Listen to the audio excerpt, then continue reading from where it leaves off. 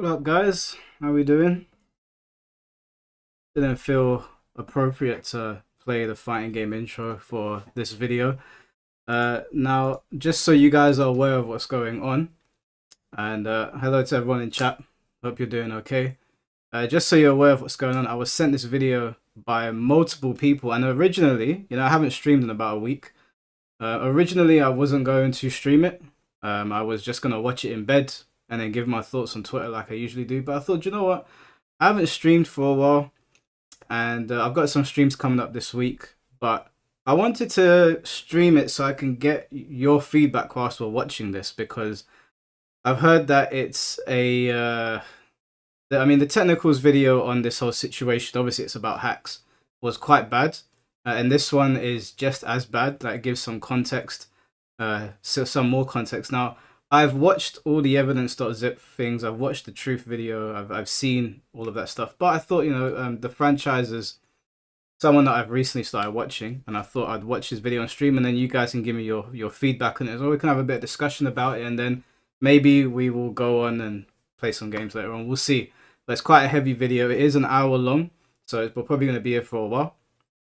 But I thought, given the situation, with hacks, and what happened to him, and obviously he's passed on now, I thought, this is quite a serious situation. Maybe we should talk about it. Now, a lot of the people that I've spoken to, and obviously I am not a part of the Smash Bros scene, but my younger brother was, and that's why I took such an interest in it, because he would go to tournaments and whatnot. And I don't think you need to be a part of the scene to really speak about these things, especially when it's as serious as this. And I have taken interest in it, obviously, and I've briefly communicated with his mum and then other people in the scene. So I wanted to watch this and get everybody's take on it. And before we get into it, I do have to address some of you and your awful take on my Final Destination post. If you like Final Destination Bloodlines, you have got a serious problem with your taste in movies. Let me just tell you, okay? Let me just say that before we get started. So we'll play the video in just a bit. I'll let people sort of pile in, because I know I started a little bit earlier than what I said I would. But this week, we've got True Underdog, Tom Brady, Perfect Legend, and potentially one other guest on the show on Wednesday. So that'll be interesting, and I'm not too sure what else we're doing this week, but we'll see. Shout outs to Candyman though, RIP. Volume's too low. Is it? Let's have a look. Volume too low. Really? Are you sure? I mean, it's as loud as I haven't changed any settings. Is it low for you guys?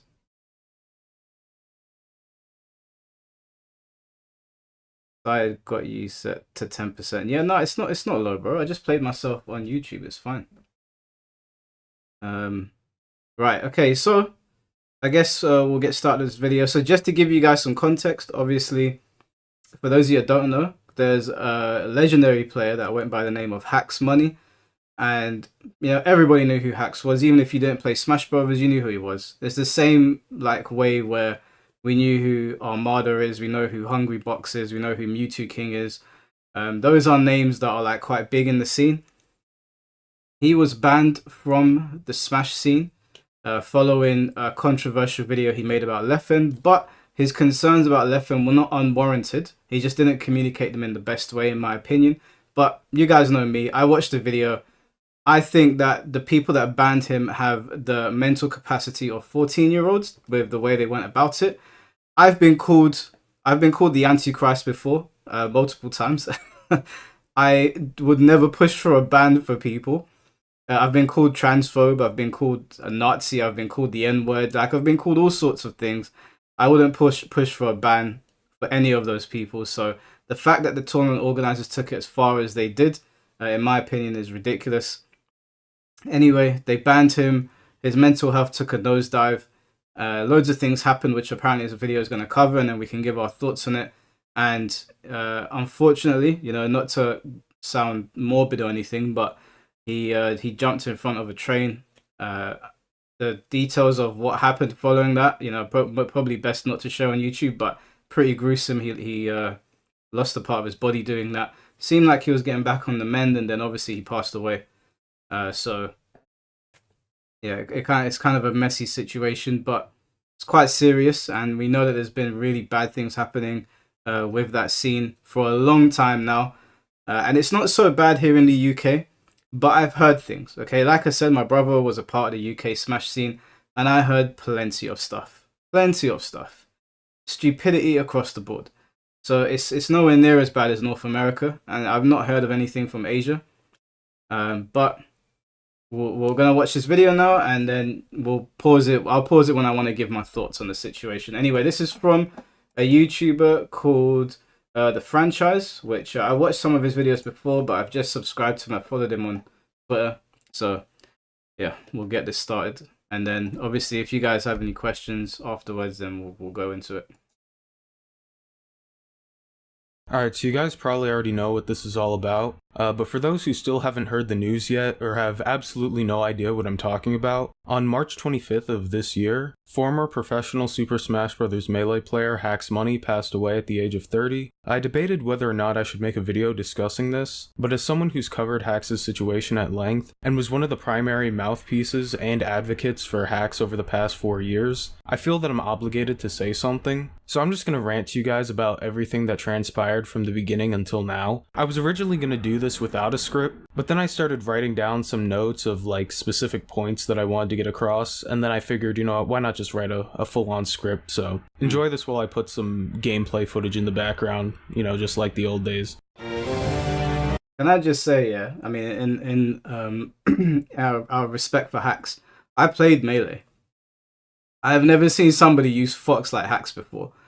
Like when I watched him use Fox when I was much younger, watching Melee footage, I switched characters because I was like, I will never be that good. Like his execution with Fox was so crazy that I saw it and I was like, I could never even hope to get to that.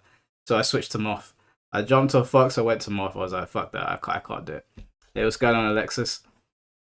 Long time no see. Well, it's only been a couple days.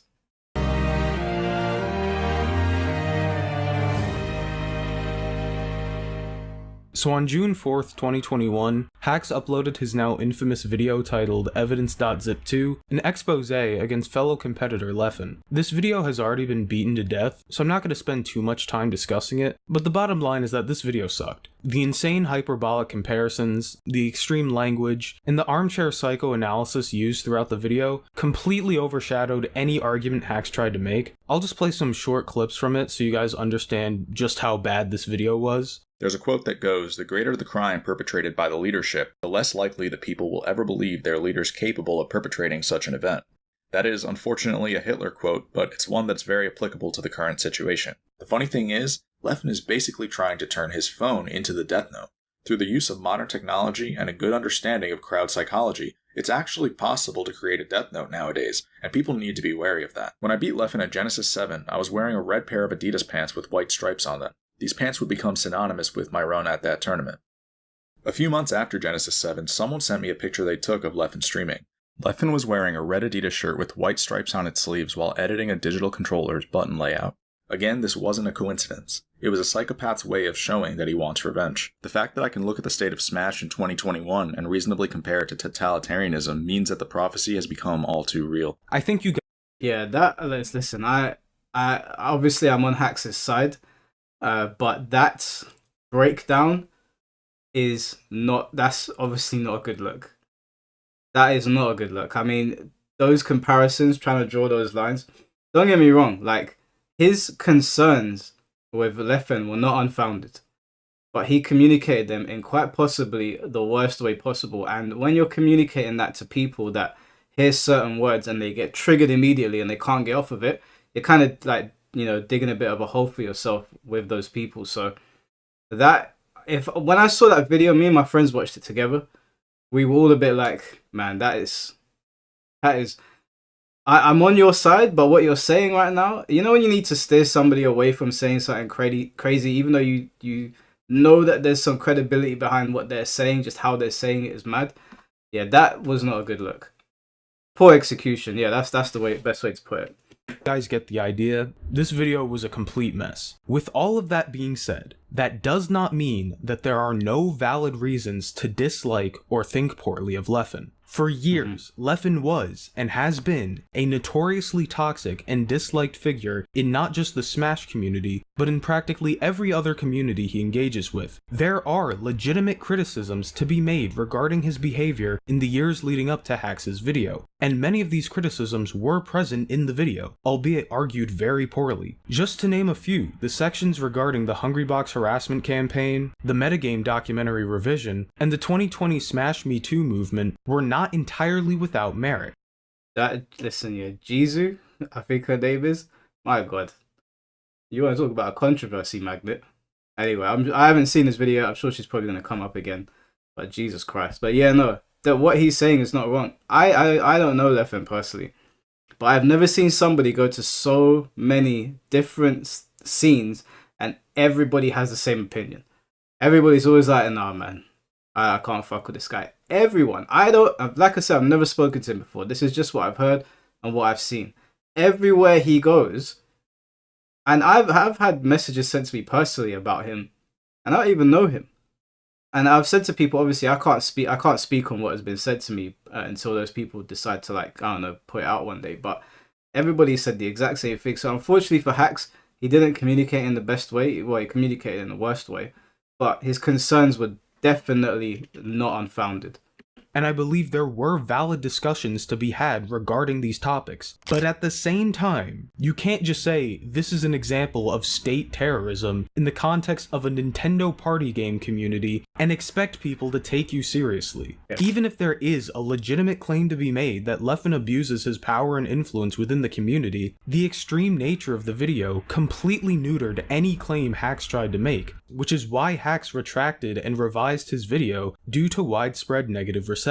Now, considering everything I just said, I think if tournament organizers wanted to punish Hax for making a video like this, a temporary ban from competing in tournaments of up to 6 months on the basis of harassment would have been acceptable. I did not, and still do not, believe a ban on the basis of defamation was appropriate due to many of Hax's concerns having merit. Unfortunately, the TOs felt very differently, as on June 24th, 2021, they came together to ban Hax on the basis of both defamation and harassment. More specifically, he was banned for directed and malicious intimidation, harassment, or bullying of any participant, whether by language or conduct, and malicious gossip with the intent of manipulating the victim's social circle, defamation of character. And if that wasn't bad enough, the ban was set to have an indefinite length. This might just be me. Now, before he says anything, to not have him sway my opinion, I watched the Evidence.zip. I watched the Evidence.zip video, and I promise you guys, I mean, I don't know if all of you know me that are watching the video right now, but for those of you that do know me, you know what my response would have been. I would have laughed, and then I would have gone to tournaments. Like I said, I've been called the Antichrist quite a few times. I have been sent death threats from people in the UK as well. From someone I actually met at Comic-Con. So for them to go this far over a stupid... I mean, let's be honest, it wasn't communicated well, but it's a stupid-ass video. It was a dumb-ass video. For them to go that far, indefinite ban, that's crazy. They're mad. That is absolutely mad. If they said, you know what, that video, inappropriate, we're going to give you a suspension from the next big tournament. Okay, whatever. Indefinite ban. Bro, so I'm telling you, the video was not that big of a deal. They made it such a big deal. If you put that video in any other scene with sane people, they would have laughed at it. Do you know what? I showed it to some of the old school Tekken guys here in the UK, and they laughed. One of them was doing a bison laugh, saying, "Do you think I'd give a fuck about that?" They are so childish, it is unbelievable.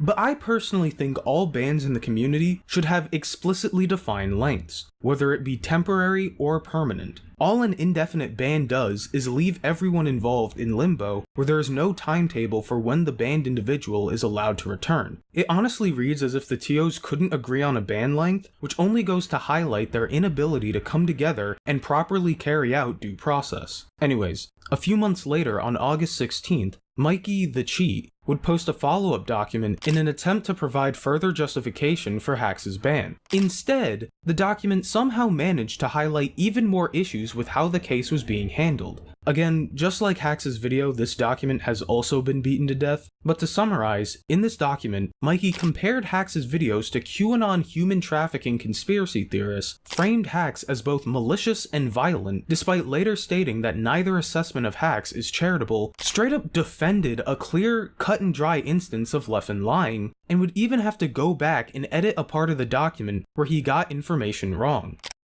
Human trafficking. Mikey, I don't know who you are. I've seen your face in Technical's video. You need... Bro, human trafficking. Are you being for fucking real? Is that... These are people that are online too much. If you have not seen Hax's Evidence.zip video, I'm not defending it, but let's not be ridiculous, okay? Human trafficking. Are you fucking stupid or something? Like, seriously, grow up. How are these the people in charge of the scene? If that was my sibling, or if that was like my cousin or a family member and he had written something like that, I would have blasted him for that verbally before they take that out of context. How unbelievably ridiculous. Go outside, Mikey the cheat. Go outside. What an unbelievably stupid thing to write. Like I said, we were laughing at that video, how ridiculous it was. It was ridiculous. Hack shouldn't have made the video. But it was so stupid. None of us would have felt threatened by that. None of us would have felt threatened by that. Do you know why? Because we don't have the mental capacity of 14-year-olds. That is what we're dealing with here.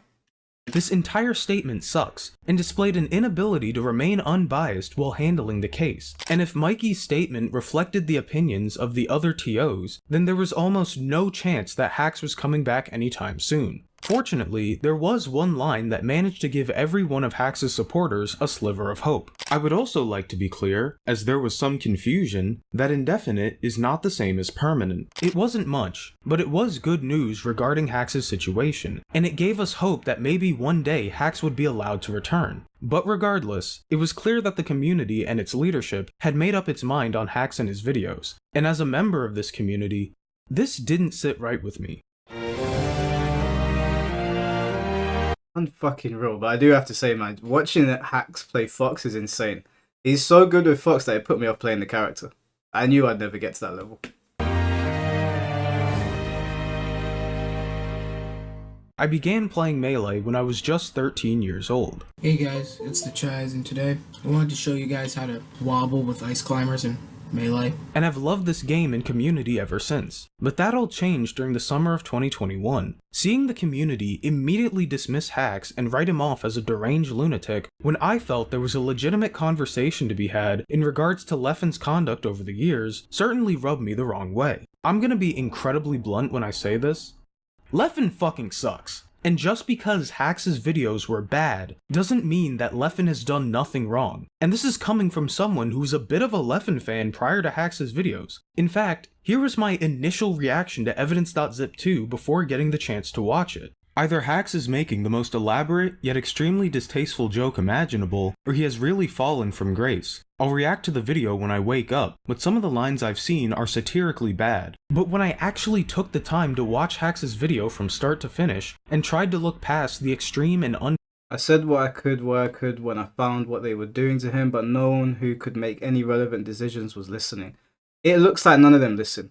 And I have no idea how in the Smash scene it has gotten to the point where these guys completely control everyone. Why the Smash scene has not revolted against them and crippled their wallets is beyond me. Why do you want these goofballs running your scene? All of you should collectively get together and tell these guys to go and fuck themselves, because you know what? They're no different than a YouTube channel.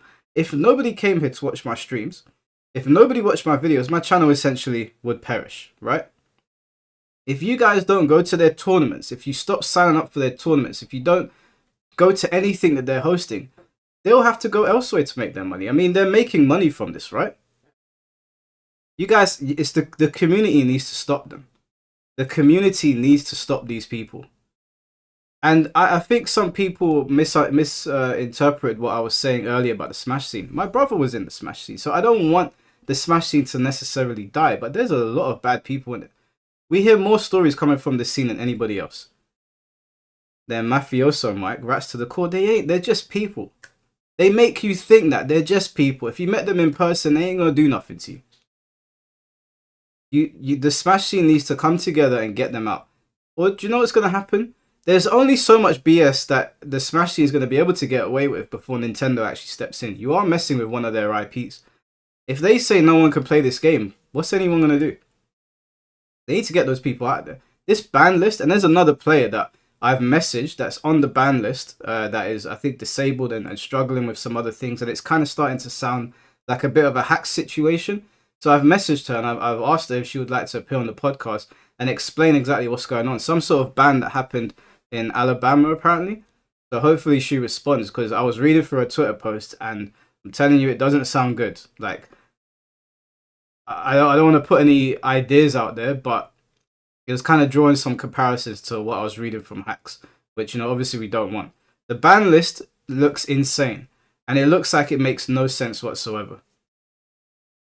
AU106, thank you for the $9.99. Thank you for giving this story some attention. Hard to believe these online communities can be this toxic. You have to have thick skin around these parasites. That's what I'm saying, man. Guys, you have to remember, we're not dealing with the Yakuza here. We're not dealing with an Italian mafia. They're Smash players. They're just people. You can get them out of power. You can. None of us are untouchable. None of us. It is up to the Smash scene to hold these people accountable for what they've done. A lot of it is resource control too. It's so expensive to run this shit. The people who have the resources do it become very well, if they've got all the resources, bro, they're still going to need to put on a tournament for everyone to come to. It still needs to be profitable. It still needs to have people there in order for it to be a success. Nothing works without us. Nothing. That's how governments are run, right? If the public revolted, if the whole public revolted, they'd have a serious problem, but people don't because they're lazy. And I'm not saying that they should. I'm not calling for like any of that stuff. I'm just saying the people hold the power. If you guys revolt against the people in charge, what can they do? What can they do? They're just people, right? Hinge presentation, I began to understand Hax's perspective, and I realized that maybe Leffen wasn't the person I thought he was. So when the community immediately jumped to dismiss the video, I felt like speaking up and giving my 2 cents on the situation. At the time, my channel only had a little over 1,000 subs, and I was primarily making Melee guides and YouTube shorts, but I decided that this channel would be the platform I'd use to voice my concerns regarding the community. On August 13th, I would post a video titled "The Current State of the Smash Community." This video was surprisingly well received, and even caught the attention of a larger YouTuber who also covered drama and controversy within the Smash community. Seeing such a positive reception to my video convinced me that I should keep making more. After Mikey released his statement, I began my now iconic miniseries called The Anti-Haxers, where I broke down the hack situation in detail. This is also around the same time I first got into contact with Hax, and started discussing our plans moving forward. Hax told me he was going to make an apology video to the community and focus on getting unbanned, and I was actually in favor of this. Pretty much everyone involved figured that the best course of action was to have Hax shut up, while other people argued on his behalf. With this strategy, we could still try to initiate some form of dialogue on the subject, while also maximizing the chances of him getting unbanned. So from August to December, while Hax moved on to focus on his 1.03 controller mod project, I continued to make my anti-Haxers videos, culminating in a 44-minute long video titled "Leffen, a Liar and a Fraud," which is the most viewed video on this channel, currently sitting at over 1.7 million views. Yeah, I watched that video. That was a pretty good video. But while my videos were generally well received by the people who watched them, they failed to spark any meaningful discourse in the broader community. And for the few times people actually acknowledged me in my videos, I would just get dismissed as a drama vulture exploiting the community for views and trying to incite harassment against poor little Leffen. While at the very least it was someone other than Hax posting the videos against Leffen, it was clear that trying to convince the community that Hax was right wasn't going to work in getting him unbanned. To illustrate just how cooked the situation was, I want to fast forward a few months to June 14th, 2022. After meeting with his local community, New York City Melee, to discuss his ban, Hax called me to explain the situation. I don't have a recording or exact transcript of this call, but there were 4 points that I vividly remember. 1. Major TOs weren't going to unban him before his local scene. 2. Hax was facing a potential 2-year ban from NYC Melee events. For context, NYC Melee officially banned Hax in September 2021, so he'd be returning September 2023.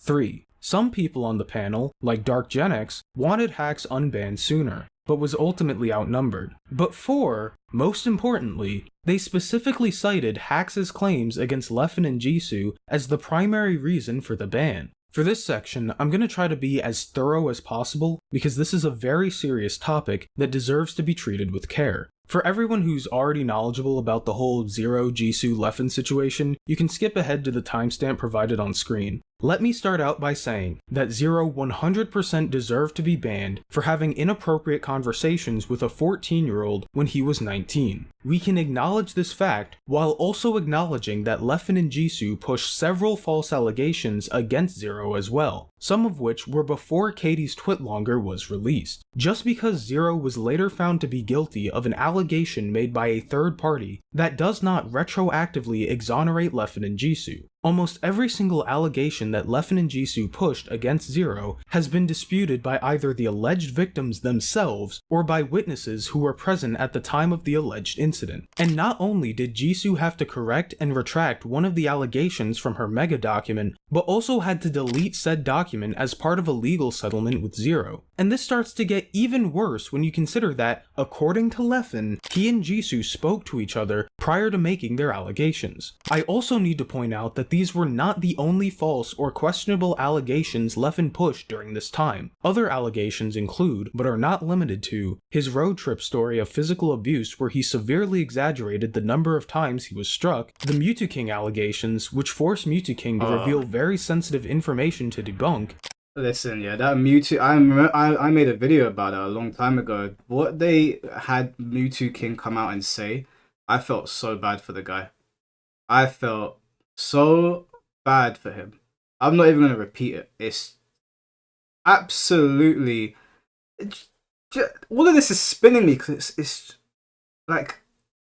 I could never have imagined that the party game that me and my friends were enjoying had so many people doing fucked up shit attached to it. So, like, this game out of all of them, that Mewtwo King thing, all of us felt so bad for him. Man, poor guy. And now, have you guys seen Mewtwo King's getting attacked on Twitter and on his streams? Just because he said he just wants people to play games and stop complaining all the time, or stop bringing up drama or talking about politics. Imagine that. The man said, can we go back to a time where we just played games? And they said, oh, you're right wing. And I said, I read it and I was like, oh my God, they're too far gone. They're too far gone. Imagine that. Just saying you want to play games makes you right wing. Or politics and everything. No, it's not though. It doesn't have to be. It doesn't have to be. Like, they're crazy. They're actually crazy. Yeah, the brain rot's too deep. They are too far gone. They are online too much. When you go outside, people don't behave like this. Someone asked me today, is it like this at tournaments? I said to him, no, bro. I don't know what happens when people get on Twitter, but they lose their minds. I've been to Smash tournaments before. It's not usually like this. Well, I mean, the UK ones at least are not this bad. But when I go to tournaments, people don't behave like this. I don't know what happens when people get on Twitter or in chats. But I don't know if the devil's in the room or something, but there's a switch that goes off. And stupidity enters the room and completely takes over. These things don't happen in real life. People are just chilling. They're just trying to play games. I don't care what your politics are. I really don't. Someone literally just messaged you going, well, I don't want to play with a Nazi. I was like, okay, well, then stay at home because you're not going to police everybody at the tournament. We don't know what everybody thinks. That's why I said don't worry about it. You've probably played with one before. You've probably eaten in a restaurant with one before. It will continue to happen. People have their beliefs. Keep it to yourself and we're all good. Everyone's good. I go to the gym, right?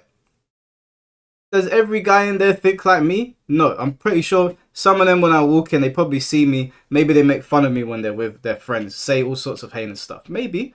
Who knows? Who gives a fuck? Who cares? Play the game, shut up, and go home. That's how it goes. And if you don't feel like you're safe in the environment, then stay at home. I don't know what to tell you. If you feel unsafe in a video game tournament, don't go outside. The world's not going to be kind to you.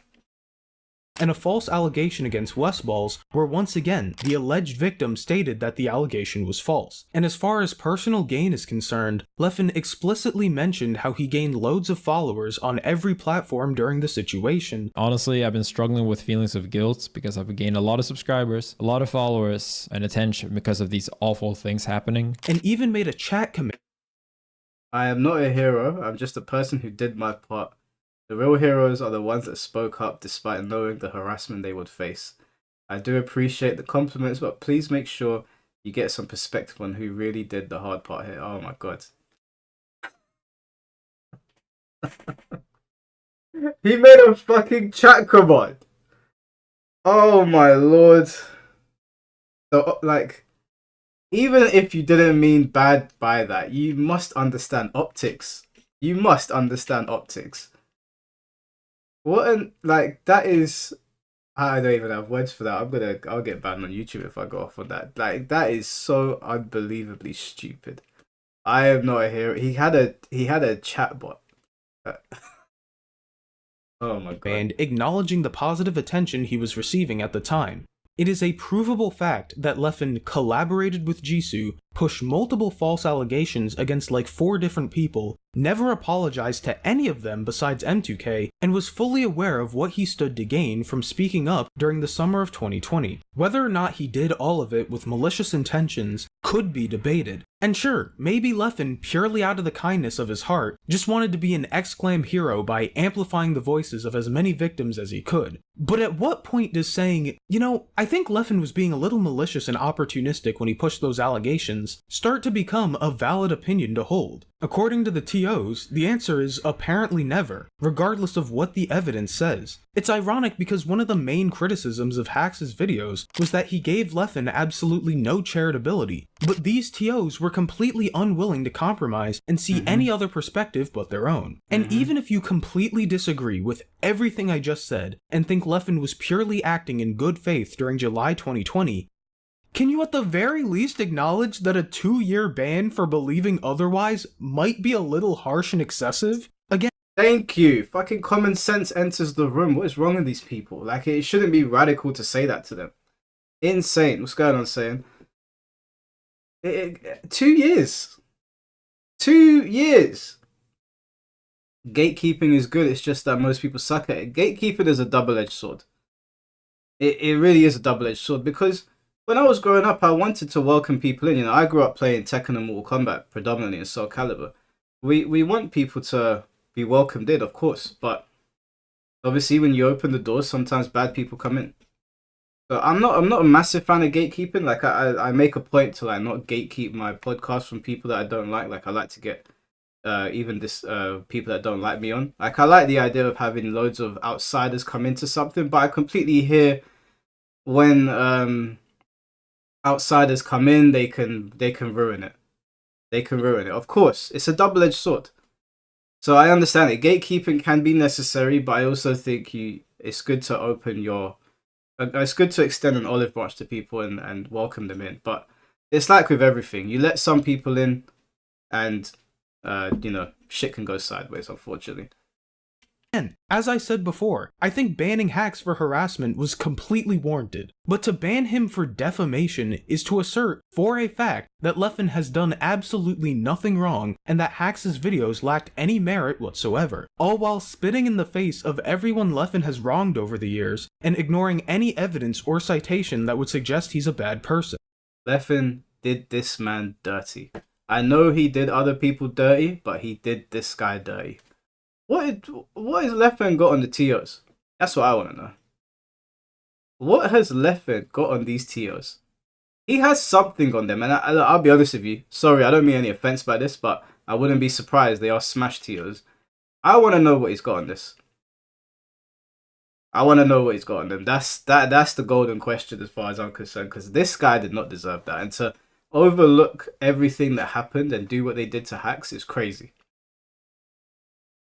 While it had already been made pretty obvious over the past year, it was at this moment that we truly had to face the reality of the situation and make a tough yet necessary decision. We were never going to convince the TOs that they were wrong, and if we ever wanted to see Hax compete in Melee again within a reasonable time frame, Hax would have to cave to the community and condemn every single action he took against Leffen the previous year. While this was obviously not desirable given everything, it was really the only choice we had. Remember, no major TO was gonna unban Hax before his local scene, meaning the longer he stayed banned from NYC, the longer he was banned globally. We needed to convince NYC to reduce his sentence, and the best way to do that was to address the single most important concern the TOs had with his videos. It was either that or wait until September 23rd, which wasn't gonna cut it for Hax. So I told Hax that he should fully apologize to Leffen and Jisoo and leave everything in the past. Hax agreed, and about a month later, Hax released an apology video on July 24th. I must sincerely apologize to Leffen and also Jisoo. I'm sorry to both of you that I did not handle the situation better, and that I let my emotions get the best of me during that time period. And you know what?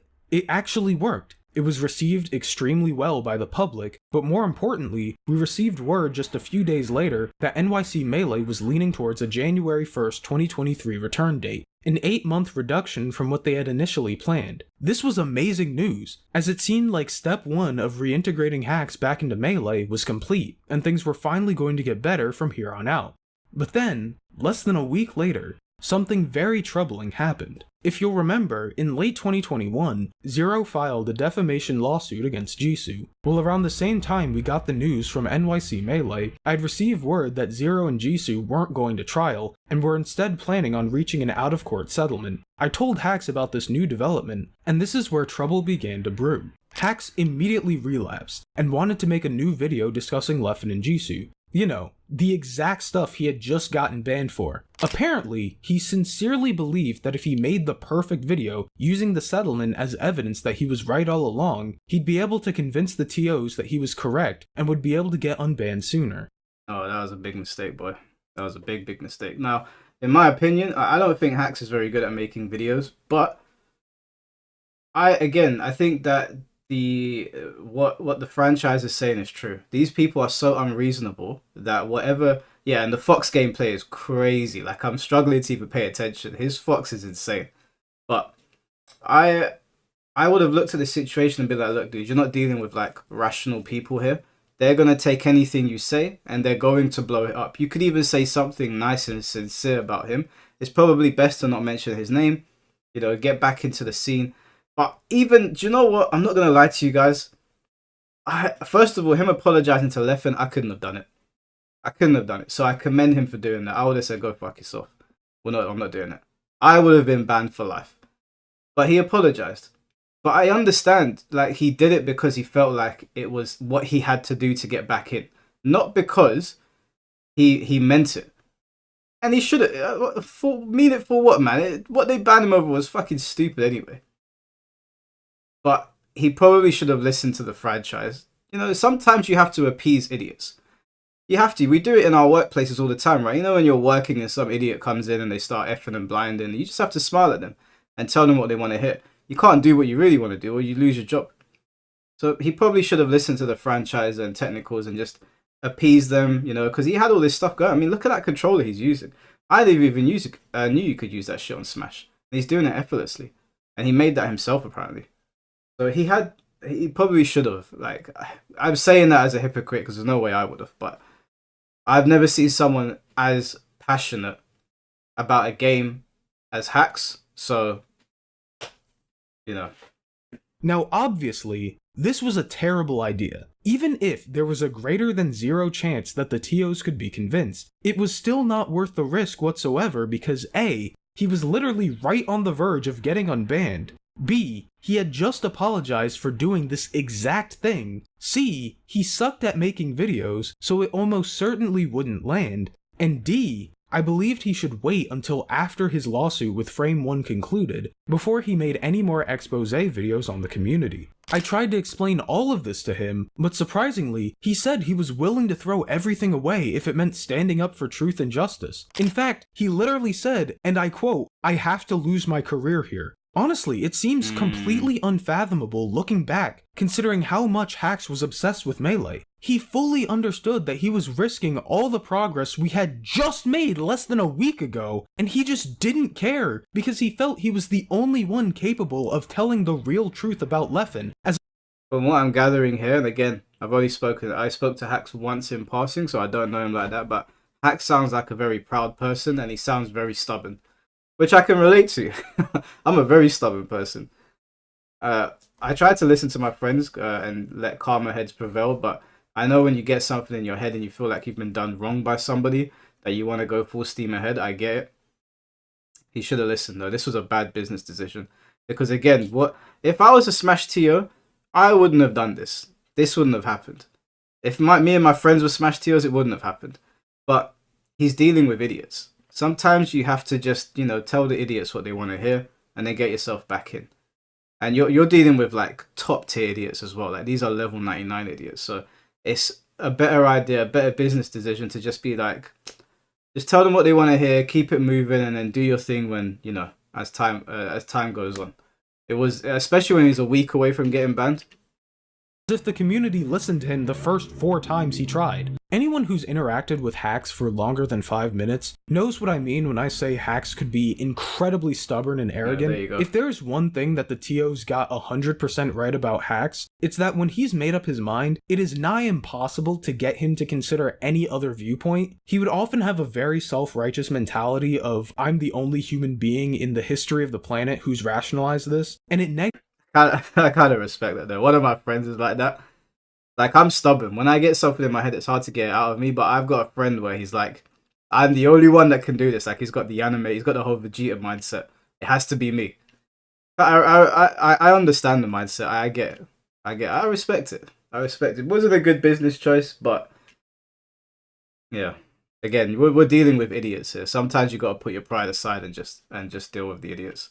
negatively impacted his ability to work with others and compromise. When he first brought up the idea of a Leffen and Jisoo video, and I had to remind him to let other people argue on his behalf, he told me that the videos needed to come from him because the community doesn't listen to me. While that was certainly true, Hax, they also didn't listen to you either. That's why we're in this situation in the first place.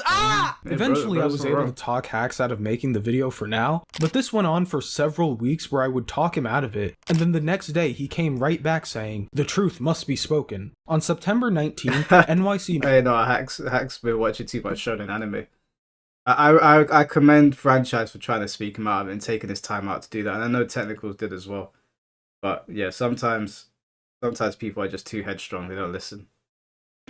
Melee put out their statement announcing that Hax was set to be conditionally unbanned beginning on January 1st, 2023. Yes, I said conditionally, because once again, nothing can just be straightforward with Melee TOs. Attached to his unban were a set of 4 clauses that Hax had to follow in order to play Melee again, which honestly made this unban feel more like probation rather than freedom. But at last, starting January 1st, Hax would no longer be banned from NYC Melee events. I made a video celebrating this decision, while still levying some criticism towards those 4 clauses the TOs included, but ultimately, I was pleased with their decision to give Hax a second chance. This was supposed to be the final video I made on the subject, as it seemed like this was the beginning of the return of Hax money into the community.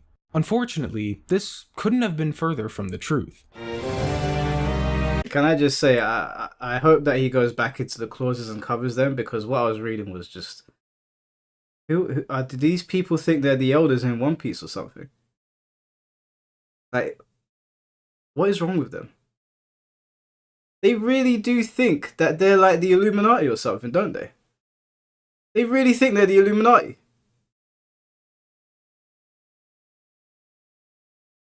I can't even fathom how you guys have put up with them. This would never run with other fighting games. We'd get those guys out of there immediately. There's no way they'd be allowed to get away with this. Chat, what is happening here? What the hell is going on? He's gonna cover them, yeah? Okay, cool. Right, no problem.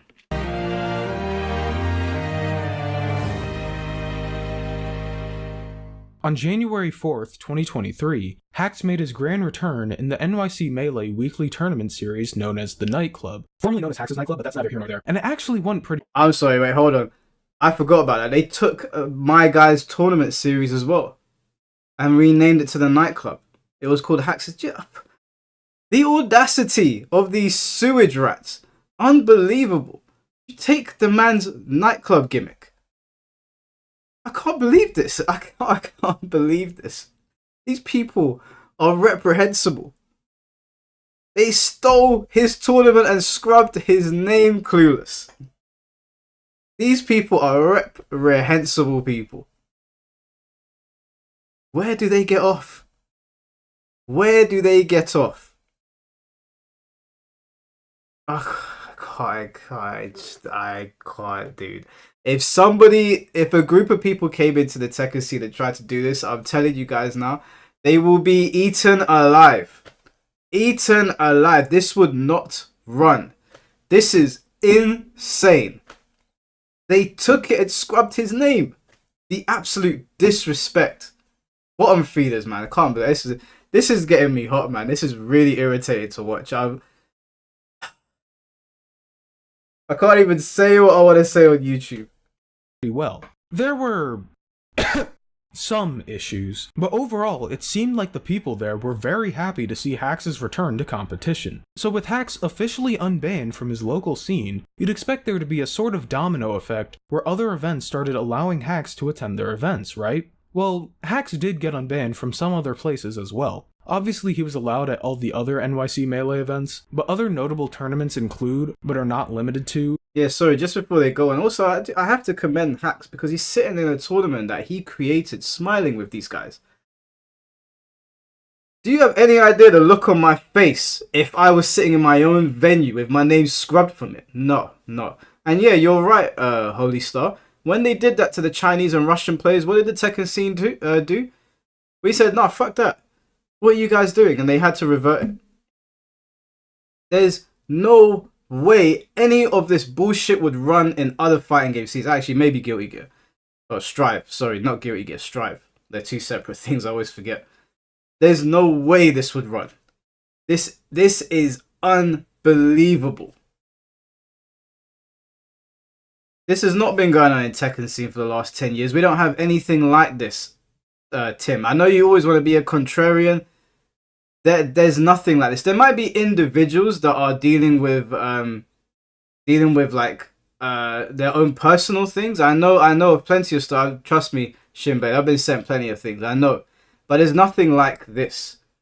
There's nothing like this. We've never seen anything like this at all. Like I said in my video, we have our own fair share of controversies. 100%. Strive is leading the charge. But there's nothing like what they've done to Hax. Absolutely nothing.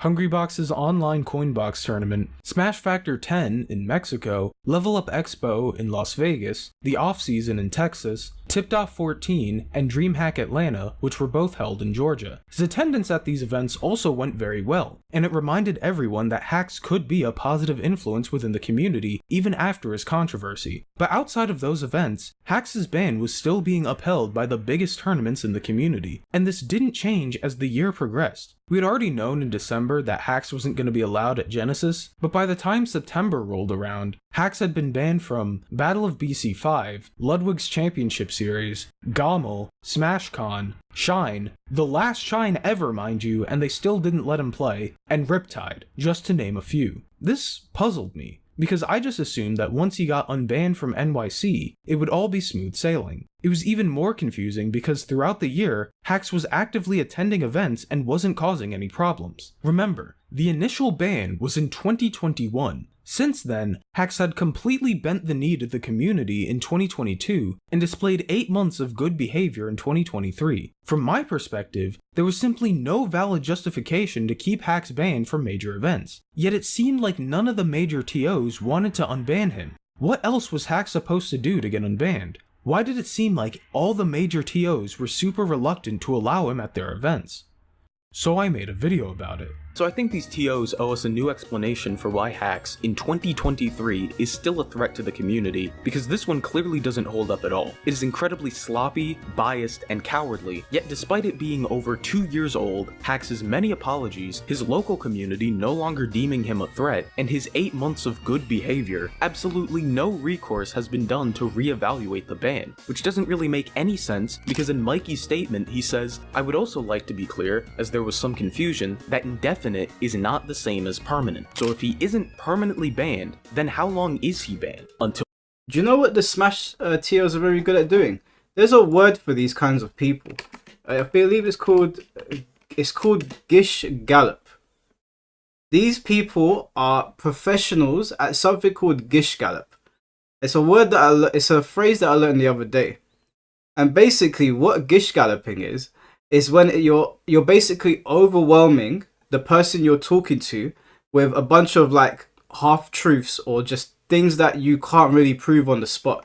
They are professional yappers. When I talk to them on Twitter, for the people that are saying that that Hacks was justified to be banned, they're gish galloping.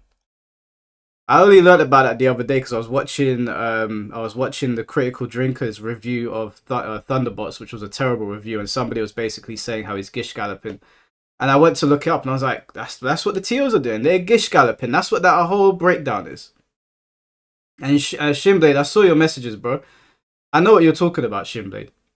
I know what you're talking about because obviously I was aware of everything, but I'm an evidence-based person, bro. And that's why, as far as I'm concerned, me and you are blessed. There has to be evidence. You can't go around pointing the fingers at people. In my opinion, there's no hard evidence. You can't point the fingers at people. So I know about the situations in the Tekken scene. I know about situations that have gone in other scenes that Street Fighter that people don't even know that I know about. I've been sent screenshots of videos and stuff. I'm well aware, but I'm an evidence-based person. I don't do hearsay and he said, she said. You gotta present something factual to me, and then a conversation can be had. But this is what these people do, okay? If you talk to somebody on Twitter and they're just storing a bunch of things at you and they're not giving you any facts or receipts, it's called gish galloping. That's what they're doing to people. They're just bombarding people with jargon, and there's so much of it that the individual that they're talking about, that they're talking to, doesn't know how to refute what they're saying, and they think that they've won. So next time, oh, I thought there was a spider on my wall. Next time they filibuster, essentially, yeah.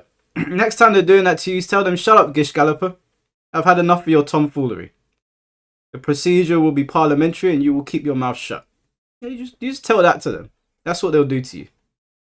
Next year, the year after that, it's gotta end at some point if it's not permanent. This video was arguably my most concise and constructive one yet, even offering up the idea of a revamped conduct panel as a potential solution. But, just like all the videos before it, it fell on deaf ears and didn't seem to spark any discourse. I simply couldn't wrap my head around why Hacks still wasn't allowed to compete in these major tournaments. It wasn't until much later that I was told what the holdup might have been. You see, the Hacks case was one of the most polarizing amongst the TOs. There were TOs who really liked Hacks and wanted to unban him, but there were also a fair share of TOs who absolutely despised him, wanted nothing to do with him, and actively looked for reasons to keep him out of the scene. And that right there is the problem. There were some TOs who genuinely tried to reintegrate Hacks back into their events, but didn't due to the social pressure from the TOs who hated Hacks. And TOs who did decide to let Hacks play, such as NYC Melee, were met with a ton of backlash from other organizers who disagreed with the decision. Some TOs just really feel that they own the community and should have a say in every decision that goes on. And are you seeing this? Like, someone says, yeah, we don't want to ban him, and then someone says, hey, why didn't you consult me? Who the fuck are you? What is wrong with these people? They've been watching way too many animes where there's a power structure right at the top, and they think they've been reading the One Piece manga. They think they're the elders. Do you know how unbelievably brainwashed you have to be? Why didn't you consult me? Who are you, bro? I promise you, if I ever become a TO, which I won't, but in an alternate reality where Mike is a TO, I promise you, if you ever message me some bullshit like that, I will rip you. I will rip you to shreds. Yeah, bro thinks he's Aizen. These guys think that they're the Hokages of villages. They think that they're where they live. NYC's is Konoha. Someone else is in the sand village. These guys they're mad. They're mad. They think they're the what they called the head captains, the Gote. Is it the Gote in the Shinigami and Bleach? Organization 13, yeah, bro. Bro. Absolutely ridiculous, man. The Akatsuki. The Gote 13, yeah, that's it. Anyways, the bottom line was that Hax wasn't allowed at as many tournaments as we had hoped, and he was beginning to grow more and more impatient as the year went on. It also didn't help that over that same time period, the Frame 1 trial kept getting delayed multiple times. Originally, when I first learned of the lawsuit's existence, the trial was going to be held on August 14th, 2022, but was then pushed back to June 9th, 2023, which then got pushed back to June 23rd, which then got pushed back to August 18th, which then got pushed back to October 6th, and then, after being told that there were going to be no more delays, we found out that the trial was going to be delayed once again because Greg Turbo's dad suddenly started having stroke-like symptoms. You can't make this up. Hax didn't like that he was forced to sit in limbo for months on end, with little to no progress being made towards getting unbanned, and started looking for ways to speed up the process. He began flirting with the idea of making that Jisoo Leffen Exposed video again, as a way to try and appeal his ban, and just like before, I attempted to talk him out of it because that was a really stupid idea for all the reasons I mentioned the last time he brought it up. But this time, Hax didn't back down as easily as before. When it seemed like I convinced him for the 1000th time, I was suddenly dragged into a separate chat with Hax and one of his moderators as they both tried to tell me that I was wrong and that making the video was the best course of action. This was probably the most troubling news I could have... Wasn't this Ores guy in Technical's video? Isn't he one of the snakes? Am I remembering that wrong? I swear he was one of the ones that was like, oh, we played you. Wasn't he one of the ones that was trolling Hax? I remember that name and that avatar. Yeah, he was the snake. The mole, yeah, that was it. Oh, like we were playing you. What fucking... You're watching too many movies. What a silly bastard. What a silly bastard. And you're meant to be someone's friend and you do that to them. No loyalty whatsoever. No shame. No shame. How do you sleep at night? Huh? How do you sleep at night doing that to someone? What a shameless bastard.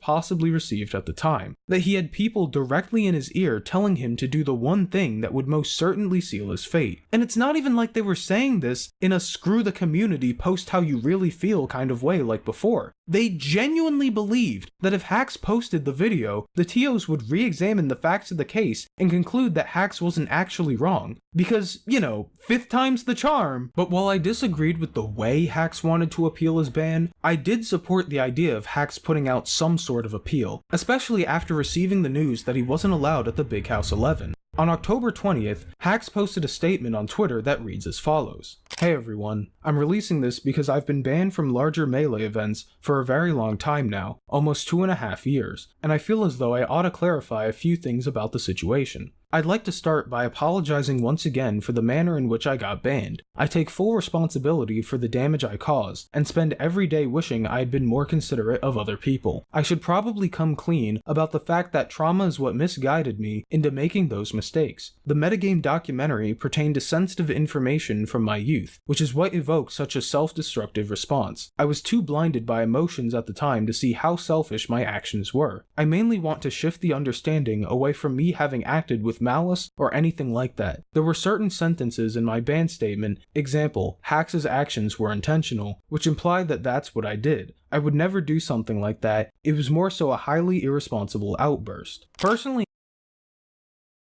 I mean, what more do you want? Apologizing is a self-humiliation ritual. I mean, yeah, when you're doing... I mean, look, I've apologized to people before. There's nothing wrong with apologizing, but at this point, they are basically making him grovel. He's getting on his hands and knees for them. This is unacceptable behavior. These people are disgusting.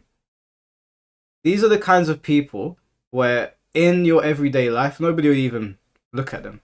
They're nobodies. They're nothing. But here in this concentrated area of Melee, they treat each other like they're gods or something. and Hax has to get on his hands and knees and beg for forgiveness. And one apology is enough, okay? It's enough. The guy was clearly passionate about getting back into the scene, man. Can you not see that? Can you not see it? Like, maybe he's not as mentally strong as some other people, and he loves this game so much, and he's locked in. He doesn't want to do anything else. And you're humiliating him by continuously making him apologize and then updating the ban with conditions. I even heard this thing, correct me if I'm wrong, chat, before we continue the video. I heard this thing where they wanted to keep track of his grades in school, or they wanted to keep track of his social media presence or something. They wanted to keep track of him some way to make sure that he was on the right path. I can't remember who told me that. I didn't see any proof. Maybe you guys know about it. I heard about that and I was like, there's no way. These people are sick. They're sick in the head. There is no... What was it? Grades? Both. Correct. Okay. Yeah, so they're even more mad than I thought. Insane. Absolutely insane. It was the guy you had on your show. Which guy? And yes, it was his grades in college. Which guy? Can you give me a name? Who was... It was in text video. A text video is 2 hours long, so... I don't know. Tell me the name of the person that was keeping track of his grades. Forcing him to go to therapy in order to get financial help was crazy. Yeah, bro. Crazy. Manalord. Manalord was the one telling him to get his grades up and that they're going to monitor it. Are you sure? Because Manalord seems pretty against these people. Are you sure? Oh, he told me about it. Yeah. Yeah, that's all mad. That is all mad. That is as close as you would get to a humiliation ritual. 100%. I thought the statement was okay. At least it was much better than what he wanted to post, and it garnered quite a bit of support at the time. I figured that maybe this could finally be the first time, outside of NYC Melee, that the TOs who banned him in 2021 addressed the situation, and gave us clarity as to why Hax wasn't allowed at their events in 2023. Unfortunately, that's not what happened. For some reason, Leffen, who had been largely radio silent on the issue ever since Hax's original video, decided he wanted to get involved and give his thoughts on Hax's post. Though it wasn't to show any sort of forgiveness towards Hax, but instead do the one thing he does best: lie. His tweet starts out with the typical exaggeration you'd expect from your standard Leffen tweet, but then at the bottom, just an irresponsible outburst with no bad intentions, 10 hours of fully edited video content, collaborating with others, calling me Hitler and evil incarnate, doubling down over and over for months. Oh, bro, get over it, man. Get evil incarnate. I got called the fucking Antichrist last year about 100 times. Grow a fucking backbone, mate. Seriously. Who cares? And you know what? Okay, yeah, he did make comparisons to Hitler, but you know what you guys love throwing around? What's their favorite word that they throw around when you disagree with them? Nazi. Everyone's a Nazi when you disagree. Or everyone's some sort of phobic. Now, you guys tell me. If you continuously call somebody a Nazi online, or you continuously call them some sort of phobe, doesn't that mean that you're going to push some sort of hate their way against people that don't like Nazis or phobic people, whatever phobic name that you are attributing to them? To be fair, Mike, you do main thing. Joey, don't get me started, okay? Back that one up. But don't you think that if you continuously call people those names, that some people might think that you actually are those things and they might go after you? So if your logic is that he called you evil incarnate and Hitler, then by this logic, most of the scenes should be banned, because every single time you disagree with these people, you're a Nazi, you're extreme right, you are some sort of phobe. It doesn't make any sense. Rules for thee, but not for me. I'm positive they didn't even look at it that way. And if you presented the argument to them, they go, well, no, not really, blah, blah, blah. Some sort of bullshit. And like, bro, grow a fucking backbone. He called you evil incarnate. Run with it. Buy a shirt with Akuma's heaven symbol on the back of it. Just make a joke out of it, man. Like, grow up. Seriously. Jesus Christ, these people are so pathetic.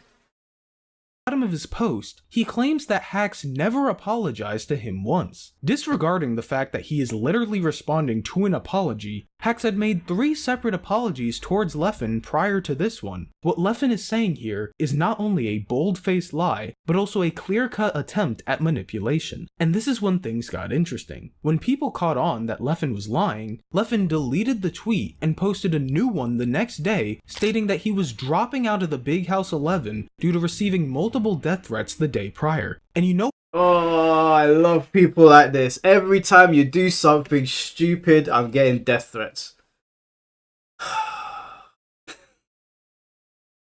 One of the things that you have to accept when you become an online personality and you get as big as Leffen is some people are not going to like you. Deal with it. Like, I'm not saying it's okay to get death threats, okay? I don't like it when I get them. I don't. But it is what it is.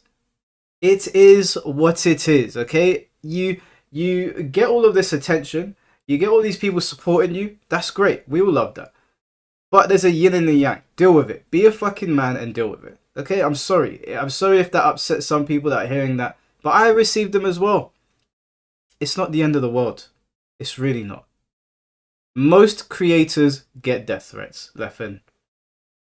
But a lot of people lie about it as well. As soon as you do something stupid, hey, I'm getting death threats. And as soon as you say that, you get all the people with an IQ of about -1 coming out defending them. Not thinking to themselves that maybe he's doing this as a distraction. Maybe it's a distraction. To get attention off of the fact that I just posted a dumb tweet lying. So if you are looking to get into content creation, guys, and you're looking to really lock in and grow an audience, just focus on the positives, because you are going to get some nasty people saying some nasty shit to you. It's going to happen. Be a man about it and just get on with your day. And if you don't like it, get off the internet. That is the only advice I can give you. You ain't going to be able to change it. Trolls exist. People that hate you will exist. You can't be everyone's friend, otherwise you're being fake. Be a fucking man. what happened next? The entire community completely ignored Hacks' plea for an unban and came together to condemn all death threats and harassment. In real time, I'd witnessed Leffen manipulate the entire community, and all it took was to say the magic words of death threats to completely derail any potential discourse regarding Hacks' ban, and instead shift the conversation to how death threats are bad, and how Hacks' actions have indirect consequences. What does this guy have on the Smash Melee scene? For him to be able to sway the conversation to this level, have articles written about it, and people come out condemning death threats from Casper, what has he got on the Smash scene for this to happen? Do you know what I said to the last guy? I think he was in the Tekken scene that said he was getting death threats and he deactivated his account. I said, show me. Show me. What do you think he did? Nothing. Nothing. I said to him, why are you protecting somebody that's sending you death threats? Show us. Show us the death threats. Nothing. Zero. If someone says they're getting death threats, guys, say post them. Why are you protecting people that are sending you death threats? Next time someone says it, tell them to post it. Time and date. Unbelievable, man. Like, come on, guys. What are we doing here? I don't care if he's a good player. Anyone that says that, you should question them. Anyone. If they're using it to try and manipulate people, you should question them. For context, Leffen is considered part of a pantheon of players who were the best in the game for a long period. His ability at the game has formed a cult-like relationship with his fans. I will never understand that. That's like somebody being a fantastic actor and you just overlook all the bad things that they do in their personal life. Like, you can be a good actor. No one can take away his skill in games. Doesn't mean he's a good person. Come on, guys. It's a video game, man. Human beings mean more than this. You gotta look past it. Are his fans all 9 years old or something? I don't understand. I've never seen favoritism like this in my life.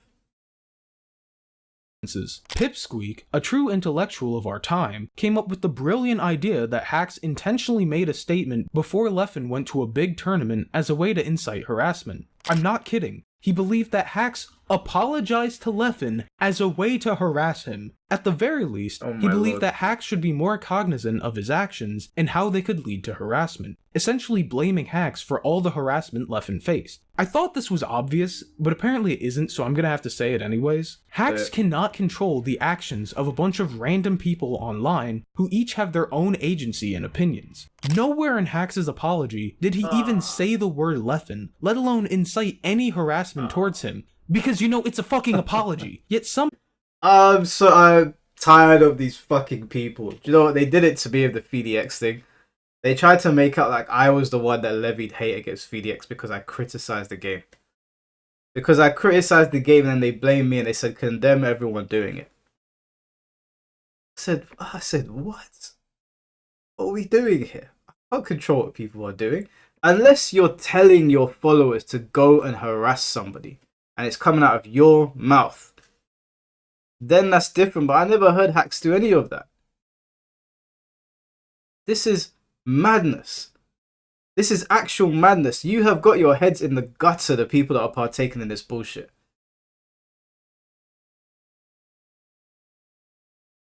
What are we saying about Etika? It's so sad. The same way the Smash community treated Hacks is similar to how the Nintendo community treated Etika.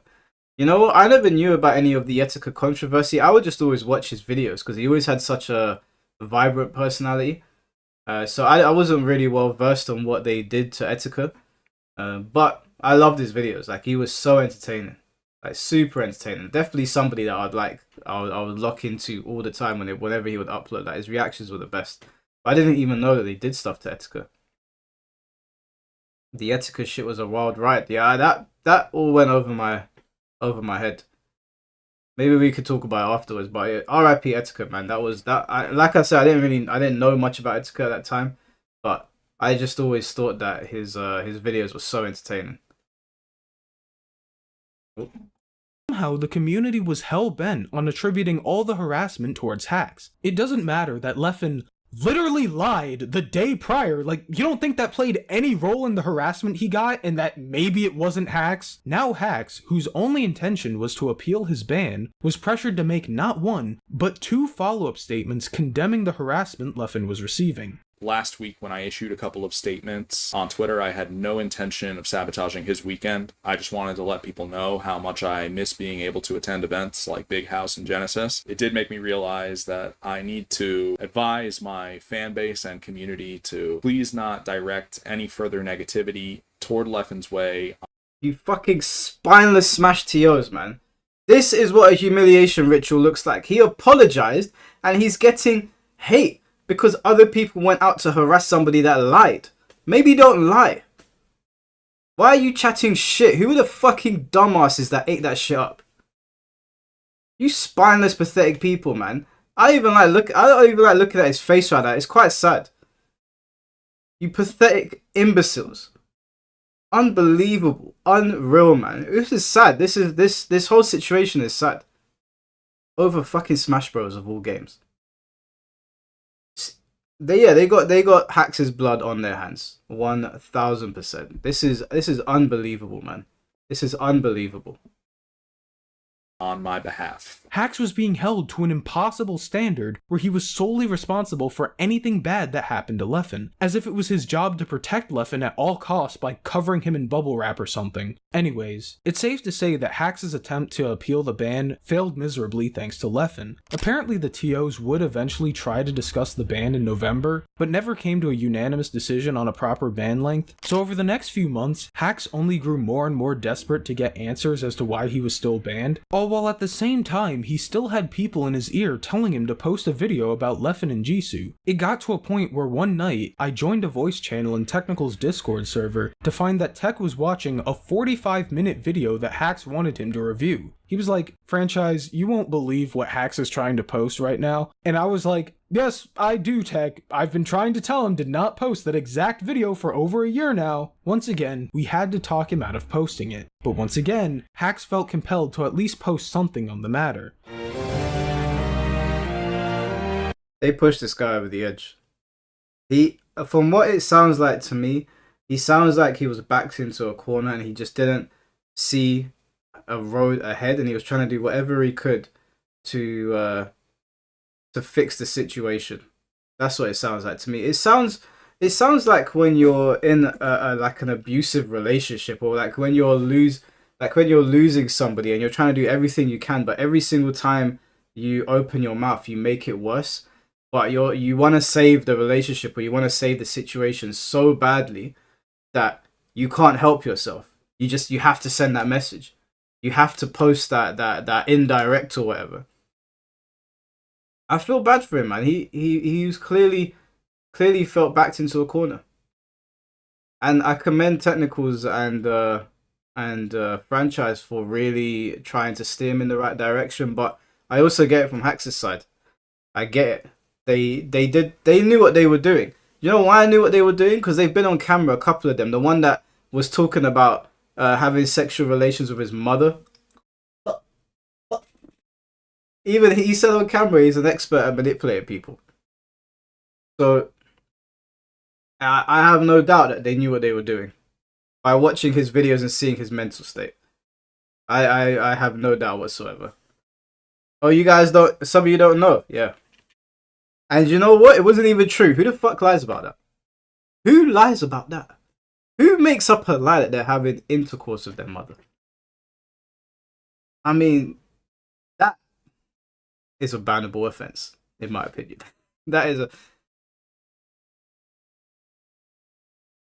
I don't even know. There's no follow-up to that. I have nothing else to say. On January 21st, 2024, Hax would upload a video titled January 2024 Ban Appeal, which was yet another attempt to publicly plead his case for an unban. I am going to play this video in its entirety to provide the full context of what we're dealing with here. Once again, if you want to skip ahead, feel free.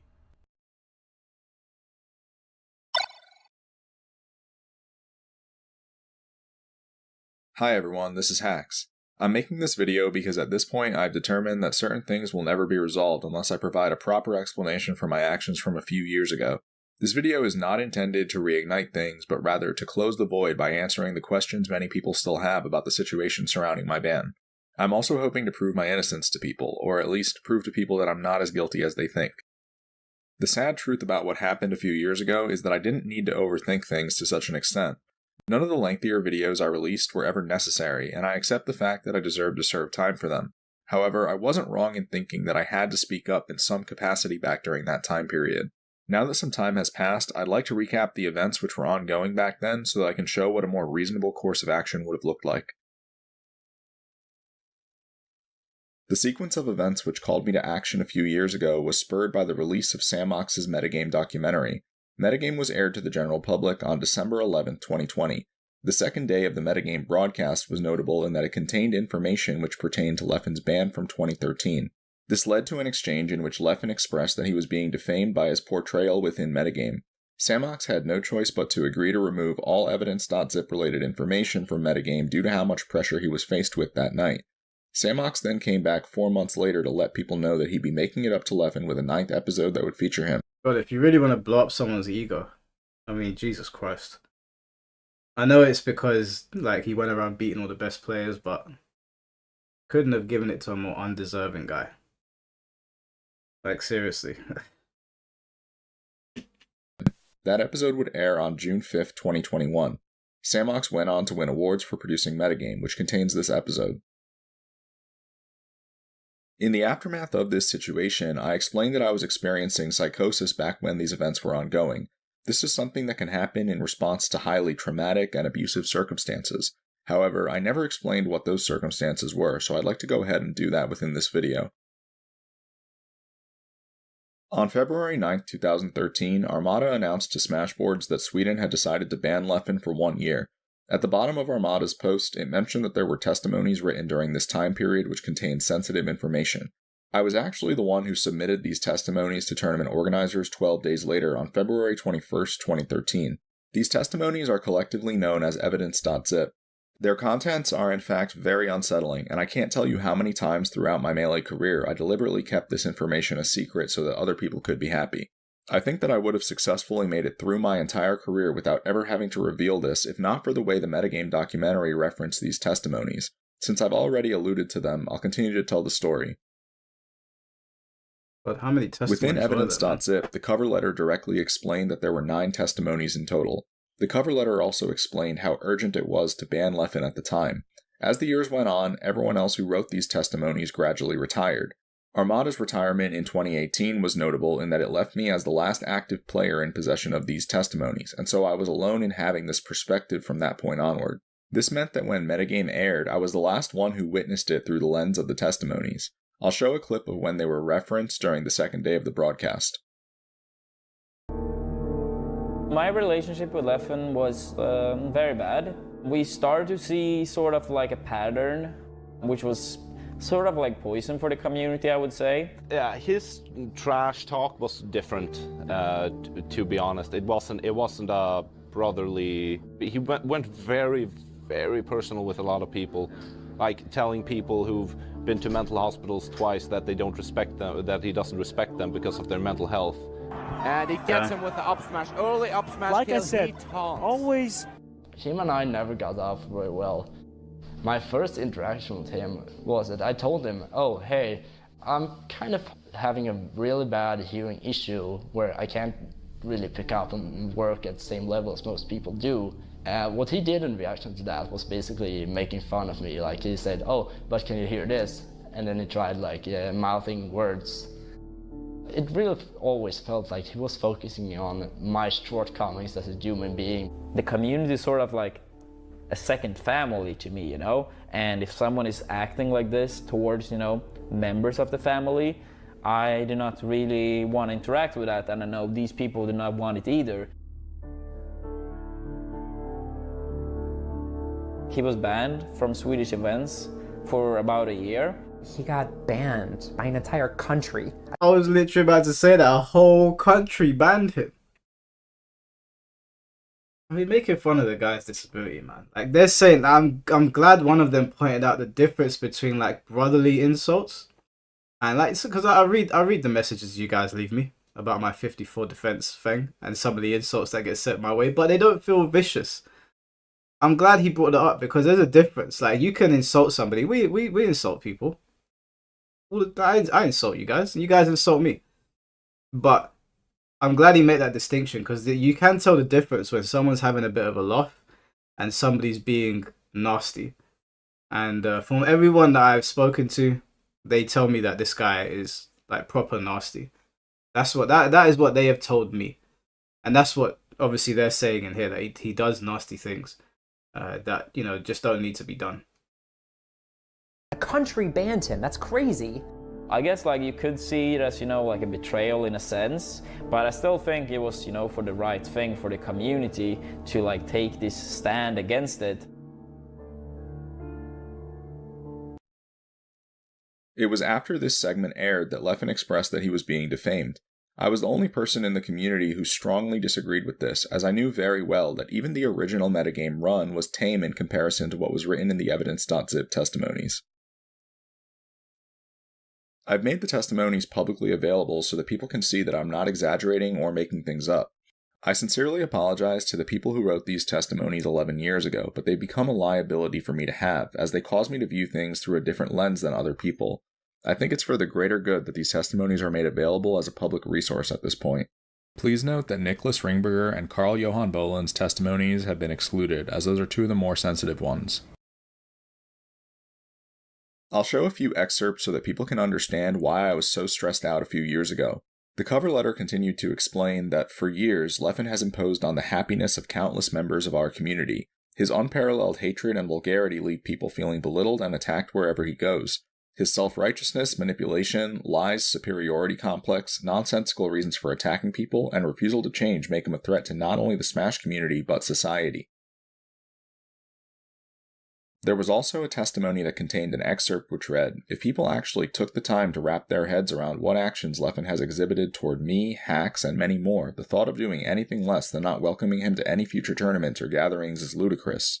The mere thought of it is preposterous, and the act of allowing the things he'll subject others to is nothing less than grotesque and an act of cruelty toward his targets. You must understand that he has yet proven to show any sign of remorse whatsoever concerning his actions, how they affect people, what they have to go through and put up with, nor how it affects not only them, but poisons the entire atmosphere and well-being of the community as a whole. He impeccably dismisses and declines any invitation or attempt to inquire in any form of dialogue or conversation regarding the situation. He just doesn't seem to care at all. And until that fact changes, it'd be preposterous to invite, accept, or allow this guy anywhere near the people he constantly subjects to acts of malicious intent, not to forget or undermine the urgency in sparing any new potential prospects. The indecency in prolonging this is truly nothing less than an act of cruelty.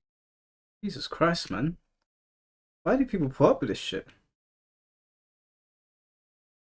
Why do people put up with this shit? How has he been able to get away with this for so long? And now he's sponsored by someone that does, he's playing Strive, right? How has he been able to get away with this for so long? Who are the people that are supporting him doing this? Why are the TOs allowing this to happen when so many people are saying the same thing? I don't understand it. What? He's got something on them. This he's got something on those Smash TOs. He must. This is weird. This is weird behavior. It was because of excerpts like these that I viewed the 9th episode of Metagame as being so horrible. Within the episode, there's no mention of the Evidence.zip victims whatsoever. There are also segments in which history is revised by making it seem as though Armada plotted a conspiracy against Leffen. This is completely illegitimate, and one of the many reasons why I'm of the opinion that the episode should be banned. To conclude things, I created this video in order to clarify why that controversy happened. I'm pleading for some empathy from community leaders and tournament organizers given how extreme these circumstances were. I was having a difficult time accepting these circumstances back when they were ongoing, and should have refrained from responding to them so hastily. I'm sorry for the hyperbole and paranoia that I exhibited on the original video. I confess that this was unnecessary. While the metagame revision was triggering, it wasn't the end of the world as I made it out to be. I apologize to Leffen and the community for projecting that narrative. I should also clarify that I'm not looking to hold Leffen accountable for what was explained in this video. I'm only looking to provide a record of the factual truth that I witnessed during that time period, which contrasted from what others witnessed. I'd like to go back to being an entertainer and contributor for the community, but in order to do that, I've realized that I have to clear my name from this. I believe the fairest outcome would be a more neutral settlement in which it's acknowledged that there were circumstances which led to this, but that I needed to do better even when being faced with those circumstances. I hope the community accepts this proposal and explanation, as I can't afford to relegate myself to the current understanding many people have of the situation. Many people think that I did this baselessly and maliciously, and that absolutely isn't true. I'm sorry for ever creating this misconception. Aside from that, I've spoken my truth and will be submitting this video to TOs in the hopes of resolving my ban situation. Thank you for watching. In this new appeal video... How many times has he apologized now? How many times has he apologized now? These people are pathetic, man. They make me sick. Hax chose to go more in depth as to why he felt compelled to make Evidence.zip 2. He argued that due to his intimate involvement with banning Leffen in 2013, he saw the situation with the metagame documentary differently than most people, and felt the need to speak out. But most importantly, he makes it exceedingly clear that he was wrong in how he handled the situation, needed to do better, and deserved to serve time for his actions. And once again, he apologized directly to Leffen. He also stated from the outset that his goal was not to reignite things with Leffen, but solely to give context to his motivations for making his videos. So how was this video received by the community? Did it finally spark some important discourse regarding his ban? Well, it did, but not in the way any of us could have imagined.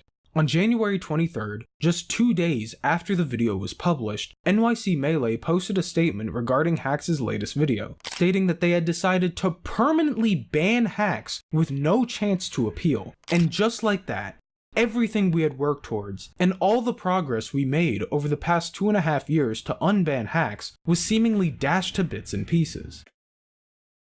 They banned him for saying sorry.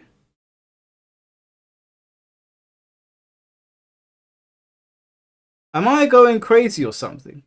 Didn't the video we just watched say that he's apologized? He apologized like 3 times in that video as well, on top of the previous apologies, and now he's banned permanently. These are your leaders. These are your leaders.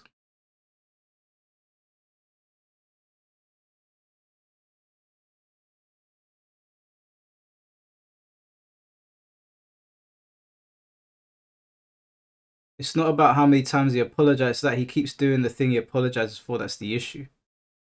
He shouldn't have been banned in the first place, Channel 7. You guys are children. Unbelievable. But you are power hungry people. Power hungry. He apologized several times. And he didn't keep on doing it, actually. Not to the amount of times he has apologized. This is so childish. Left and saying, oh, he called me Hitler, he called me evil incarnate. Grow up! Unbelievable, man. I would have made merch out of it. Evil incarnates, I'm making merch. Fucking unreal. Left and goes to bed and wakes up as the main character of the planet. Thank you, Toshido.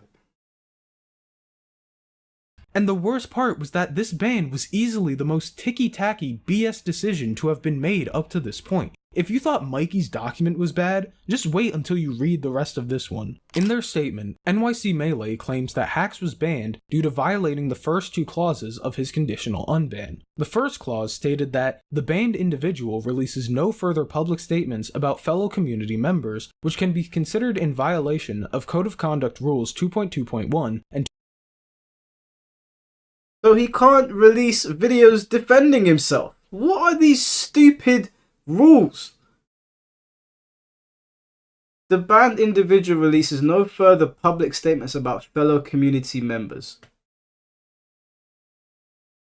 So you're essentially controlling. This is compelled speech, essentially, or censorship of speech.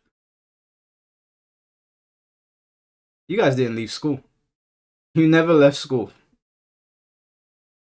You never left school, you got your hands on a popular game, and you took your schoolyard bullshit onto the game. He basically got banned for trying to get Leffen banned, then got exposed for it and felt a way about that, so made a video. They said don't continue to do it. He spent 4 years continuing to do it. But again, the things that he was banned for were ridiculous. The consequences that were sent his way were ridiculous. The premise of it, Channel 7, is all dumb.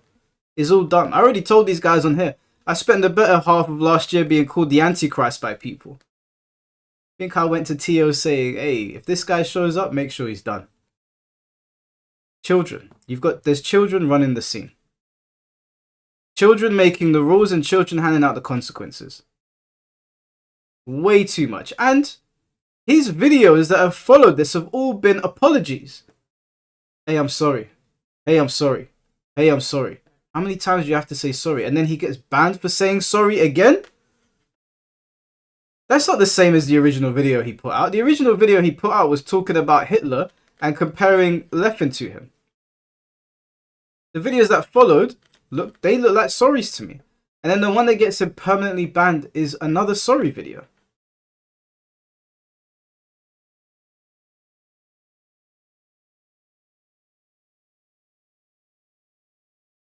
How did these people amass this power?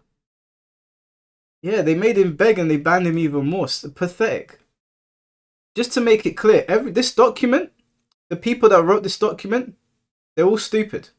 All of them. I tell that to their faces for free. You're all stupid. You're all dumb.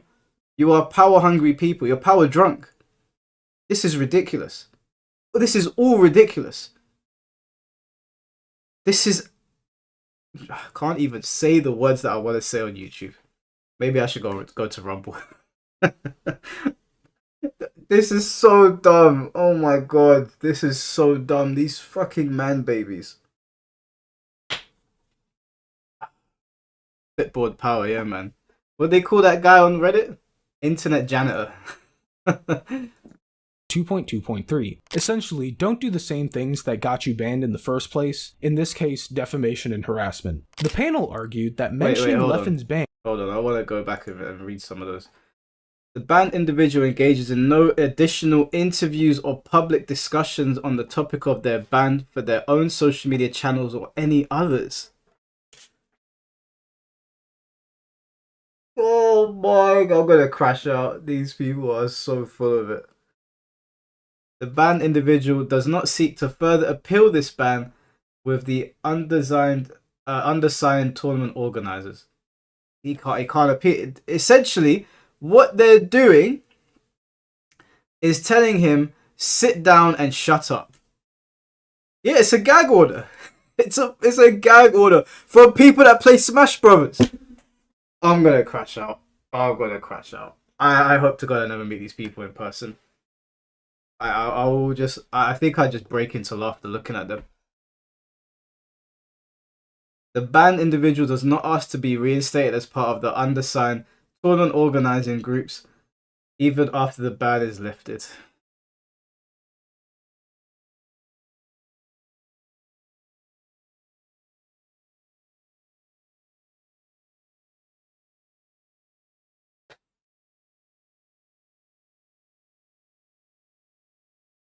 I am like censoring myself so hard right now.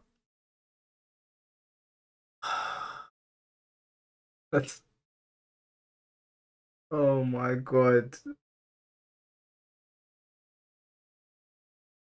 Alright, let's get back to the video. Because I'm gonna crash out. Sorry, I missed some comments here. What was that? I don't condone taking your own life. It's a coward's way out. I mean, that's easy to say when you don't have mental health problems, mate. Bit of a ridiculous thing to say.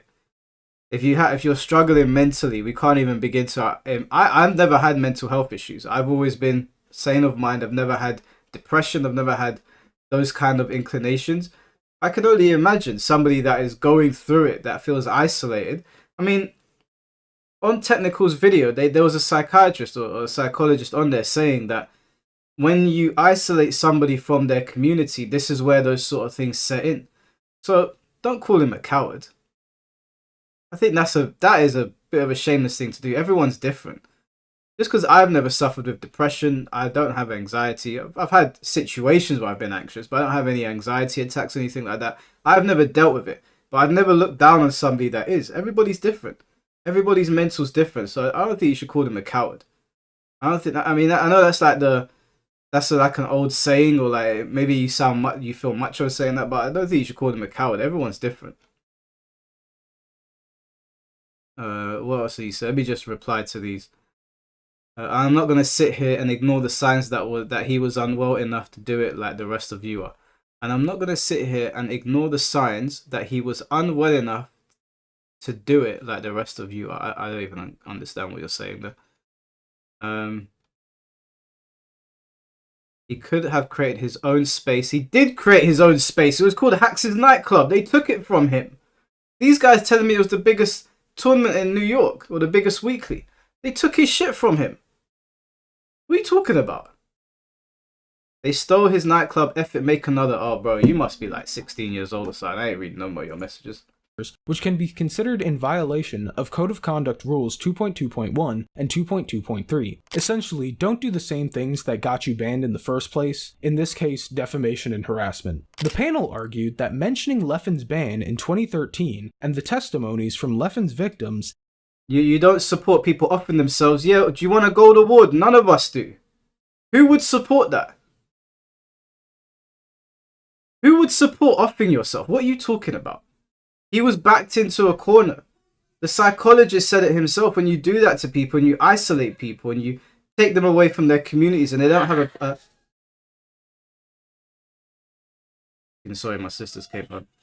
And you don't have a sense of belonging and you get pushed into a corner, sometimes those things come in. But you said, I'm not being macho. I don't support offering yourself, Mike. I'm not making fun of him. I'm not saying you're making fun of him. I'm saying what you're saying is an incredibly disconnected thing. You're not a coward when those things happen. Yeah?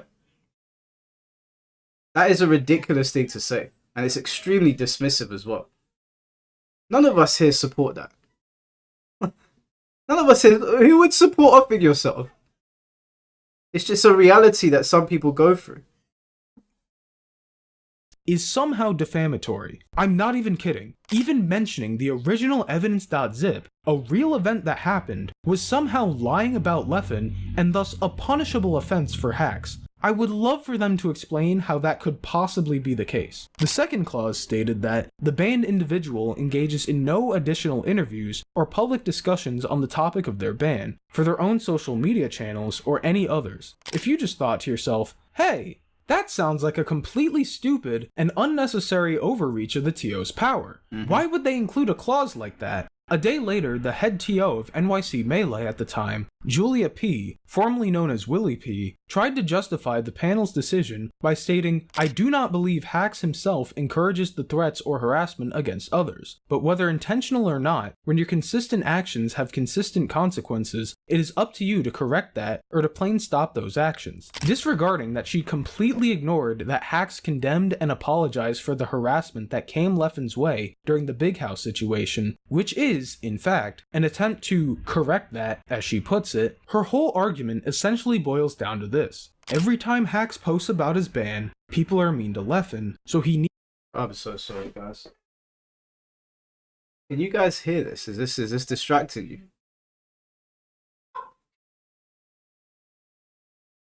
Guys, not outside my door, please.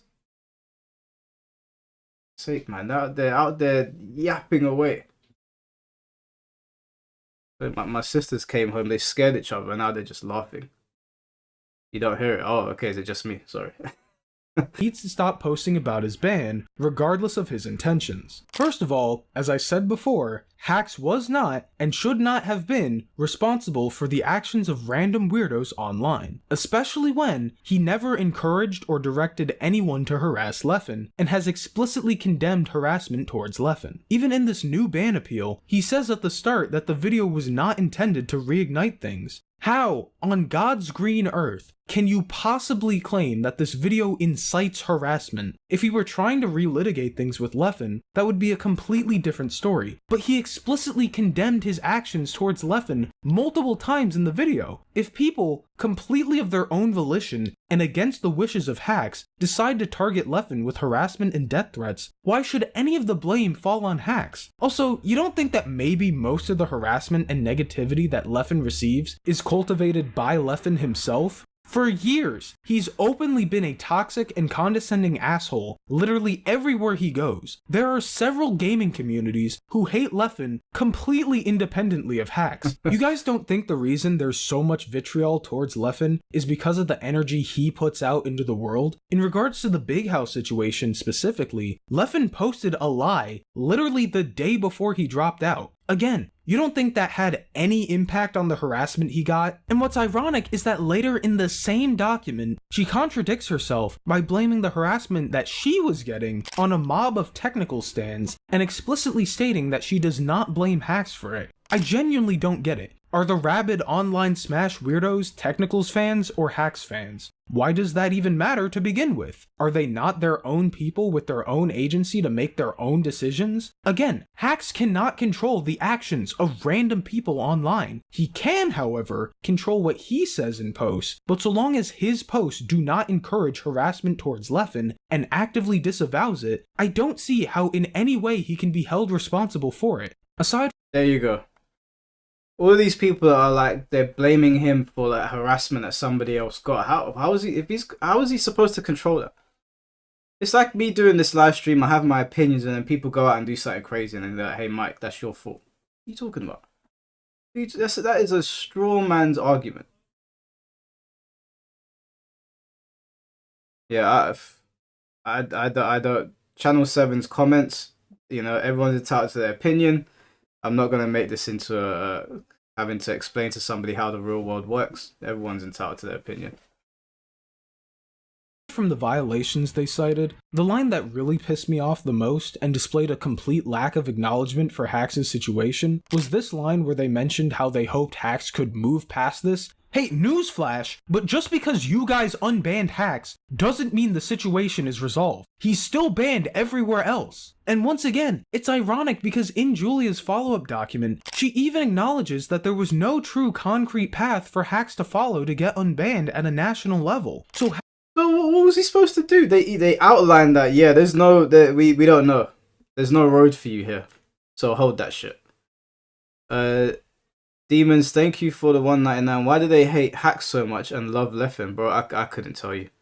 I couldn't tell you. I have no idea. I mean, the man outright lied on Twitter, retracted it, and then they just ran with it. Couldn't tell you. But it says right there that there was no road back for him. Or they don't know what a path is. Do you know what the easy path is, guys? Getting on a Discord call and saying, do you know what, this has gone on long enough, guys. Unban him. It would have been that easy. Guys, it's gone on for too long. He said sorry about 7 times. He revised his video. He apologized to Jizu. He's done what he needs to do. He's gone to tournaments. He's not caused a ruckus. Even though he's in a tournament previously known as Hax's nightclub, I would crash out over that. How dare you take my tournament from me? But he's sitting there, smiles, playing Melee. Clearly not a menace to society like you're making him out to be. They're really acting like he gathered the Infinity Gauntlet and all the stones and snapped half of humanity. What a bunch of children. Unbelievably pathetic. All you had to do was get a Discord call. It's not hard to get in contact with people. I can get in contact with content creators, like I said, if I want to talk to them. And just say, yeah, this has gone on long enough, I'm banned. It would have been done. But they're acting like, oh, we've got to consult Raiden. And we've got to consult Fujin. And we need to make sure Chronica's okay with it. And we have to make sure we travel to the Netherrealm to make sure that Scorpion's cool with it too. Like, you guys are doing too much.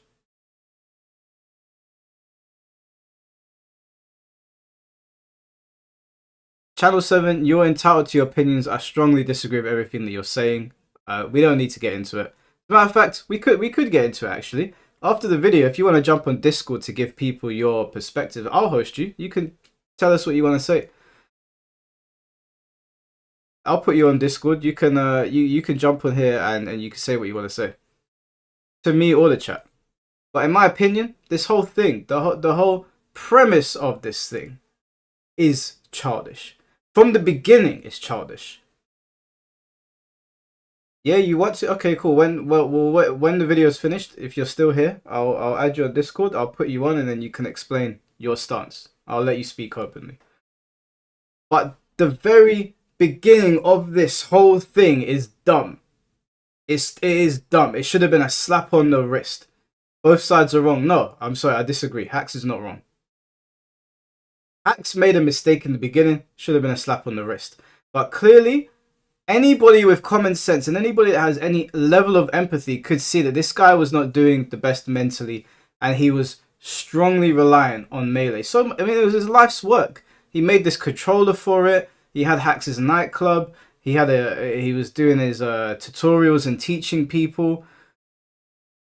But it wasn't enough for them to see that this guy was really passionate about. I've never been this passionate about a game. They want to talk about inclusivity. They want to talk about opening their arms to people. These are the most exclusionary people that I've ever seen in my life. And if you ever needed an example of people that are not inclusive, this is it. It's the Smash scene. The Smash, have you seen their ban list? I think was it called CRSP or CPRS or I don't know, some stupid name. That list is gigantic. They are. If you're looking for a scene that's about inclusivity, don't go over to Smash. Chicken Senpai, thank you for being a member for 2 months, bro. Hey Mike, glad I could catch you on my break. Appreciate you, bro.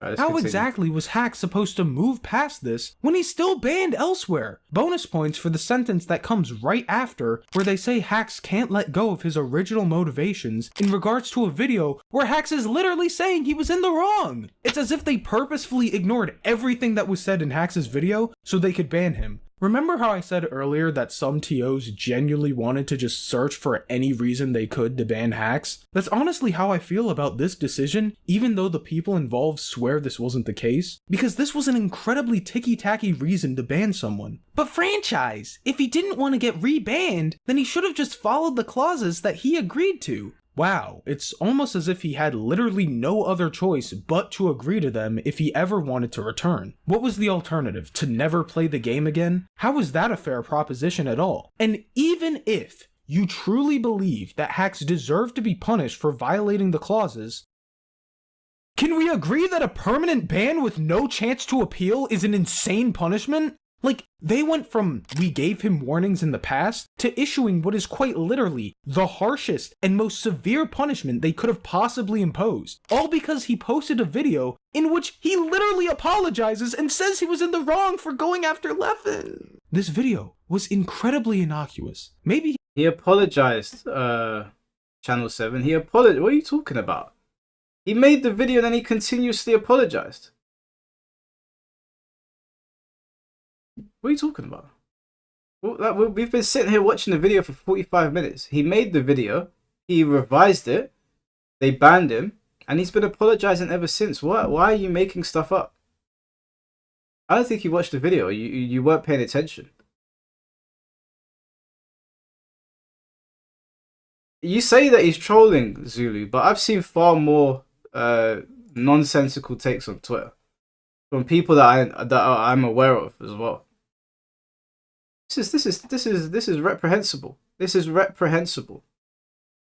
he could have tweaked a few things here or there. Obviously, dedicating almost 7 minutes to talking about Leffen when you're already on thin ice is probably not the best idea. But really, his only crime was that instead of sending this video privately to TOs, he posted it publicly to his channel. If you really think that's a crime, you cannot convince me that the punishment NYC gave fits the crime in any capacity whatsoever. And luckily, I wasn't alone on this. In response to NYC's decision, Edwin Budding tweeted out, 100% support this decision by NYC Melee, and saying that online vultures think they have a better grasp on hacks than people who have literally known him for several years and came to this conclusion. So who are these online vultures that Edwin speaks of? Well, let me introduce you to just a handful of them so you get an idea of what we're dealing with. Here's Toussaint, top Jigglypuff player from New York, who wholeheartedly disagreed with the decision. Here's the Swooper, top Samus player from New Jersey, also completely disagreed with the decision. Here's Django, a player and commentator from NYC, who was very outspoken against the decision. Here's Aklo, the #1 ranked player in NYC and the #10 ranked player in the world at the time, saying he didn't agree with the decision even after a conversation with the TOs. Here's Dark Genix, former TO for NYC Melee, saying he voted against a permanent ban and in favor of a temporary 1-month suspension. Now if you just thought to yourself, hey,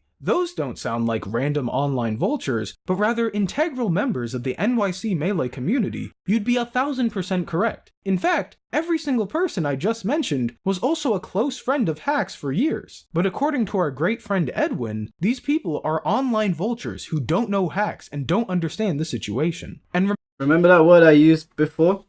Gish galloping? That phrase, sorry? Gish galloping? That's what these people, they call them online vultures, but those are all people that know Hacks. Tom, thank you for the $5. After seeing this, it's no wonder why so many people don't want to be in the Smash and FGC anymore. Seriously, these places are Bohemian Grove now.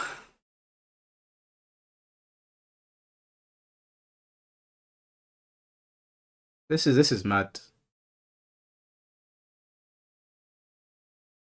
He admitted that he was stubborn. What are we talking about? Yeah, but we've just seen in the video that he apologized. He didn't make a video calling Leffen Hitler and then apologize and then make another video calling him Hitler. He revised the video and then he apologized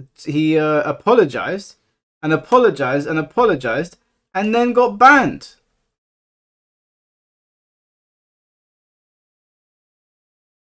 I don't understand. Like, I don't think we're not watching the same Channel 7. You're not watching the same video. We've just been over this.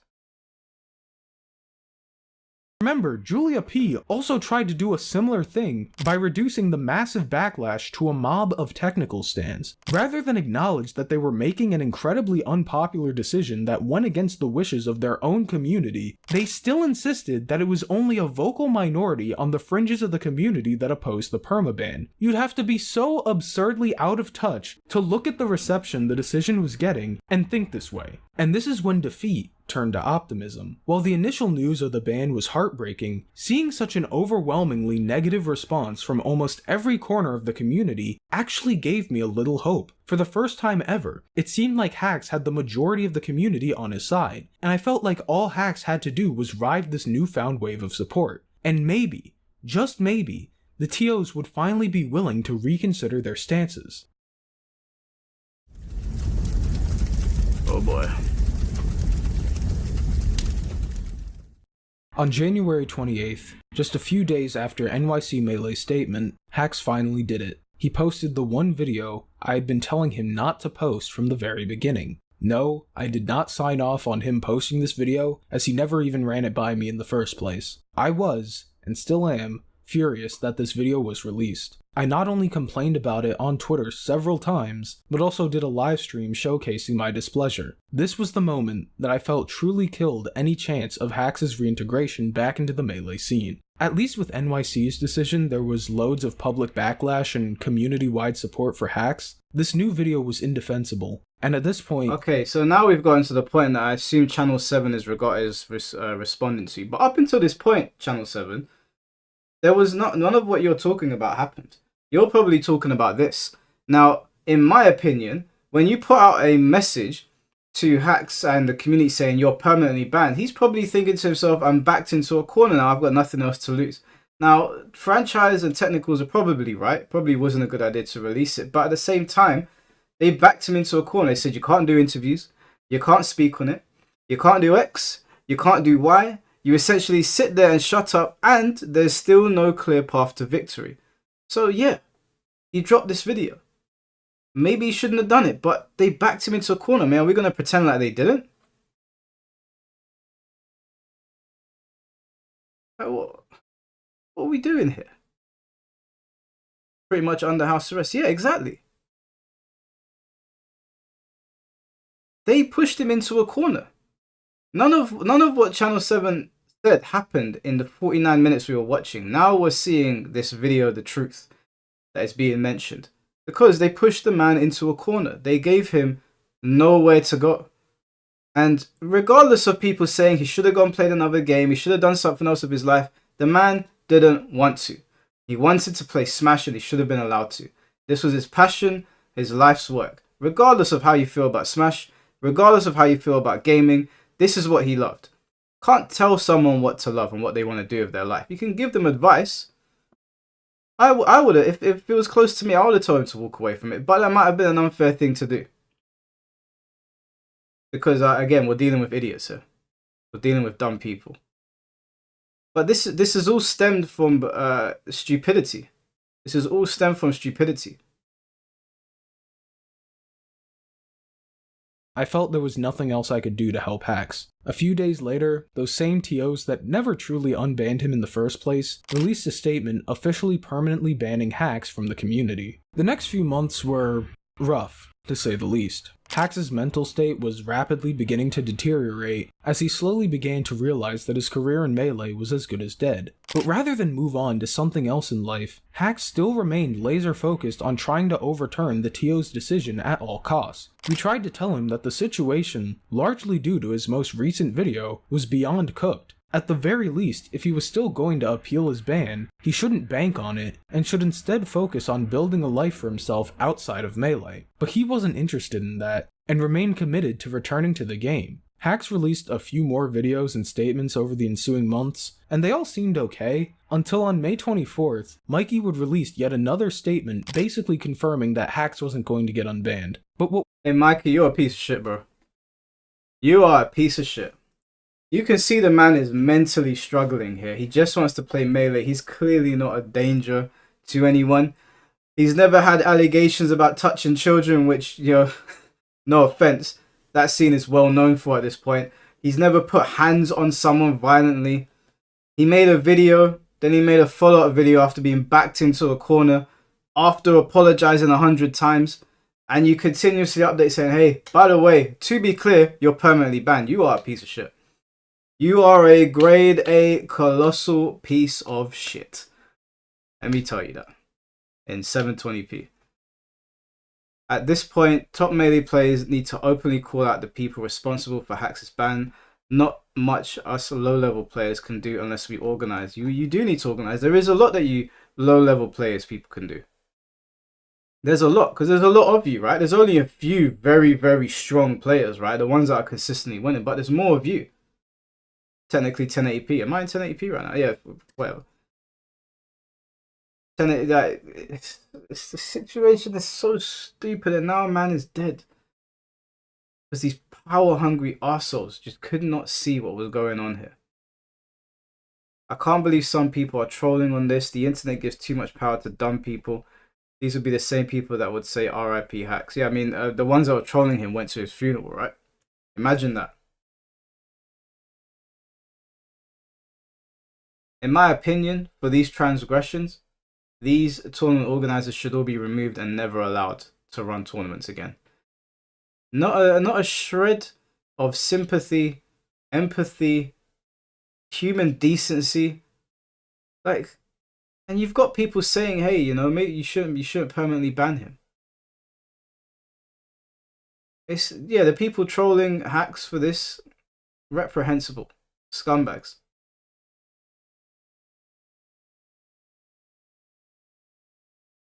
This is mad. This Mikey guy, colossal piece of shit.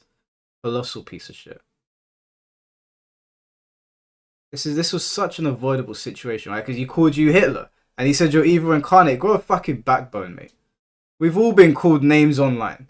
All of us have been called names. I got called the Antichrist last year by people in the UK as well, because somebody kept on parroting it. I went to a Comic-Con. What happened? Nothing. Was my life in danger? No. As a matter of fact, one of the guys that was talking shit to me for the better part of a year in the comment section, do you know what he did at Comic-Con? He saw me. He walked over to me and he said, hey man, I watch your videos. And I didn't know who it was, so I just shook his hand. I said, oh, thanks for watching. And he goes, oh, my username is blah, blah, blah. I looked at him, I was like, ain't you the guy that keeps on insulting me? My friends are with me now, by the way. One of the two girls have gone off to the toilet. One of my boys is off doing something. I don't know what he was up to. I said to him, what you the guy that was echoing the whole Antichrist thing at me? Constantly in my comment section, saying this, that, and the other. Now you're shaking my hand. These people that do these things, Leffen, if you're listening, someone's calling you evil incarnate. Grow up.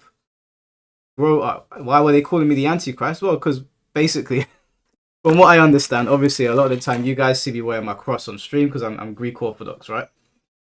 I upset some content creators. I really upset them, and they kept on repeating that word on a live stream.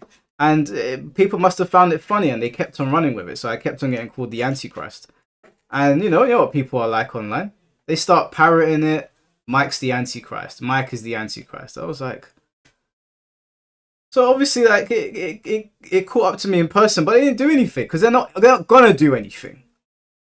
They're not going to do anything. That's the reality, Leffen. They're not going to. Yeah, there's some crazy people online. There are some crazy people online now. The only reason I'm bringing it up is to give some context. You guys probably know who was saying it. I'm not going to say their name. You know who it was. But it got around. It got around. A couple of my friends heard it. Why are they calling you the Antichrist, man? One of my friends sent me the screenshot saying that they're calling you the Antichrist on that. You just laugh at it. It's not that big of a deal. Fucking unreal, man. Also, what's sad, there is more division in the Smash community on Hacks than Nairo being exposed. Absolutely shambolic, satanic behavior. Hey, bro, that's crazy to me. That's crazy. But we're not going to get into that right now. I'm going to continue playing the video.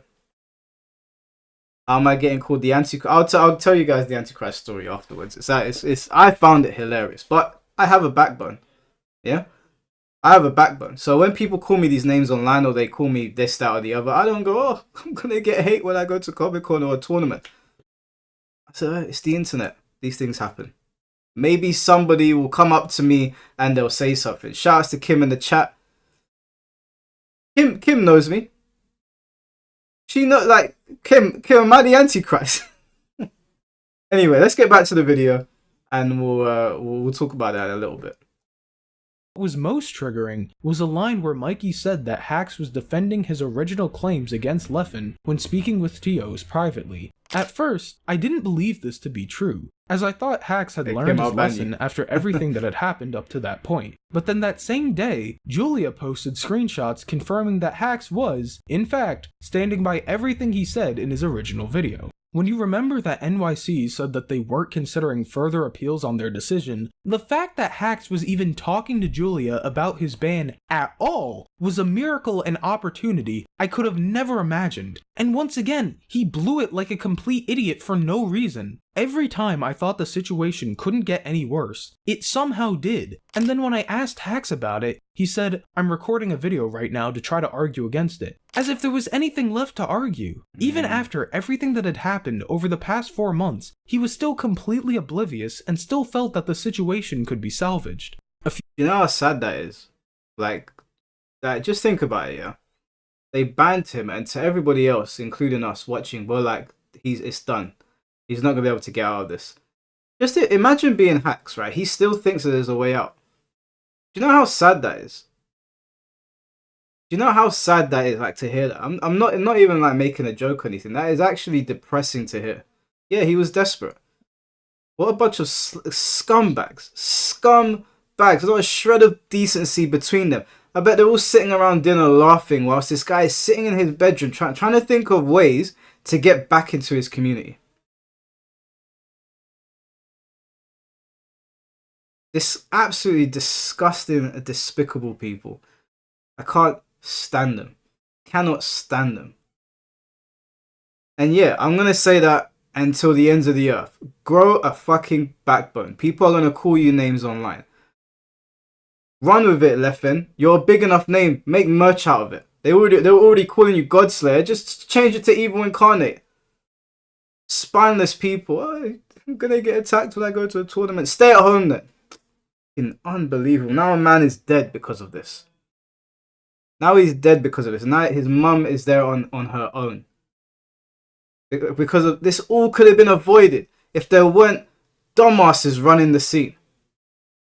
A few days later, Dark Gen X, with Hacks' permission, released a document discussing just how dire Hacks' situation truly was. While many of these things had been known behind the scenes, this was the first time this information had been made public. Gen X revealed that Hacks had been diagnosed with bipolar disorder, was having genuine suicidal thoughts due to his over-reliance on Melee for his mental health and income, and had been placed in and released from a psychiatric hospital twice. Hacks has spent the last 19 years of his life dedicating virtually his entire life to playing the game. He does not have friends outside of the community who he talks to regularly. All of his end goals regarding self-improvement are tied to him wishing to return to the Melee scene. His financial situation is also tied with the game. He's not worked a job outside of box and earnings from being a top player, and while he does live with his family and is subsidized to some degree, without his share of income which he used to get from events, his family cannot afford their apartment.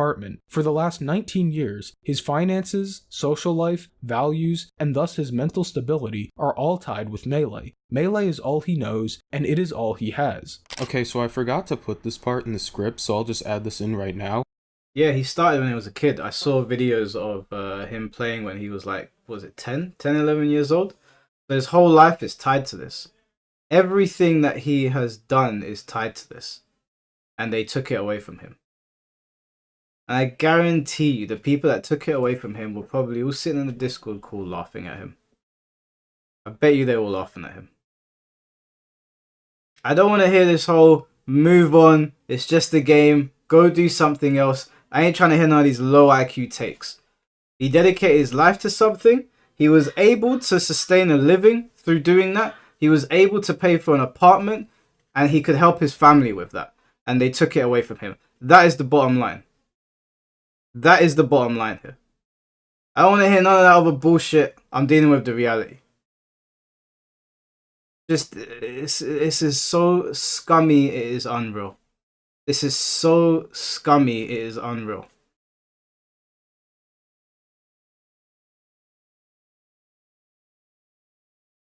Hang on, Jesus.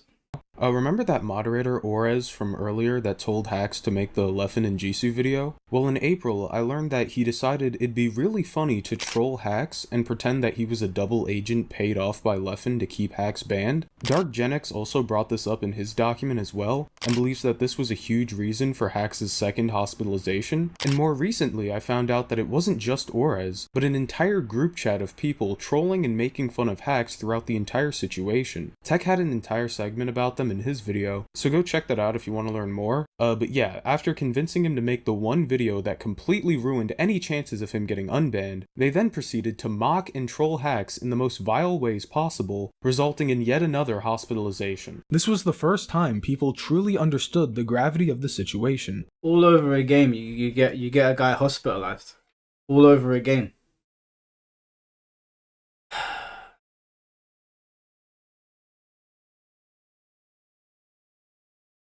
I don't even know what to say.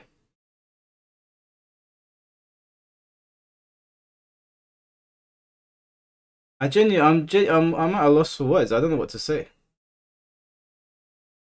They treated hacks like a brownie point bounty, trying to collect. Let's see who can fix hacks first. These Twitter fools are beyond fate. They couldn't stand him, and they can't stand each other. Sick.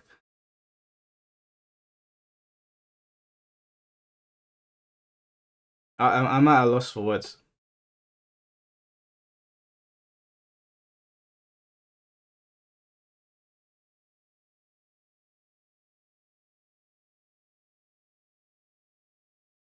Yo, Channel 7, I'm not going to read what you just said. I'm going to let you say it on Discord for everyone to hear after the video. But I got to say, you've got some really, really weird takes. Now more than ever did Hacks need our help, but at the same time, it seemed like there was nothing left we could do to help him. Of course, I, and many others, knew that the real solution to the problem was to unban Hacks because the ban was stupid to begin with, but considering all the self-sabotaging Hacks had done over the past few months, it had become increasingly difficult for me to continue to advocate for an unban. In fact, many people took this new information to further their idea that allowing Hacks back at events would only cause more damage. On May 31st, 2024, Technicals would post his highly anticipated video titled The Victims of Leffen, where he covered many of Leffen's controversies over the years and advocated for Hacks' return to the Melee community. Considering I was just featured on his Smash World Tour video, it would only make sense that I would also be featured in this one as well, right? Well, actually, he did offer me the chance to collab, but because I felt the situation was beyond cooked, I declined the offer. At the time, I felt any attempt to try to get Hacks unbanned would go down in vain, and while I certainly supported Tech's video and wanted to see an unban for Hacks, my support was ultimately from a distance, as I felt too emotionally drained from the past few months to get involved outside of making a now indefinitely postponed Frame 1 video. As for Tech's video, just like every other video on the subject, while well received by those who watched it, failed to really change the minds of the community leadership. However, it did stir up quite the community discourse. The day after Tech posted his video, Leffen decided to crawl out of his cave and address the video, accusing Tech of using people who are suicidal for a quick AdSense buck. I don't know if you know this, Big. Oh, I love that talking point. Chicken Senpai, thank you, bro. Take care of yourself. We'll see you in a bit, bro. I love that talking point. It's, oh, you're using this person for your channel. It's using this. No. The reason that people like Technicals exist, the reason that franchise exists, the reason that these videos are made is because people keep doing dumb shit and people need to talk about it. Yeah? You just don't like people talking about the dumb shit you're doing. These drama tubers that you guys hate would have no drama to talk about if you weren't causing bullshit in the scene. If people were just playing games and not being colossal dickheads to each other, these videos wouldn't exist. This is all receipts. This is all proof. This is all shit you did. This situation was perpetrated by you. It would have been, I assure you, I am almost positive that if he put out a statement saying, hey, do you know what, TOs? It ain't that deep. It ain't that deep, man. Let's just move on. I'm pretty sure this situation would not have been as cooked as this. You wanted to double down. You wanted to be a victim. You wanted to act like the world was after you, and you wanted to act like you were going to be in danger when you were at a tournament. Because somebody, for the first time ever, said something a bit nasty towards you. Like we all haven't received that. Like we all haven't been going to tournaments. Like, This situation could have been avoided so easily. It could have been avoided so easily if people use some common sense. But the problem is people don't go outside. They spend too much time on Twitter. It's more important to put up a tweet instead of and get that attention on you, rather than saying, do you know what, there's another person here who's clearly struggling. Maybe they said something about me I didn't like. Let's just squash it. Or you know what, you don't even have to be friends. You don't have to be friends. You could just say, hey, you know what, I don't like you, but TOs, allow it. That's all that needs to happen. But they want to take it further and further and further. And then you get them saying, oh, technicals is grifting for views. Or they're using a person who's just passed away for views. Instead of saying, how did we get here? How did we get here? Why is that not the question? Left, but you're one of the primary reasons he's suicidal. Also, let's not pretend that Leffen has ever cared about Hax's mental health at any point in his career. This is the same guy who leaked Hax's insomnia to the public, somehow claimed victim status in the situation, and then mentioned it again just a couple years later. And yes, the TOs do explicitly defend Leffen for this, but I digress. Literally all Leffen had to do was show some level of forgiveness towards Hax, and they could have gone back to playing Melee. Instead... Thank you. Thank you. I haven't even seen the fucking video yet. Thank you.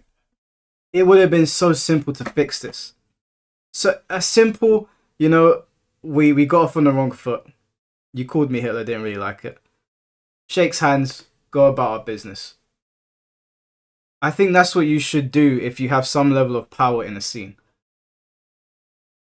When it's getting to this level. Because obviously there's people that we don't like. There's people I don't like that I don't really want to interact with or talk to.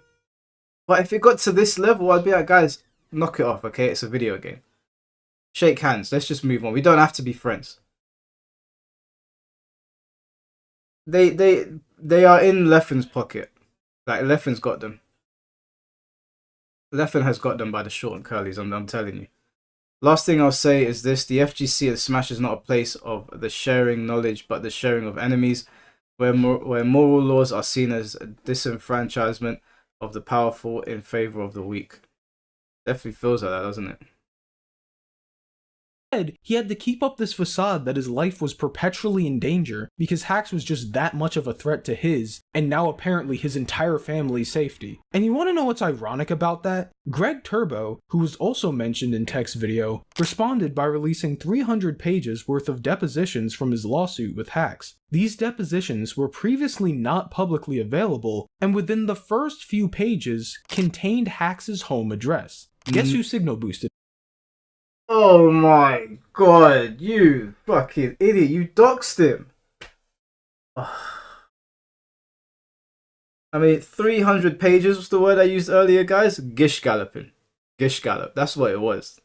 But it's not bad enough that you gish gallop. You doxed him as well. You idiot. How hard is it? How hard is it to scrub someone's address? You doxed him. You doxed him. Where's Nintendo? Shut this shit down, man. This has gone on for too long. Either the community stands up against these people, rallies against them, and stops going to their tournaments, or someone needs to get Nintendo. Like, where's Reggie? Someone needs to get Nintendo on the phone, man. Like, I would never call Nintendo to get involved with something. God forbid. We've seen what's happened with that. But if they're going to do this to people and just be unchecked, then there's the way you treated Power World. Can you exercise some of that vitriol over here? Like, what is going on? They doxed him. They doxed him. This is reprehensible. Get Doug Bowser on the line. I need to talk to someone. This is bottom of the barrel stuff. I can't believe that. That must have been intentional. That must have been intentional. Mikey, Julia, Leffen, all of them. And when it was discovered that Hax had been doxxed, rather than acknowledge that they messed up, they all tried to lie and say that it... I'm sorry, what was that? I bet any money that if you get threatened to lose your job and it's a good job because you said something an online mob doesn't like, you would apologize quick as fuck. Let's not pretend you wouldn't. I don't understand the premise of it. Why are you saying that? Obviously, if I use my job to pay bills for my family, then that's one thing. Like, I don't understand. What's the I'm speaking to Channel 7. Oh, okay, my bad, J-Man, my bad. Wasn't actually Hax's address and then privated their accounts. And still, to this day, none of them have taken any accountability for this. This is Mikey. This is Mikey. This is the guy they called. Is this the guy they called the cheat? He's the one that kept on updating the document. This is who. This guy. This guy. This guy can't even sort his own bid out, let alone be allowed to run a tournament. What is that? What am I looking at here? This is, yeah, this is this guy. This is one of the guys. Unbelievable. You should be ashamed of yourself. Be absolutely ashamed of yourself. I can't believe this. They are still denying it to this day, by the way. Of course they are. Of course they are, Aruga. Of course they are. They're not going to take responsibility. You know what would really help the situation? It's not going to bring Hax back, and it's not going to fix the pain that his mum feels, or the pain caused by people around him. But what would really help, Mikey, is if you and your friends came out and said, you know what? We made a mistake. This went on for too long. We made a mistake. You know, we fucked up. Most people, maybe they won't forgive you. Maybe most people won't forgive you because someone's lost their life. But it will help to be like, maybe we do need to change the way we do things.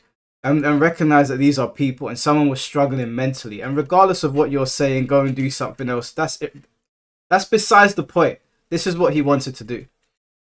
Maybe just saying sorry. There's nothing wrong with saying sorry. I mean, you made Hax do it 10,000 times. Surely you guys can get together and issue a statement since you run this scene and say sorry. A little bit of accountability wouldn't go too far. I mean, someone is dead after all. I feel like it's grounds to just say sorry.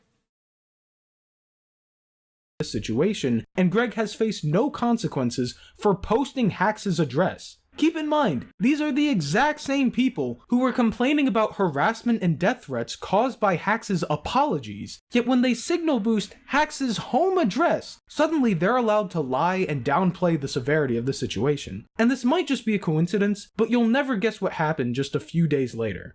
Hax got hospitalized yet again. The next time I spoke to Tech after his video went live, he was pretty irritated. He told me that he finally understood why I didn't feel like getting involved anymore with the Hax case. He said that Hax was completely ungrateful for the video, and how it was almost impossible to help Hax because Hax always knows what's best, and you have no clue what you're talking about. And I responded with, yeah, I know. One thing I distinctly remember from my conversation with Tech was that Hax claimed that Tech's new video burned the bridge between him and Julia. Keep in mind that Tech's video came out after Julia had already blocked Hax. The fact that Hax believed that only now the bridge had been burned once again goes to show how oblivious he was to the situation he was in. Yeah, Hax was not all there, man. Like, this situation had completely skewed his perception of what was going on. I don't blame him. I don't blame him. Like I said, I've never dealt with mental issues before. I've never dealt with them. I feel like I've always been able to look at situations for what they are, no matter how stressful they are, and deal with it in a rational way. But I feel like he was pushed into a corner and he wasn't seeing things the way Tech and franchise was seeing them. Like this is just sad. Like I'm just imagining him sitting in his room trying to make sense of this whole situation and the hoops that he must have been jumping through mentally to not listen to more rational voices. And again, like, they're saying that he's been admitted to wards, so he's not all there. So like, even though I understand Technical's frustration with him and I understand franchises, at the end of the day, Technicals and franchise are sane of mind, clearly. And he's not. He clearly wasn't. He was hospitalized.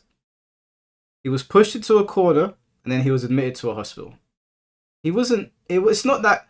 I don't even feel like Hax was saying it to be ungrateful. I could be wrong. Obviously, they know him better. But if he is hospitalized for mental issues, doesn't that sort of stand to reason that he's not all there? Doesn't that make? I mean, because if you're not sane of mind, then I feel like that's 1 + 1 = 2. Video's stressing me out. And the impact his actions had in sabotaging himself. And worst of all, this wouldn't stop. Throughout the rest of the month, Hacks decided to take matters into his own hands and did a lot of inappropriate things in an attempt to appeal his ban. I don't know the full extent of what he did, and I think this is the time when Julia accused him of stalking, but I do know that at one point he tried to show up to the nightclub venue to discuss an unban. While I understand that he was getting desperate, and he also claimed that he got permission before he entered the venue, again, when just 1 month ago the head TO of NYC Melee had publicly stated that they blocked you, it's probably not the best idea to show up in person to make your appeal. Again, this is just one of the many things he did around this time, and I'd imagine that his actions further muddied any chances of an unban. The following month, the Mexican tournament series Smash Factor, one of the few events that actually allowed Hacks to compete in 2023, chose not to follow the other organizers in banning Hacks in 2024. Instead, they ran a Facebook poll asking whether or not they should allow Hacks, and the results were overwhelmingly in favor of allowing Hacks to compete. Going into the event, I had my concerns that Hacks would somehow find a way to mess this up and give the community yet another reason to keep him banned, but to my surprise, he didn't. It actually went extremely well, and it seemed like everyone who went had positive things to say. But what I can say is that yeah, when it came to S Factor, he went to the event, he competed, it was fine. Nothing happened, and it was fine. But of course, since this I like Hungry Box. I really enjoy watching his Jigglypuff, but Hungry Box, listen, if you ever see this, I know we've never spoken, no disrespect, but please don't take your shoes off at tournaments. I can't stand it when people do that shit. I saw a video of him today playing on stage and he had his shoes and socks off. I crashed out. I was like, nah, bro, unreal. But this whole thing with like Hacks not listening to the advice of people and showing up at the tournament, to me, it all seems like a man that has backed into a corner and didn't know what to do and was not listening to rational voices. Because everyone's mental capacity is not the same, right? If it was me, I would understand, okay, these people are unreasonable, they're idiotic, they're power drunk, I'm not going to be able to appeal it, I might have to move on. But he was clearly troubled. I've never been hospitalized because I was upset about something. He was clearly a troubled man because of the situation they pushed him into. So, I feel like I don't know, franchise and technicals, they know him better than me, obviously. This is just me from my takeaway from watching it. Seems like a man backed into a corner and he was losing it. Like he was starting to lose it because it was his life's work. is the Smash community, this event couldn't escape being controversial. Some people really hated that a major Smash tournament made their own decision, and didn't consult the American TOs for their opinion to make a more informed mentioning that the tournament was happening on their blog. And Jackzilla even went as far as to compare Hack's decision, and didn't— fuck's sake, I'm gonna read that message. Why is Hacks at an event? Can somebody explain to me what the actual F is going on with Smash tournaments right now? I don't understand why a bunch of banned players are suddenly allowed to be in these spaces. And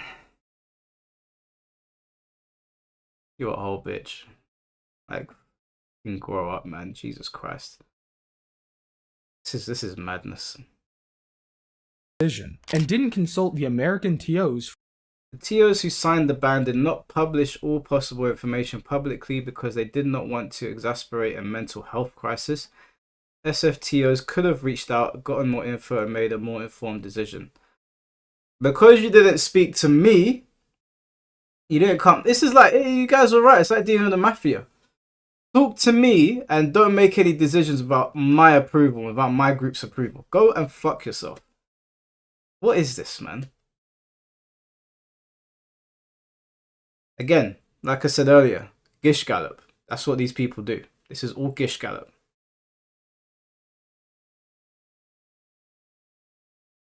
Alexis, don't delete his comments, please, because I'm gonna have him on here, and I'm going to discuss what he's talking about after the video's finished. for their opinion to make a more informed decision. Melee Stats chose to avoid mentioning that the tournament was happening on their blog, and Jackzilla even went as far as to compare Hax's actions to transphobia. The decision to not consult TOs with info, run a public poll, screams of engagement baiting, culture war BS. Would you run a poll to unban someone who'd been banned for transphobia? What about soliciting a minor? They already made their decision. The poll is just marketing. Oh, it was you, Kim. Sorry, Alexis. I'm so used to Alexis like picking up the sword. Yeah, Kim, let him say what he wants to say, because I can't disagree anymore with him, but I want to keep it there just for record. But yeah, this guy, Gish Gallop. This is what it is. This is Gish Gallop. Hey Jack, you a whole bitch. Bringing out transphobia and soliciting a minor. Why would you even say something like that? This is just a bit of marketing. This is bad press for Hacks. You know what the low IQ people are going to do when they read this. Gish Gallop, that's what you are. You are a bitch, Jack, for writing that. A whole bitch. And soliciting a minor. I need you guys to understand. This is the level of vitriol that some people had when it came to the Hacks case, and anyone who stepped out of line. This is also why when I was told there were TOs pressuring other organizers to keep Hacks banned from their events, I 100% believe it. They unironically tried to argue that Hacks was an evil threat to the community that needed to be avoided at all costs when, as seen by his attendance at Smash Factor that weekend, that was clearly not the case. All Hacks wanted to do was play the game he loved with the community he once called home. Nothing more, nothing less. And every time he was given that opportunity, he did not disappoint. And luckily, Smash Factor was no exception. So after everything that had transpired that year, I felt that this tournament would be a turning point and help swing the pendulum back in Hax's favor.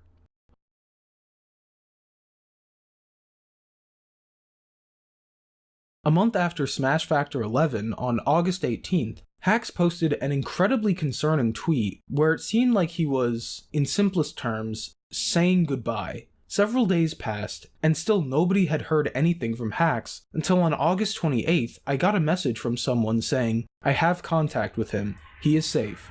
Things are not good, but he is safe." While I was at least relieved that he was still alive, I still had no clue what "things are not good" entailed. I hit him up 2 days ago because I was feeling the same way. He said that he tried to commit suicide and that it was really fucking bad. And I tried to talk to him more and he has not responded. I'm scared. I'm actually scared. It was later revealed that on August 20th, Hax had attempted to jump in front of a train. While by some miracle he had survived, he had to get one of his legs amputated below the knee. And that's just your chest socket. I was worried. That's just your chest, Aziz. I was worried. No, you look good, Aziz. You don't even look like you have a prosthetic on. Oh my goodness, it works. I can't believe it. This kind of feels like a real leg. Don't you feel shame? Don't you feel shame? Like, it's sad to even watch something like that. Like, because I knew somebody that did that as well. And a similar situation, like I didn't know them personally, but my friends knew them, and I saw how it affected everyone. And even then, you guys still, like, you see him at the tournaments, you see him that he's just playing the game, having a good time, and you still don't want to unban him.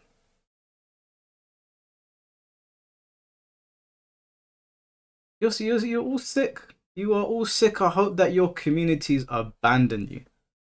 I really hope the Smash communities abandon you. It'd be so good to get some good press from Smash for once, right? Because I'll be honest with you, if there's any Smash players watching right now, the way that the rest of the FGC looks at Smash, it couldn't be worse.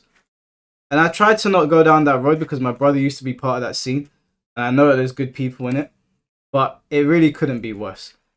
If you guys want to start, like, use this moment, as tragic as it is, as a way to start fresh and get away from these disgusting people that are in charge of your scene.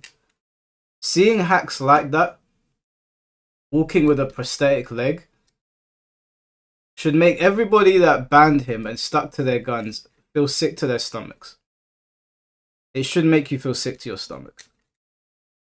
We might like, you know, I know I've got people on here that don't like me because of my takes on Mortal Kombat or whatever, but this is a different level. We should all be able to agree that this is disgusting. This is sick. This is actually sick. This whole thing is super similar to when Etika started spiraling and then took his life.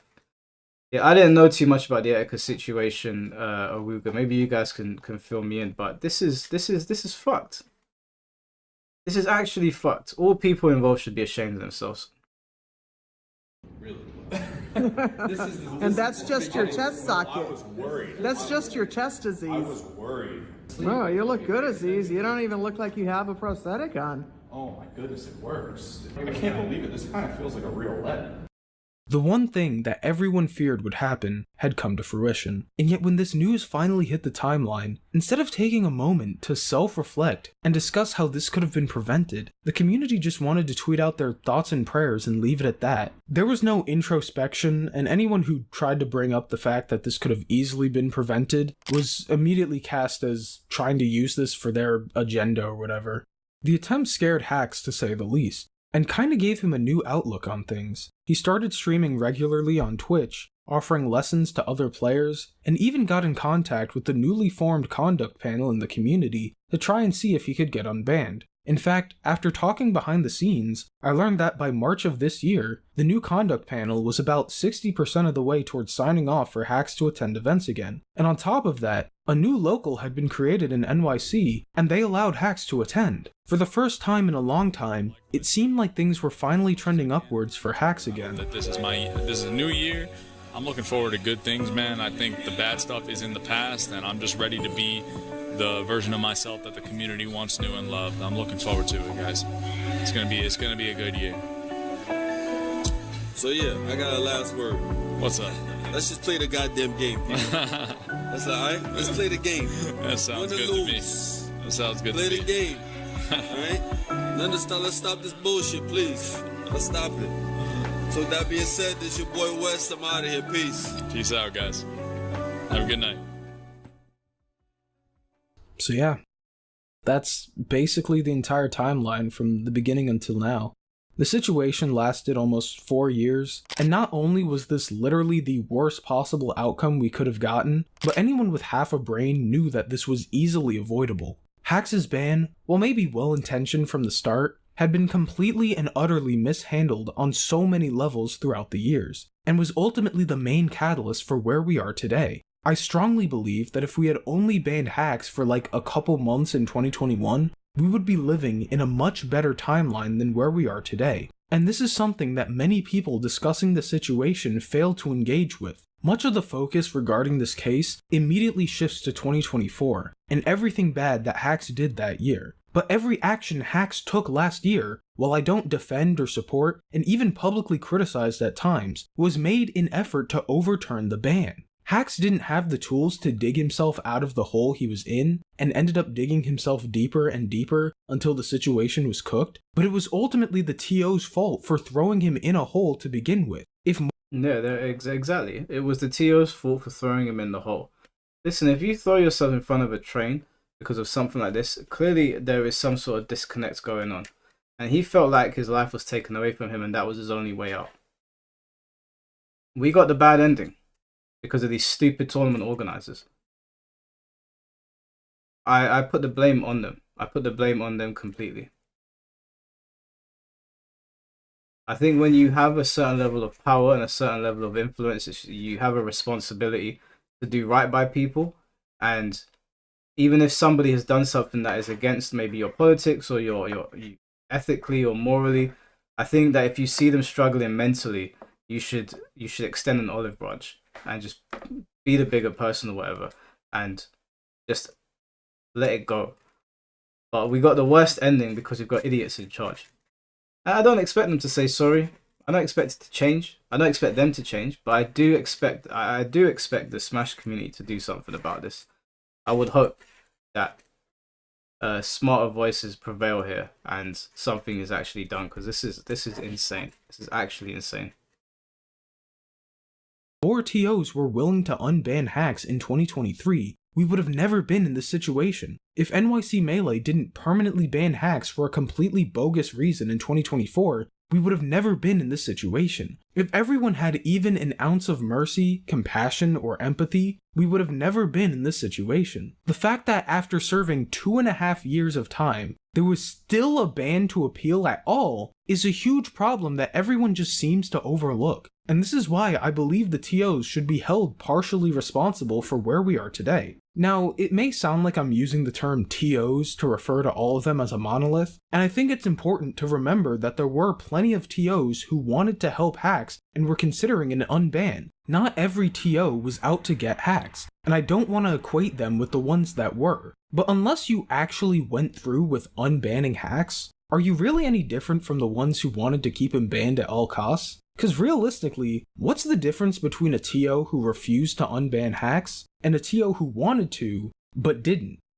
Both are deserving of criticism, it's just that some deserve more criticism than others. Also, I'm not going to give you guys credit because you discussed the ban over 2 years after you issued it. The only TOs who truly deserve credit here are those who actually stepped up to the plate and unbanned hacks from their events. For example, even though I still 1000% stand by everything I said in my videos criticizing them, I still think someone who deserves far more praise in this situation is Gimmer and VGBC, because when they hosted their final Melee Xanadu ever, even after everything that had happened that year, and even in the face of all the social pressure, Gimmer allowed hacks to play because it was the right thing to do, and for that I will forever be grateful.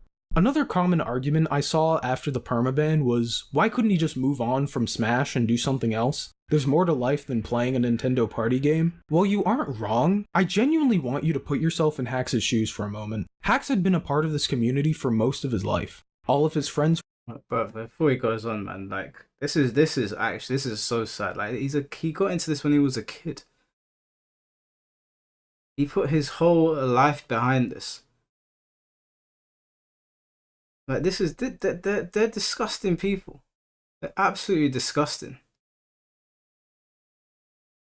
Were in this community, and he even had a company in this community. Melee was everything to him. When he injured his hand and was told he would have to stop playing, rather than move on to something else in life, he created his own special controller that allowed him and others like him to continue to play the game he loved dearly.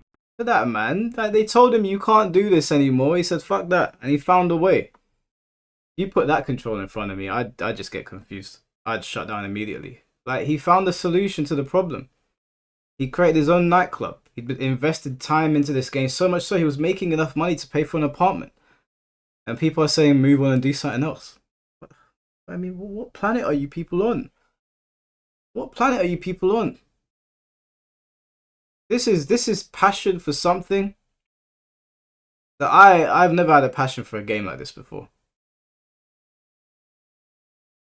I think it's fair to say that Hax loved Melee more than anyone else in this community. Melee was his biggest passion in life, and to have the thing you're most passionate about ripped away from you for all those years would drive anyone insane, and it most certainly took its toll on Hax. Especially when you remember that Hax had also spent the past 2 years groveling at the feet of the community and begging for forgiveness, only for that same community he loved and gave everything he had to reject him. I think it shouldn't come as a surprise that Hax started to become desperate in 2024. Now obviously, if getting banned from a grassroots competitive gaming community completely upends your life the way it did for Hax, there's a serious issue with the way you're living your life, and it could easily be argued that Hax's passion for Melee bordered on being an unhealthy obsession. But pretending that unbanning Hax was only a band-aid solution to a deeper issue, while not entirely wrong, implies that A, the ban played no role in Hax's mental decline, and B, the ban was perfectly fair and not mishandled in any way by all the TOs who imposed it. But I think we can all agree that neither of those were the case. So when people tried to tell Hax to touch grass and to move on, every time he tried to appeal his permaban in 2024, Hax shouldn't have been forced to move on to begin with. Also, considering that he's literally dead now, I think unbanning him from events would have been a lot more than just a band-aid solution. Like seriously, what did the community have to lose by unbanning him?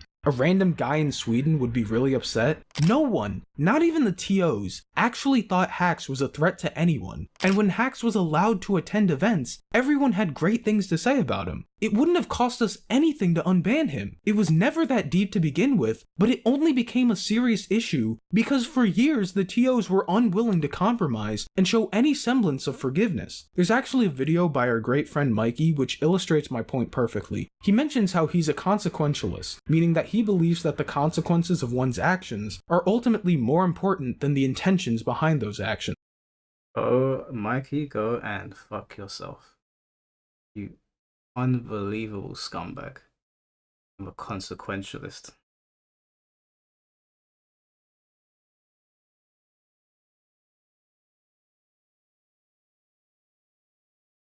This guy. This fucking guy. And while I certainly agree that the consequences are the most important thing, to act like intentions don't matter at all when assessing the morality and severity of someone's actions is just insane. In our legal system, there is a difference between first-degree murder, second-degree murder, manslaughter, self-defense. They all fall under the same umbrella of homicide, but we don't punish all of them equally, even though the outcomes are the exact same. In the Hax case, however, there was a callous disregard for Hax's intentions when it came to determining a punishment. In almost every statement on the topic, you can see TOs saying things like, whether intentional or not, or while his intent may not have been malicious, as if the intent behind his actions shouldn't be taken into account whatsoever. They gave him no way out. Intent doesn't matter to them, which is something we've been talking about on this channel for a long time. Intent matters. It is one of the most important things, and he just disregarded it. How are these dumbasses running the scene? Melee guys, what is going on? You've got idiots running your scenes.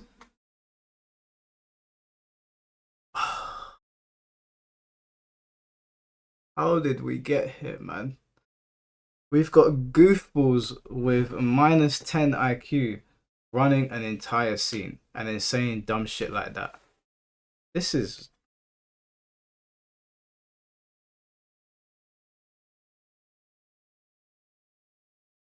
And look, event organizers have every legal right to deny someone entry from their events, for whatever reason they feel is valid. But you can't be so punitive with your own community and then act upset and surprised when that same community thinks you're power tripping. In the case of NYC Melee, they went from giving Hax warnings to giving him the harshest punishment they possibly could over the most inconsequential video imaginable. Why should I, or anyone, believe that you weren't either actively looking for a reason to ban Hax or pressured by outside influences to make the decision? Even back when you unbanned him, it still came with a bunch of dumb clauses like, you can't talk about your ban publicly, or you can't ask to rejoin the organizing group for the tournament series you created. How is this not an insane overreach of their power? I think it's important to bring this up because it's stuff like this that creates a lack of trust between the community and its leaders. And don't even get me started on the people who want to talk about how sad this is, but refuse to do the most basic self-reflection on how they may have played a part in Hax's demise. I see people like Slime trying to tell others that they never cared about Hax,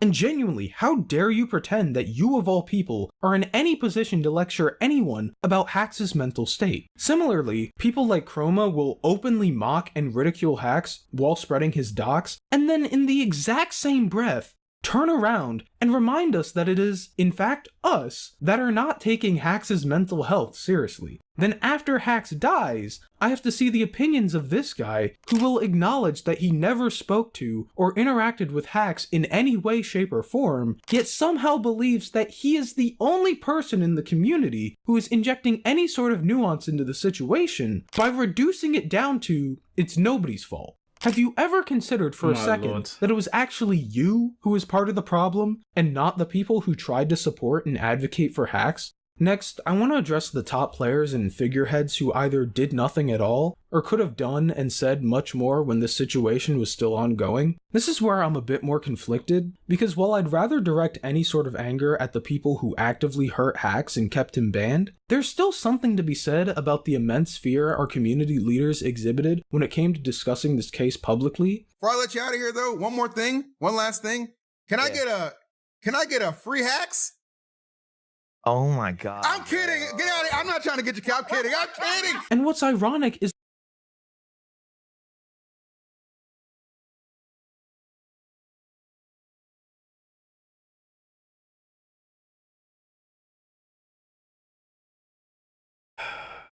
You know, people process things in their brains before they spew them from their mouths, and he still said it. Not everyone's cut out to be a comedian, bro. It's fine. You don't have to open your mouth. Not everyone's funny. You don't have to. I mean, honestly, some of these people, man. You can tell who goes outside and who doesn't. You can really tell. that we all love to make fun of hacks for comparing this community to 20th century totalitarian regimes, yet one of the biggest reasons for why people chose not to speak up for hacks, or why TOs refrained from allowing hacks at their events, was the social pressure associated with going against the status quo. You know, people saw him as the boogeyman. You would get ostracized for allowing him in your events. You would get harassed for speaking to him or defending him.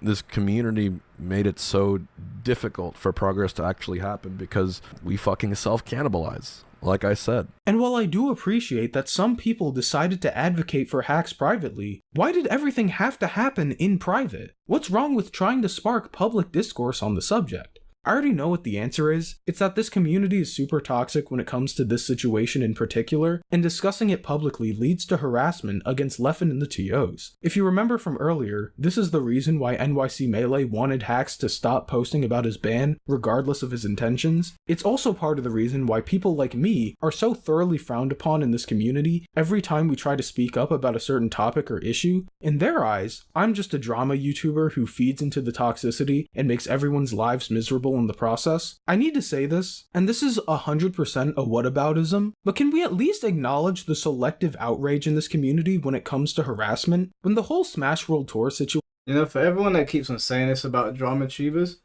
I've got to say, like, you are, like, bottom of the barrel stupid. These channels wouldn't exist if you didn't keep on doing stupid things. You know, the news reports on things that go on around the world. It's no different to people that are in a community that talk about community-based things, reporting on it for people to hear. Don't do dumb shit, and people won't talk about dumb shit. It's real simple. Don't act like dickheads, and then people won't make videos about it. We're gonna start making up stories? No. They talk about things that you guys do, and then you get annoyed about it. You know how many people didn't understand the hack situation until Franchise and Technicals and some others actually broke it down for us? We couldn't make heads or tails of what was going on because there's so much shit going on in the community.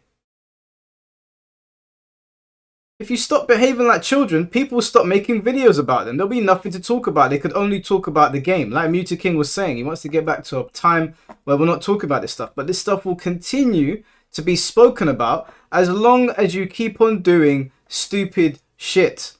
And what is the problem exactly with that? Is it because you keep on getting exposed?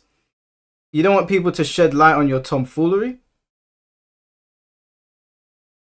Why not move with a little bit of decorum and people won't have to speak about you? Why not look at the grassroots problem? The problem is you. You just end up on a YouTube channel and you don't like it. Maybe don't act like a dickhead. Then people won't speak about you. You should get Technicals and theFranChise on the podcast. We had Technicals on here before. We go. Franchise followed me today on Twitter after I followed him, so maybe I'll speak to him. I'll speak to him and see if he's on it. And maybe I don't know. I know Technicals is busy. Last time I spoke to him, he was really busy, but I'll see what they're up to and see if I mean, maybe they don't want to, man. This is a pretty like sad situation. They might be burnt out from dealing with it. You got to remember, Technicals and Franchise were talking to this guy for a long time. This has been going on for a while. They might be burnt out, and it's sad, you know. I know Technicals was at his funeral. Like looking at his mum going through like all of this, it might just be a bit too much. But I'll ask them and see if they want to. What I would be more interested in doing is speaking to one of these stupid TOs. I would love to speak to the TOs. I would absolutely love to speak to them. I would love to speak to all of them at the same time. Because they're not going to gish gallop me. They won't get away with gish galloping. I'd rather speak to them. Because they're the ones that have blood on their hands. I'd love to hear their stupid explanations. I'm not one of those people that sits on Twitter yapping away, well, I do yap away on Twitter, but I'll do it to your face as well. I'll do it on camera. I've got no problem speaking to them and debating anything that he wants to talk about. There'll be no gish galloping around here. Situation was going down, both communities, Melee and Ultimate, in unison waged a massive civil war against Panda Global and Dr. Allen, leading to not only historic levels of harassment in the community, but also the complete collapse of Panda as an organization. And it didn't just negatively impact people in the community, Panda had several members who had absolutely nothing to do with Smash who were affected by this as well. Obviously, Leffen and the TOs have received a ton of uncalled for harassment over the years, especially in the wake of Hax's death. But what they've received is still peanuts compared to what Panda players and employees had to deal with, almost all of which had nothing to do with the situation. Yet only one instance of harassment became the forefront of the conversation and completely overshadowed any other concerns being expressed at the time. With Panda, there was no, why couldn't all of this be handled privately? Every single grievance was going to be aired out publicly. Everyone even lightly associated with the org was going to get caught in the crossfire. Every day, I was getting I was getting DMs, I was getting messages, I was getting replies to that, I was getting added like, what's your stance? How dare you support Panda? What is wrong with you? Why are you doing this? What is you like? You're terrible, blah, blah, blah. And this was somehow a net positive for the community. Yes, this is the same Edwin Budding from before. But for the Hax case, if you even dared to speak about the case publicly, you were somehow part of the problem. And this is just one example of the community picking and choosing when they care about harassment. Like seriously, and I really don't want to say this, but imagine if something were to happen to Leffen at a tournament. People like me, Hax, Technicals, we wouldn't hear the end of it. We would forever be known as the people who incited a terrorist attack on the Super Smash Bros. Competitive gaming community. And yet, when Leffen fuels a mass harassment campaign against Hungrybox that leads to Hungrybox getting assaulted at an event, suddenly it's nobody's fault. And Hax is schizophrenic. I remember that. Didn't they throw a crab at Hungrybox? They threw a crab at him, didn't they? That's mad. Throwing a crab at somebody, bro. What the fuck? Bear in mind, someone went somewhere, bought a crab, brought it into the venue, and then threw it at him. The whole process is ridiculous in itself. But yeah, there's clearly favoritism here. There's clearly favoritism. To even think that Leffen could have played a role in it. Speaking of Leffen, I'm gonna end this off by addressing him, and I'm gonna make this as brief as I can. If the past 4 years have taught me anything, it's that Leffen will never be held accountable or face any consequence for any of the things he's done over the years. There will always be an excuse, there will always be someone willing to defend him, and there will always be a way for Leffen to play the victim and garner sympathy. Even when he's the one at fault, Leffen can do anything he wants and get away with it, and the community will not only accept it as normal, but applaud and reward his behavior. I think it's about time that someone puts their foot down and shows this community that we are no longer willing to tolerate Leffen any longer. So now that we've covered basically everything, I just want to talk about this channel and my plans moving forward. Obviously, I'm not going to stop covering Smash. Alright, well, we don't need to listen to that part, but yeah, I agree with him, man. What the fuck? What is this? Alright, Kim, I'll see you in a bit. I'll chat to you in a bit. I'll message you. What? Before I get Channel 7 in here, hey, shout out to Shonen Games in the chat. Yeah, I would be more interested in speaking with the TOs, to be honest with you.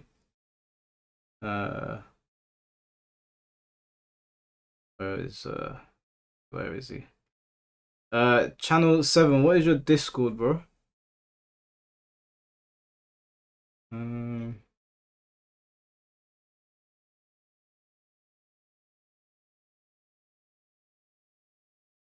Because I don't know if I completely understand your position on this whole hack situation, so I'm actually interested to hear what you have to say. So Alexis has posted the Discord, send me a friend request. He said his phone is low on battery. Come on, man. We've been sitting here this whole time. They know. Nah, come on. Plug the charger in. Come on. But whilst we're waiting for that, I gotta say this is a really, really sad situation, and it was completely avoidable. Completely avoidable. If they had a shred of decency, they would have done what the right thing was and just said, listen, this has gone on for long enough. He's clearly not a danger. I mean, saying something that is maybe nasty towards somebody does not make you an automatic danger. He went to tournaments. He was not causing harm to anyone. You could see how happy he was to be there. And you still kept him banned. You spineless cowards. Where's Channel 7? Have I got I ain't got no friend requests from you, Channel 7. I ain't seen you typing. Where are you? As a matter of fact, if you are somebody that has an issue with anything that I'm saying, because I'm not one of these Twitter people that can't defend myself unless I've got a keyboard in front of me. So if you are one of the hacks detractors, if you have a problem with hacks, and you also want to jump on the call after I finish talking to Channel 7, please let me know, and we'll bring you on the call. And you can put your point forward, because I would love to hear what BS you're going to come out with. I would love to hear it. And I saw a couple of Redditors saying that they're going to make YouTube videos to disprove what Technicals is saying. If you are by chance listening now, please, I will put you on the Discord call. I ain't got no issue talking to anybody. So by all means.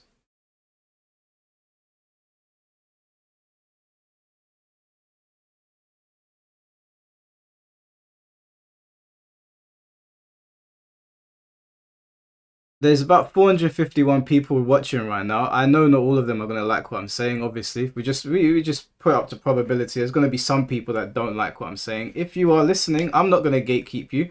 You are more than welcome to send me a message. I'll put you on Discord right now and we'll have the discussion. Because I've seen them on Twitter saying that hacks deserve this. Hacks deserve to be banned. It was justifiable, blah, blah, this, blah, blah, that. If one of the TOs is listening, in your infinite wisdom and all the power that you have, if you think you can get on here and you can successfully convince us that he deserved this, please do it now. Because I'm not about all this chatting shit on Twitter, gish galloping, which is what you guys like to do. So come on here and say it with your chest now. The man is dead because of your negligence. It is 100% your fault. I am almost certain you won't be able to convince me otherwise.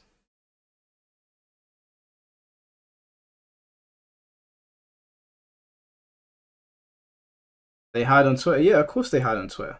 There's no chance. All those people on Reddit that were saying they're going to make accounts to disprove what Technicals was saying. I in my video I said, do it. I want to see this. I'd love to see that. I'd love to see that. I haven't gotten a friend request yet, by the way. What does gish galloping mean? Gish galloping is basically, or gish gallop, I keep on saying gish galloping. Gish gallop basically means that you are presenting several arguments at one time when somebody's asked you like one question, for example. Like they'll say, could you tell me what went wrong here? Or like they'll say to you, can you provide me with some receipts?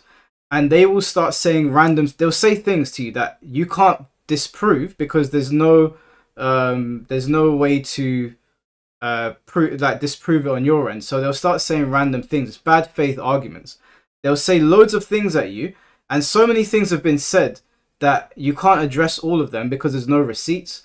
There's nothing that they're really using to back themselves up. They're just saying random things in the hopes that people would just believe them.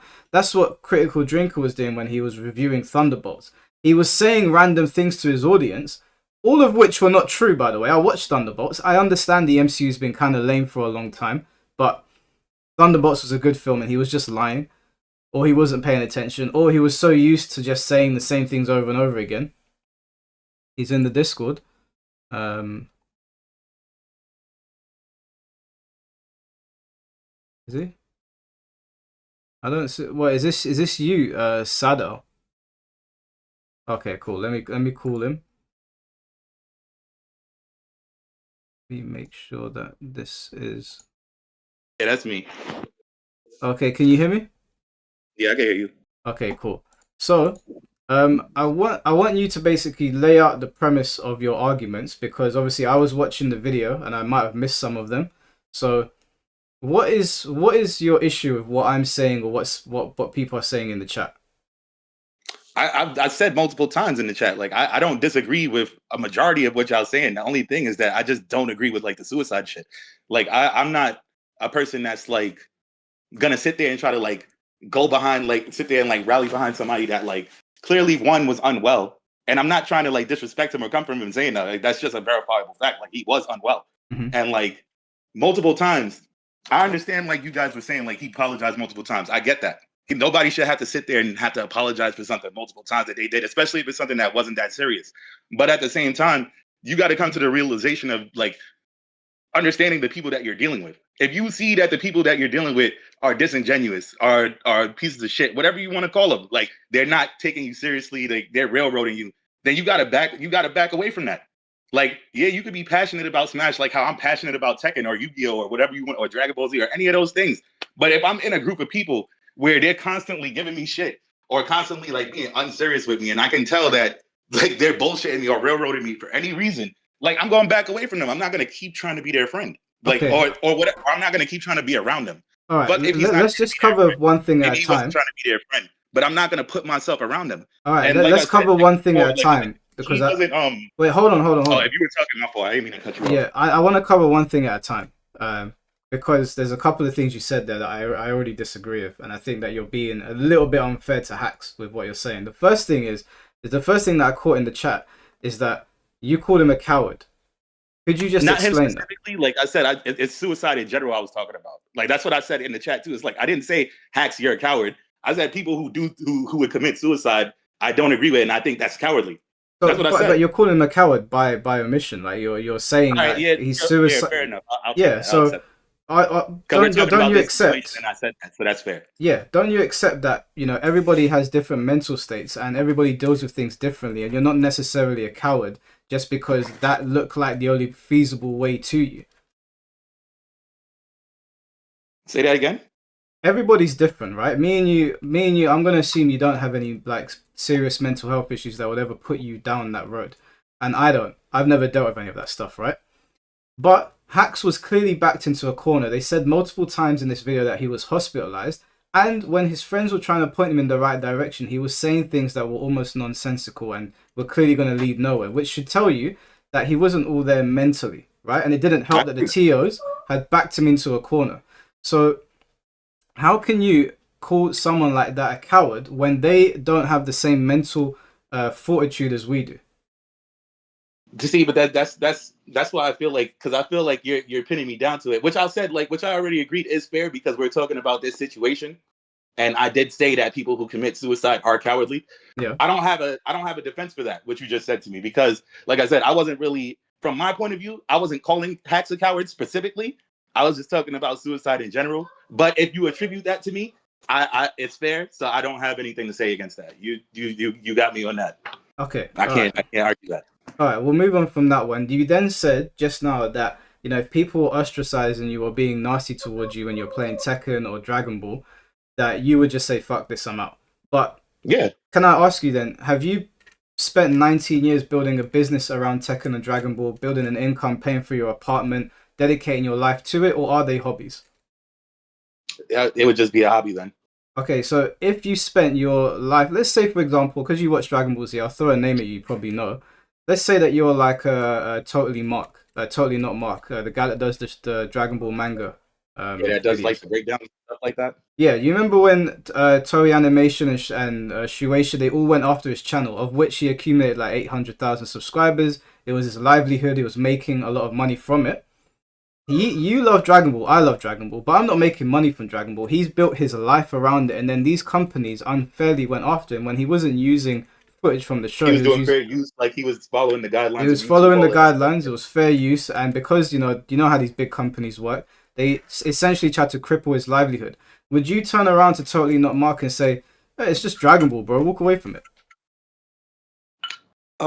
No, I wouldn't say that, and I wasn't saying that with Hacks either. I said like just try to find another way to do it, dog. Like I was like, yo, if they took like I said, if he has all of these supporters, right? And I'm not saying it like in quote, like I believe this, right? Like there's people that like him, and there's people that would ride for him. Like if you have all of these people that would gut behind you, make another fucking thing. Like you said, like he had one thing, the Hacks' nightclub, they stole it, right? Make another one. Like they're not stopping you from doing this. But you have to But understand that if he made Hax's nightclub and it was the biggest one in New York, according to these guys in the chat, then restarting when you've already got a bunch of TOs that have accumulated a bunch of power and turned most of the scene against you is going to be extremely difficult. It's a lot easier said than done to just say, make another one. I agree it's easier said than done. I agree it's easier said than done, but like you still have that option before you. Like, you know what I mean? Like you can still, all right, they're not fucking with me here. Sorry to curse.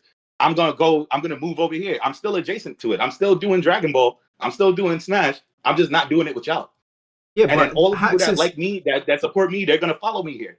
I don't have to go over there. And if that's it gets that big you know enough, that's not true though. You know that sometimes people don't move over, and you know sometimes people stick with a particular name or they stick with a particular business or corporation, and with they don't branding and stuff like necessarily. that, they will stick with a particular brand. Yeah, like Hax's nightclub, which got renamed to the nightclub, was already massive. Some people like, you know what people are like, they're lazy.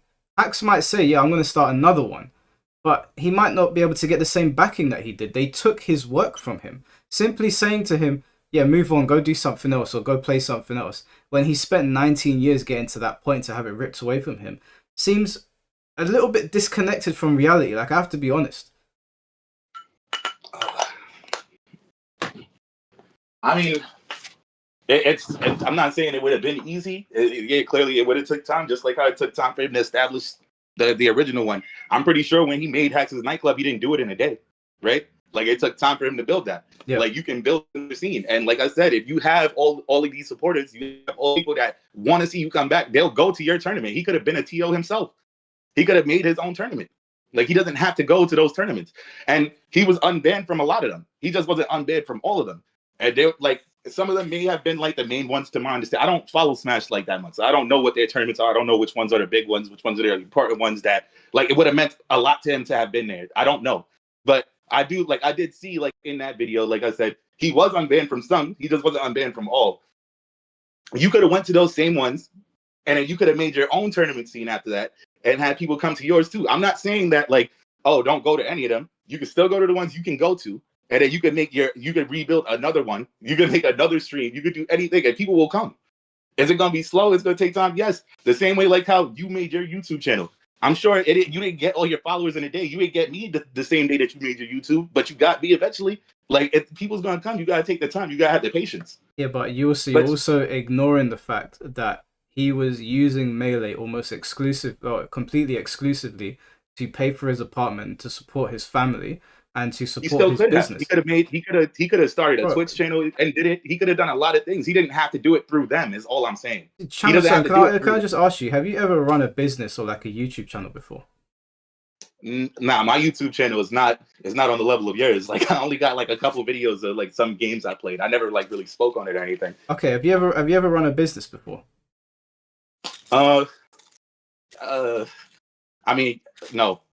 I'm just gonna say no. Okay, I'm gonna give you like some lore about me. I don't know if the chat knows this. I used to own a bakery with my ex-girlfriend. Oh, that's what's up. That's I cool. used to own a bakery with my ex-girlfriend, and we put a lot of effort into it, and we amassed a big following, and we made a lot of money. And we had a clientele, and before me and her split, we had a lot of people. We started shipping out to Scotland and Ireland and whatever. It got really big.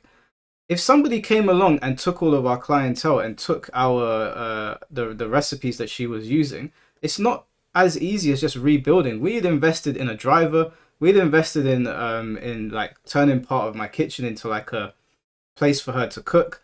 We invested in a bunch of different things, even outside of like the initial things that were in my house. If someone came and took all that away from me, yeah, I can start again. But if my livelihood depended on it, which, you know, luckily, obviously it didn't, you can't just pay for an apartment on I'll get back there eventually. We've just established that he spent 19 years of his life building himself up to the point where he was seen as a legend in the scene. And then for it to be ripped away from you, it's not as easy as just start again. He's got shit to pay for, bro. Like, it doesn't work like that.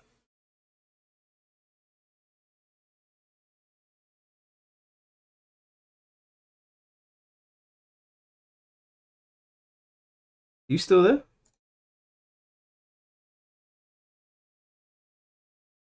Hello?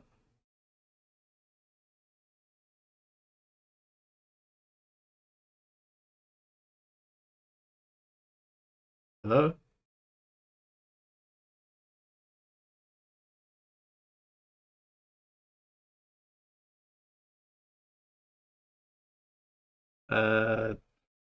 Steven? What's going on? His phone's not dead because he's still in the chat. They would have kicked him out.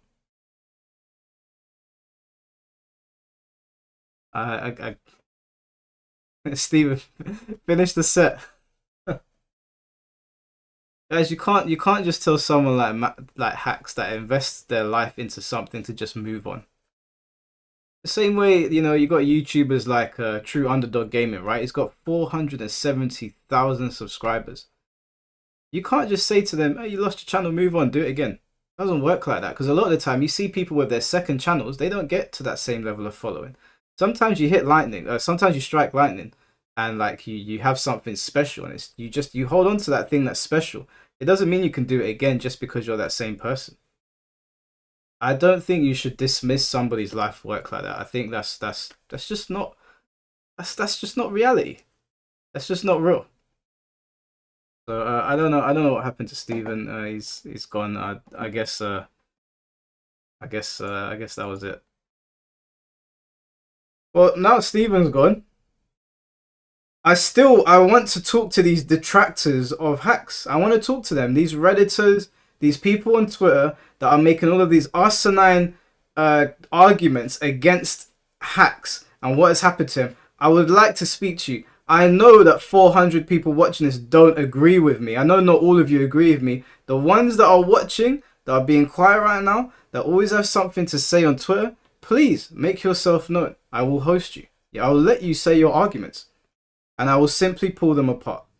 Because as far as I can see, the things that are being said about Hacks and his mother and his nightclub and his passion and the time that he spent playing this game and the dismissal of what has happened and trying to attribute him to these things that he never did and trying to reword things. I mean, I didn't even get to the point that I wanted to get to of Channel 7. If he comes back, then I'll get there. I'd love to talk to you. I'd love to talk to you because I think what it is that I was explaining to somebody and I was saying to them, when you go to tournaments in real life, people don't behave like this. This is almost exclusively Twitter behavior. Almost exclusively. These people on Twitter that have a lot to say, it almost exclusively only happens on Twitter. But these TOs are well known. They're well known. These are not just Twitter people. These people are out there. They are running the show. I don't believe any of them has a strong defense for anything that has happened. And I would challenge any of them at the same time to come on here and defend themselves for what they've done. I would love to hear the bullshit that's going to come out of their mouths. Let me just read these messages. Sorry guys, I missed some of them. Also, here's a question. If Hacks deserved the ban, how come all those TOs was in such a hurry to wipe their names off the ban? That makes no sense. Thank you, Tom. They were so quick to remove their names. Why? Stand on business. You banned him for this long. He's gone now. You can't appeal it. Why are you removing your names? This dude's channel needs to STFU. Honestly, he's getting on my nerves. He's reminding me of Keemstar about mental health. I didn't even hear what Keemstar said. But thank you, Tom. Drinking game, every time he says like, drink. SDing is cowardly until it affects me personally. Channel respectfully, STFU. I think making those comments about somebody passing, I think that's pretty low. Pretty low, to be honest with you. But yeah, I don't know where he's gone. I had another argument that I wanted to put forward, but I guess. All right, Toshino, take care, bro. Have a good one. None of these TOs will step forward. None of them. None of them that are being loud. There was one guy on Twitter, guys. There was one guy on Twitter. He kept on reposting the same Wikipedia document. And I kept on saying to him, first of all, you're on a hidey because this account was made in May 2025. So please post it from your actual account. Secondly, I've read this stupid thing over and over again. It's nonsense. Now, he was very quick to jump on all of my posts, anything regarding this situation. I'm almost certain that this person is watching. So, now's your chance. Tell us all why hacks deserve this. I'd love to hear it. I'd love to hear it.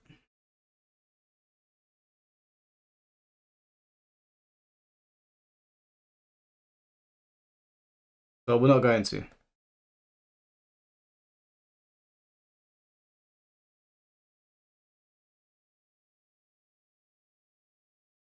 I don't think anyone would join to yell back and forth. Drac, nobody was yelling. What were you listening to? I let Channel 7 speak, and then I spoke, and then he spoke, and then I spoke. I don't need to yell at people. Why would I need to yell at people?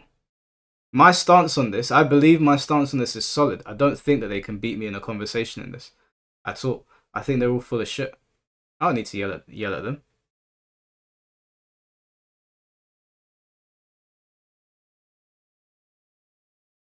I don't think I've ever yelled at somebody.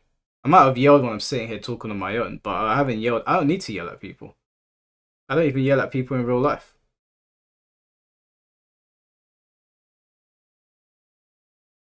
Hey Drac, ain't you the guy that ain't you the guy that Finn had a problem with? Hey Drac, you need to pay attention, bro.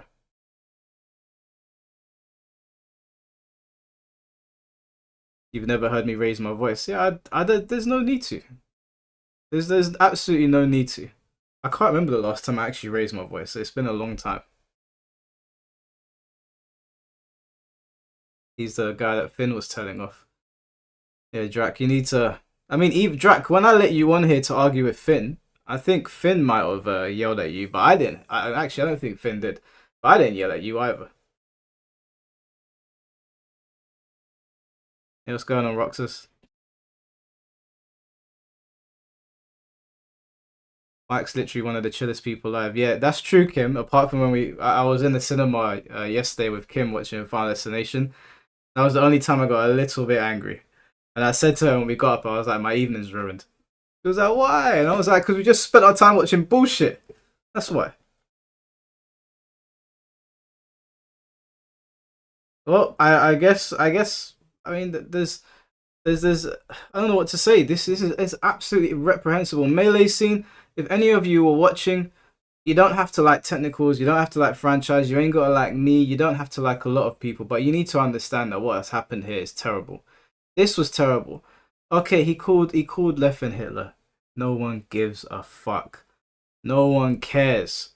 He said that he's evil incarnate. Boo fucking who? Am I gonna watch 28 years later? Of course. Of course. Oh, Channel 7, you're back. Did you have anything else you wanted to say?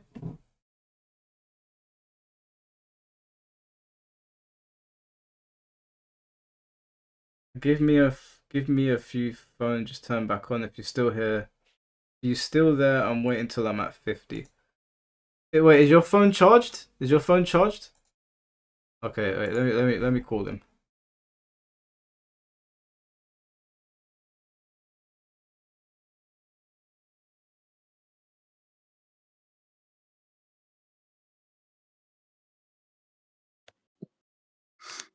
What's up? Yeah, Channel 7, you gotta finish the set, bro. Yeah, my fault. I ain't you like that. Like my phone really died. I ain't bullshit. No, I believe you. I believe you. Did you hear what I said though? I ain't bullshit. No, I believe you. Did you hear what I said though? Nah, you had to repeat like, well, at least the part where we were talking about, because I know I was talking and then it just cut off. So I don't even remember what I was saying. Okay, I can hear myself in the background. Are you able to mute that? Oh yeah, let me turn that off. I can hear myself. Yeah, go ahead. So I was trying to explain to you that like a long time ago, I had a bakery with my girlfriend. Did you hear that part? Yeah, I remember that part. Yeah, now we basically, like, long story short, we invested a lot of money into it, a lot of time, a lot of resources, paying for all sorts of things, ingredients, drivers, distribution of what we were doing, reinvestment. And we spent a lot of time doing that, from marketing and whatever. If somebody just came along and took all of our clientele, and we had companies that wanted to work with us at one point, and we had some people that were quite well off that started ordering from our bakery. And if someone came and just took all of our clientele and all of the work that we had put into it, including our ingredients or whatever, because they took Hax's nightclub, so I guess the contents of that would be the people that go there regularly. It would be very difficult for us to just rebuild. And if our livelihood depended on that, I live in London, rent's not cheap here. Let's say our livelihood depended on that. I can't just magically pay for the bills. I need to now rebuild after I've spent years putting that shit together. So just saying to him, go do it again, I don't think that's fair. I understand like the point you're making with that. I don't feel like it's exactly the same situation though, but I do get what you're saying. Like, because in that sense, if somebody opens up a shop next to you similar to yours, that would just be competition, right? Like, but in his scenario, no, that's not what I said. He got banned from. Yeah, that's not what I said. I said if they came and took my shit from me, because that's what they did to him. Like, they took his nightclub, right? They took all my shit, and then someone said to me, "Well, they've taken your stuff and they've taken over your area, but you can go and." Oh, you mean like they took your store? Period. Like not like they opened the store and you still have yours. Yeah, they took Hax's nightclub from him. They allowed him to attend it, but they basically took it away from him, took his name. If they did the same thing to me and took my stuff from me, and then someone turned around to me and said, "Yeah, well, even though you have to pay for your apartment and your mum kind of relies on you and this is your income and your whole livelihood, go and start another one," I'd look at them sideways and be like, "But surely you don't believe what's coming out of your mouth right now." Yeah, if somebody stole something from you, then yeah, by all means, you're supposed to do what you got to do to get your stuff back. Like I understand that, but that's you having like a private business, like you said. Like somebody robbed you, yeah, you could call the police. You could call whatever you got to do to get your stuff back. That's a different situation. No, I'm not saying they robbed me. I'm not talking about robbery. I'm saying they've taken my clientele. They've taken over the business. They've removed my name from the bakery, and it's just whatever the sub name was. But essentially, what happened to Hax, the exact same thing. Not a literal robbery. Like you can't just turn around. Hax's nightclub, and then they changed it to just the nightclub. Exactly, and like I have to pay bills. I have to pay bills, and Hax had to pay bills. So saying to him, "We'll just go do it again." Okay, that's all well and good. He could try, but who's gonna pay the rent? In the meantime, while he's trying to rebuild and all of that, right? Yeah, I get his whole life is do centered around it. Yeah, I do get that. Like, I'm not disagreeing with that at all. I just said that, but that's the only option that he had before him, because there was no such thing as, oh yeah, you know what? I'm gonna say the right thing, and then they're gonna let me back in. They didn't like him. Like they didn't like him. They clearly like they had a preference for Leffen. Like you can tell that. Like based on everything that's going on. If you watching this video made that apparent to me. Like they clearly have like they might be friends with Leffen. They might DM Leffen on the low. You don't know like what was going on behind the scenes. So it could have been their whole goal. Yo, we're just gonna troll Hax, because from their point of view, them being Leffen's friends, like yo, look at this dude. Like that's gonna keep coming that keeps begging us to get back in here. We don't fuck with him. You know what we're gonna do now? We're gonna troll him. That's probably what they did. Like, and that's what I say, and they're wrong for that. I don't agree with anything that happened with that. But at the same time, if I was him, and I'm not trying to sound like I'm more like better than Hax or anything like that. But if I was Hax, if I see that like, yo, I apologize one time, they're bullshitting me. I read the Hax the ban statement, they talking about some indefinite ban. Yo, fuck y'all. I'm out. Like, I'm not dealing with y'all no more then. Forget it. Like, I'll go do something else. Like, I'll go make a difference. Like, I'll go make my own scene. That's all I'm saying. So it's not about like I'm not dealing with those people anymore.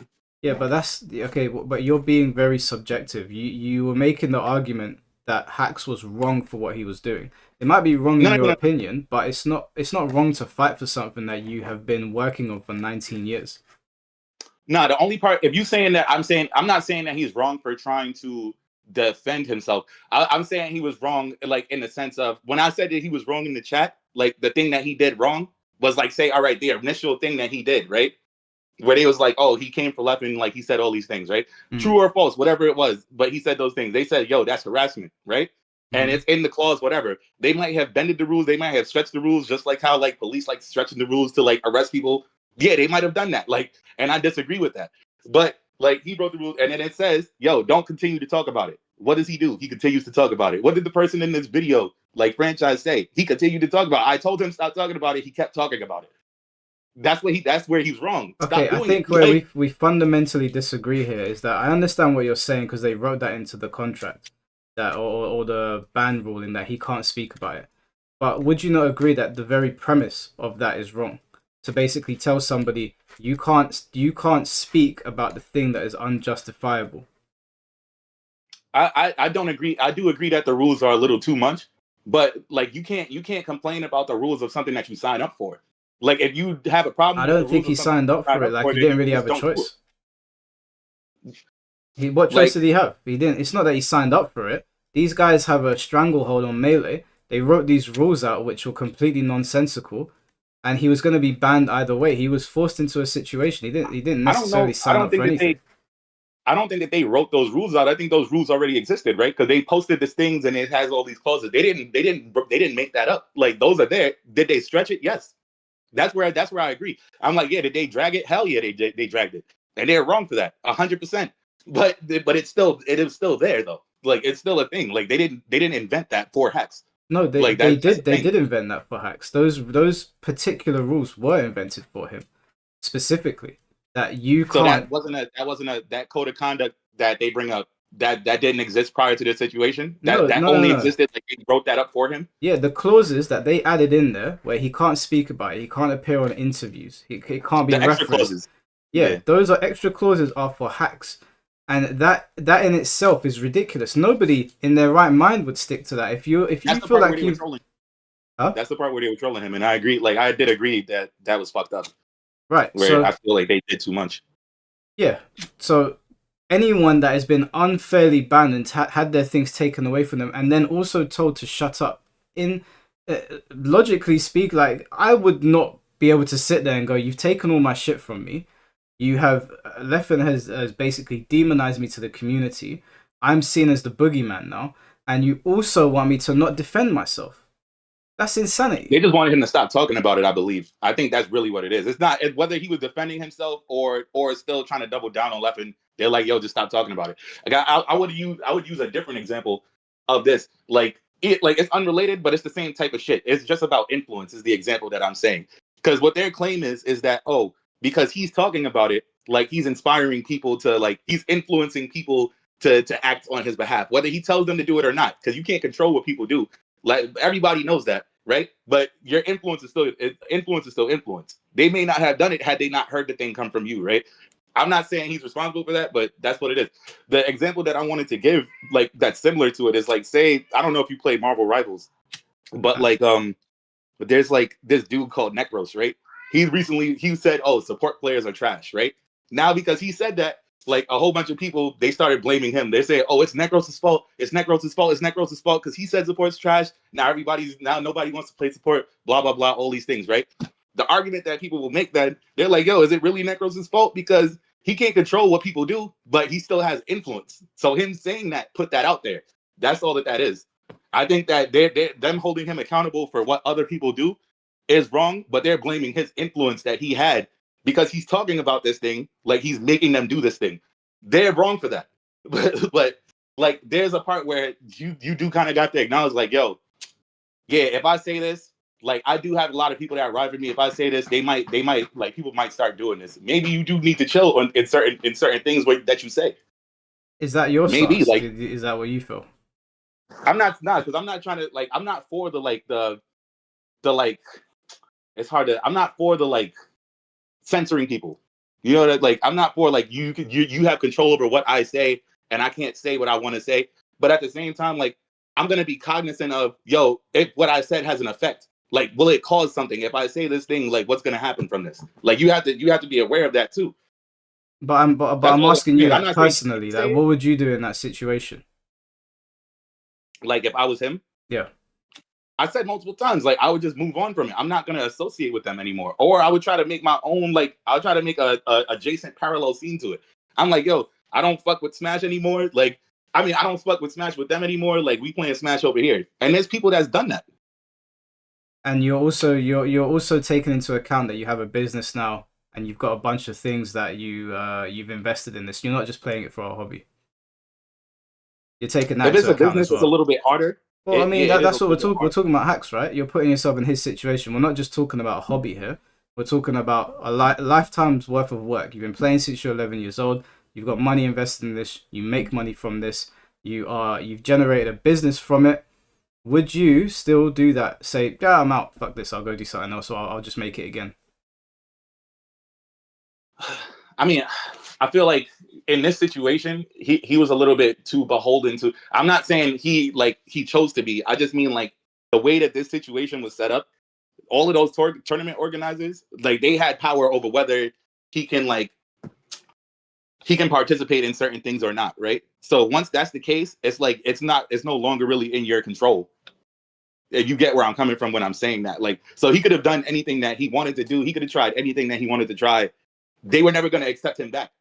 So at that point, that's what I'm saying. At that point, when I realized that, I'd be like, yo, I'm not fucking with y'all anymore. Like, fine, I'm done. Because it don't matter what I do. It don't matter what I say. Y'all are trolling me. Y'all gonna fuck me over regardless. It doesn't matter. Like, so it don't matter what I do. I'm just gonna take my skills elsewhere. That's all that I'm saying. Like, there's no point in me continuing to try to like buy for you guys to accept or let me back in here if I know that if you guys are unserious. There's no point. I don't think that you're looking at this realistically. I still think that you're looking at it very much as a hobby, because I struggle to think that a man that has invested his life into something and uses it to put food on the plate would just say, fuck it, it's pointless. You know, because we're talking about a business here. We're not just talking about a video game. It's not like fucking. It's just like I have to open up shop in a different location. You okay? All right, do you know what? We're all different. I can't see a reality where someone takes my business and I say, fuck it, I'm out. I would probably do what Sax did. I'd probably fight them on it. I know we're dealing with idiots here, but taking someone's things away from him and ostracizing him from his community, and I mean, I wanted to ask you earlier, because we were talking about the way that they have gone about this, and I don't know if because don't misunderstand me, like, because I get you. Like, if it was a normal circumstance, if he was dealing with people that were reasonable, that were actually like decent human beings, then he could have done what he was doing, and there would be nothing wrong with it. But because he was dealing with like assholes and trolls, nothing he did was gonna work. So he had to go elsewhere. Period. That was his only option. I've got a There was question nothing here. he could have done. I've got a question here from Zulu. He's asking, please ask him. You said earlier that he just needed to keep quiet, and now you're saying nothing was going to change. So can you help us all understand what you think he did wrong? Because you did say wrong is wrong, and they're both wrong in this. Could you explain that? I said that earlier in this conversation. I said that the part where he continued like trying to talk about it or kept trying to like re-explain himself, where they said like, yo, don't talk about this thing. The wrong part is just the initial thing he did. Him defending himself is him defending himself. But him doubling down, like in this video where the guy's like, hey, I'm about to do this other exposed video. And the guy's like, yo, don't do it. You guys can't keep ignoring that part. Like, that's what I'm saying. Like, no, so but you're mischaracterizing how the events, because when we were arguing with you in the chat, we were still 48 minutes in and that hadn't happened yet. It was only private messages where he was saying he's going to drop a video doing a further expose on them, right? The truth. No, video. but I'm saying, like, even whether people publicly are aware of that or not, that's still in his heart. That's still his intent. So he was still wrong. That's what I'm saying. Like, no. I don't think it's wrong to sit with your friends and say this is what I want to do, because we all know Hacks was trying to appease idiots, right? None of us are stupid here. But up until that point, Hacks had not done anything wrong. He had apologized, and when he apologized, they banned him. So obviously, when you back someone into a corner and you're like, I just said sorry for something I did, and I'm trying to take everything back and tread more carefully, and then you get banned for doing that, and it's spun on you as if it's a harassment campaign, and you're already struggling mentally because you've been ostracized from your community. I don't think it's a case of he's wrong. He's been backed into a corner. He's done the only thing that he thinks is logical at this point, because he's gone down the route of being nice and appeasing a bunch of children, and he's still been pushed even further. So then at that point, you would say fuck it, and you would release another video. Now even that was nothing like the video he released initially, because when we were arguing with you, we were talking about the Hitler comment, but he never said anything like that afterwards. Yeah, no, I agree. Like, the only, like I said, and I've said this multiple times, I'll say it again, the only part that like he would have been wrong for is the initial thing that he did. Like, him trying to defend himself, he's not wrong, but they were just dragging it because they were like I said, they were trolls. So there was nothing he could have done there that was going to benefit him in any way, shape, or form whatsoever. The only thing he real talk could have ever done was just shut up completely. Like, stop talk, which nobody's going to agree with, but this is his only thing that he was him not talk about anything and let them forget about him then show up to a tournament later, and then they be like, "Oh shit, Hacks! Like, damn son, you still around? I forgot that you was even banned. Let's unban this dude because I haven't even heard from him in forever." Do you Like really that think that that would would have probably been happened? his only out. But like to be honest, dealing with them, and I'm not saying that's right. I'm just saying dealing with these people, that's the only thing he probably could have done. Now, if it was normal people, then yes, like him defending himself, him reclarifying, him explaining, like like this is what I really meant by this, and you guys are probably being unreasonable. They probably would have took that into account, and like, yeah, you know what, we are. Let's unban him. It probably wouldn't even have been for as long as it was. It probably would have been like 2 months. But like he was dealing with people that were like, nah, we ride for Leppin. And since Leppin's our guy, oh, this dude made up something against Leppin. Nah, we against it. We against him forever. Like we're gonna troll him too. Every time that he asks us to get to be forgiven, we're gonna troll him. So That's what I'm saying. And I'm not you think that they would have just forgotten about it if he had just stayed quiet? They wouldn't have just left him banned, even though there's a ban list of players that is hundreds of players deep apparently, where these guys have just been left on there and they can't come to tournaments.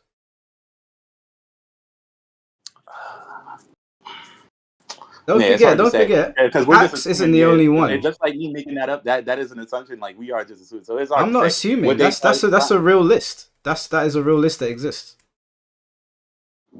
Of like all the TOs and stuff that like are on like that are all on board with his banning and stuff. No, I'm saying that there's a list that these TOs have compiled, and on that list there are loads of Smash players. There's a player that I have gotten in contact with.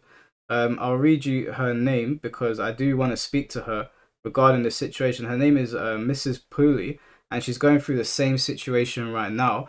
And her messages sound very, very similar to Hacks, where she's been banned and she's been put on this list. As a matter of fact, it's on her page. I'll tell you the name of the list. It's called the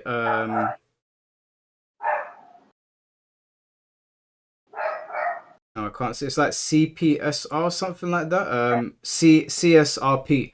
There's a ban list, right? That has loads of players on it, and they've just been left on there. And so much so that there's some players, maybe didn't have as much investment as Hacks, that have gone on to like do their own things. But the fact of the matter is that these players have been left on this ban list. So you saying that he'll show up to one tournament one day? These guys don't forget. They're petty. They're power hungry. They'll leave him on there and they won't unban him. I could agree that they probably would do that because that's basically what they did here. Like they basically did that. Like that's what this whole situation is about. Is that they just never unbanned him. So like I could see that happening like 100%, and I don't agree with it. But like I said, but if you know that that's what they're doing, like all right, I'm gonna go do my own thing elsewhere. Like I can't keep trying to force them to accept me. It's not gonna work. If anything, that's just gonna fuck me. Like that's gonna fuck up my mental, right? Because then I'm gonna be like, no matter what I do, they don't like me. What's wrong with me now? Like there must be something wrong with me because everybody's against me, right? Like no, I'm not gonna do that. Like I was like, I'm gonna just accept it. Yo, they don't fuck with me. Fuck it. Like I'm gonna go. Are you sympathetic though to Hax's situation? Like, do you understand why he appealed so much? Do you understand why he was so against walking away from it and why he wanted to like double down and get back into the scene? Yeah, 100%. I do understand. I never said that. I never ever once said that I was against like him being passionate about it. Like it's just the like trying to continuously vie to be accepted by like a group of people that don't like you is what I don't agree with. Like especially if they've shown me that. Like they've shown me that in multiple ways. Do you have? I assume that you've got your own friends outside of Tekken and Mortal Kombat, Street Fighter, whatever you play. Yeah. Yeah. Don't you think it's a little bit different when somebody was 11 years old when they entered the scene and made all of their meaningful friendships in that scene, and these places that people like sort of come together are only at Melee, and on top of that, if you're seen talking to him, if you're seen out with him, they also ostracize those people, which make them fearful of being around you. Do you understand why it's in this situation? It is more than just go and play another game. Like his whole life was attached to this. Outside of money, outside of competing, his friendships were tied to this as well because he entered it 11. He didn't enter it like, I don't know when you got into fighting games, but I already had an established friend base, and then I made more friends in the FGC. But he had everything tied to this. Yeah, I understand that. I do understand 100%. Like if that's all you know, it's all you know. Like you it's gonna be hard for you to try to like, because that's like the caveman thing. It's like, oh, the caveman's like he's been in the cave, then he steps out. It's like, what the fuck? Like I do get that. Like, but it doesn't mean that like you can't still have like learn to do something else. Because then I feel like at that point I feel like we're kind of like we're handicapping the person, aren't we? Because it's like saying, yo, you know what? That's all you know. So surely he can't ever do anything else. Like you could have done. There's other things you can do. It's whether or not you want to do it. But he didn't want to do it. That's the technicals and franchise spoke to him. Like people had spoken to him and he didn't want to. This was his passion. This is something that he loved. It's like, I don't know, like a random example, like someone that's been training to do wrestling all their life, and then all of the promotions just ban them from entering for unjustifiable reasons. They can go and do something else, but you understand what passion is, and I'm sure you understand that when somebody's been working towards something all their life, to have it ripped from them, it leaves them in a state of despair. And if you're further ostracized from friends as well, that is within that passion, you're going to start to feel isolated. I mean, he jumped in front of a train, dude. Clearly, he wasn't thinking of it on the same level as we are, and we're not in his situation because we didn't have money and friends invested in that. Your friends are separate from the FGC, and your money's separate. But it got so bad for him that he jumped in front of a train, and these people still couldn't take that into consideration. As far as I am concerned, they are completely in the wrong here. And Hacks maybe could have handled it better, but I also think there's an argument to make that he was hospitalized twice and was sent to a ward. So telling somebody that is not mentally all there after everything that's happened to him to handle it better is a little bit unfair. Yeah. Yeah. All right. Fair enough. That is fair. Because yeah, it's like you're putting you put in what you feel like you can do, like onto somebody else. And then if you believe that they're unwell, then that's unreasonable for you to do.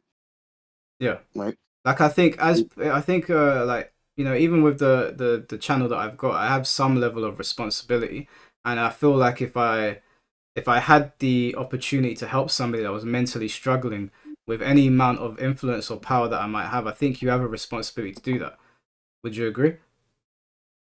Yeah, I agree. I can agree to that. I agree to that. So these TOs control the scene.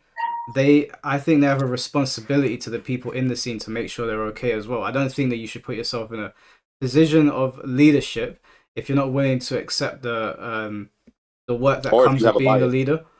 Huh? Or if you're biased. Yeah, definitely if you're biased, you shouldn't. But if you're a leader, I think that you should behave like one. And I think that these guys have demonstrated that they're not. They might have had a personal grievance against Hacks. I've got issues with people in the scene, but at the end of the day, he was struggling mentally, and he was clearly not a violent or dangerous person. They should have exercised some rationality and let him back into the scene. So when I was saying to you in the chat that I pinned this completely on them, that's why. I think when you're a person of influence or you've got a certain level of power, you need to make sure that you're using that fairly and you're not abusing it. And I feel like they abuse their power. I mean, it's like the Spider-Man quote, right? With great power comes great responsibility. They had a responsibility to their players and they let one of them down. They did 100%. But I'm not defending Leffen, but do you feel like, because if Leffen's sitting there putting out this narrative, which I disagree with, right? But if he's putting out this narrative that, oh, my life's in danger, which is bullshit. Like, because it's hard for me to even say that and complete the sentence because I know that it's bullshit, right? But do you not feel like they don't feel like they're doing that by trying to defend him, like by being like, yo, we got to keep this dude out because he's inspiring people to go against Leffen, and they like Leffen, so that's why they're more biased towards him. Like that's why they did that. Yeah, I understand their bias. I understand that they chose Leffen over common sense, but I mean, what they did was unfair. I get why they did it, even though it's unjustifiable. They have a bias towards him. Leffen has got something over this scene. I don't know what it is, but he managed to sway people with no receipts of death threats. So clearly, there's some sort of bias there. But that's I feel like the only thing that he has over it is just that like people are more like people for some reason seem to be more drawn to the person that is the asshole that's entertaining than the person that's like the good guy that's like unassuming. Yeah, well, so that's probably why so much more. That is a big problem with the scene. That means that we've got a bunch of socially inept people running around in positions they shouldn't be in. You shouldn't be championing a villain over somebody that is not a villain, you know? Like, I feel like we've got idiots running the scene, and we've got idiots following Leffen. Yeah, 100%. 100%. I do agree. And I wouldn't even be surprised if I then like later on down, they would have made like left in a TO as well. But If that we seen would that in be the, a fucking disaster. it would be, but I wouldn't put it past them to do it. That's what I'm saying. That's where we're at with this situation, and that's why I kind of feel like Hack should have just like backed off, like because like he was dealing with people that were unreasonable, like and they were never gonna budge in his direction whatsoever. Like, Yeah, I understand that they're unreasonable, but I do think it's unreasonable given the context of Hax's situation to ask him to back away. Personally, I do think it's as someone that has run a business before, and I've got friends that run businesses, and I've seen how much work they put into it. Telling him to walk away, even if it's good intentioned, I think is also unreasonable. I think that it's a shame that this situation couldn't be saved, and I understand that Technicals and Franchise did their best, but if I was in Hax's situation, I would have fought for my business as well. I would have fought for my scene, because from what I can see, majority of the people liked Hax, and there was a few psychos in charge that didn't like him, and they were trying to influence everybody else. So I probably would have. But that's just my it personality. just I so probably happened would to have be fought that for it. the few people that didn't like him had all of the leverage. Yeah, they had all the That was the leverage. issue. But the thing is, all empires fall. So even though these TOs feel like they're untouchable, they're not. They'll get their comeuppance one day, and they'll lose their tournaments. I'm confident of that. No one can do this sort of stuff and just go unchecked forever. Might be a long time, but they will get their comeuppance for what's happened. I mean, eventually, I feel like that only be happening in the comics, though. To be fair, in real life, it don't seem like that happens. No, in real life that happens. All empires fall. Well, yeah, empires fall, but it ain't gonna fall in our lifetime. You know what I'm saying? Like, it be taking like 200 years, like 200 years, like 1,000 years sometimes. Like Nah, this Smash thing, like that, it's like, I don't think so. would you like as far as with this? Yeah, it's a video game, right? It's not. It's not. We're not talking about a whole country here. It's a video game. I think that these people are flawed, clearly, and they're not very good at leading. And I think they're gonna do something. This should have been bad But I enough. feel like their success kind of like hinges. Not to sorry to cut you up, but I feel like their success, as far as with them, just hinges on them. Like it seems like that's their circle. So if they want, like, if they're gonna fail, it's gonna be because one of them outs one of them. It's not gonna be because, like, you know what I mean. It seems like they're holding each other accountable and or reprimanding or not. So there's nothing that really could be done there. Well, the best thing that can be done is the scene revolting against them. I don't know how big the melee scene is. I know it's pretty big, but if enough people stand against them, they lose their power because the power comes directly from us. If no one goes to their tournaments, they don't have anything. Right? Same way, if no one showed up to my stream, or if nobody showed up to your YouTube channel or whatever it might be, you don't have it. You don't have anything to generate an income from. You don't have anything to spread your message from. So it all comes from the players. If the Smash melee scene can get together and recognize that someone lost their life when they didn't have to, they can make a change in this situation. Well, we've seen big tournaments shut down before. They've shut their doors. I don't see why it's any different with Smash. That's fair enough. Cause I feel like the bigger tournaments, like they shut down over like some type of scandals and stuff like that. Maybe like this could be the thing that would shut down Smash. You think? I think that it could be a catalyst because, like I said, I've been reading posts online of other players that feel like they've been ostracized and put on a ban list. And if enough of these banned players get together and enough of the players that aren't banned but think this is wrong, I think something could happen. The FGC is not that big. I know Smash is one of the bigger parts of it, but it's not the biggest thing in the world. There is a route here or a road to hold these people accountable. I do think so. I know that Technical said at the end of this video that nothing's going to change and it's always like this, but I don't think people should just turn a blind eye to this, because at the end of the day, this isn't just another situation of like people arguing or whatever. Someone died as a result of their negligence. So they clearly they're not equipped to wield that kind of power. And I think that people should stick on this and eventually get them out. Yeah, the only thing that I could see probably happening there, like it would have to be a mass, like organized, like community movement, like you said, like everybody would have to be on board, like, and not attending any of those events or any events of those, like that those TOs are specifically organized, or like Nintendo like steps in and like really just gets involved. But yeah, I don't know that like people would want Nintendo to step in because Nintendo kind of sucks. You know, like when they do stuff like you're not allowed to do that. You could barely like post videos of their stuff, or at least back in the day. I know that's how it was. I don't know how it is now. Yeah, Like, Nintendo does a lot of things people don't like, but I feel like this has crossed every line. If Nintendo stepped in now and said, "We're just taking this shit away from you. You're not going to be able to do tournaments of our game anymore," I don't think anybody would. I mean, the melee scene would be upset, but like it. I mean, what do they expect at this point? After everything that's happened, they need to do something themselves before it gets out of hand. Because even though this has happened to hacks, with the way they're behaving and not taking accountability, it could happen to someone else. And how many players do we have to see go through something like this before we realize that these people are mad? And of course, I hear the argument that obviously not everyone's going to be as invested in hacks, and there might be a conversation worth having, saying walk away from it and go do something else with your life. But I don't think we should get off the point either that these people are basically tyrannical. I don't think telling people to go get a job elsewhere should just let these people get away with what they're doing. You could, both things can be true. You can tell people walk away from Smash and go do something else, and you can also get these TOs out of there.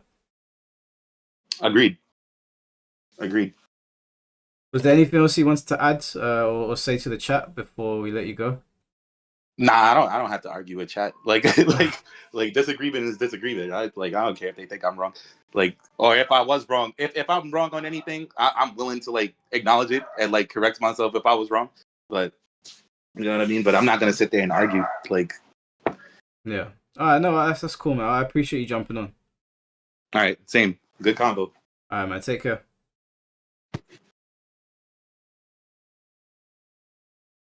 Alright, guys, well, that was channel 7.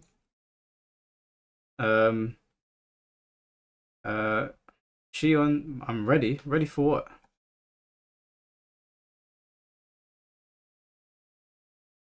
One second.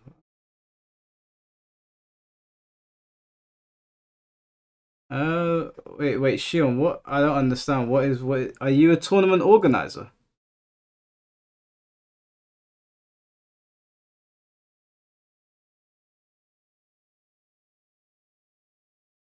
He wanted to join the call. Yeah, I wanted to talk to people that had a problem with what I was saying. You agree with me? Oh yeah, I wasn't really planning on doing like But you know what? I'll have Shion on. We'll do Shion and then let me call him.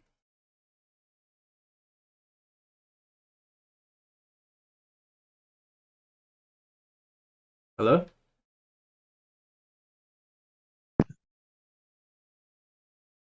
Hello? Can you hear me? Yeah, I can hear you, man. How you doing? I'm doing all right. What did you have a disagreement with what I was saying, or did you just want to say something on hacks? I just want to say something about X, and I need everybody in chat to understand there is a right and a wrong way to do certain things.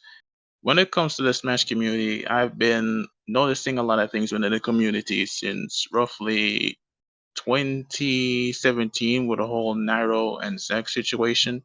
Yeah. That situation was very terrible, like completely horrendous. That's when the TO should have been like, hey man, how can we allow something like this to happen? They did nothing about it. Technicals made a video exposing it. That's where he got banned because they're like saying, wait a minute, who's this guy? We don't want this guy here. He's calling out Nairo. No. Nairo is a fan favorite. He literally came back, made a stream, said that there was like a alleged 30-page document, right? No one has seen this document other than 3 of his closest friends, a fangirl, and then some other random dude. And everybody's supposed to take his word for it that that document is legit. That's bullshit. Who posted If this? Who said they had this document? Nobody knows where this document is. No, I'm saying who said they had it? They said that they've seen the document. Yeah, But here's the messed up thing, Mike. Here's the messed up thing. They signed an NDA, which means they can't speak on the document at all. But they verified that they've read it and they said Nairo is innocent based on that document. Oh, Nairo, right? Okay, I missed that part. But back to hacks. What the melee scene did to this man was completely disgusting. I watched Technical's 2.5 hour long video. That part where everybody was like trolling him, I was like so angry.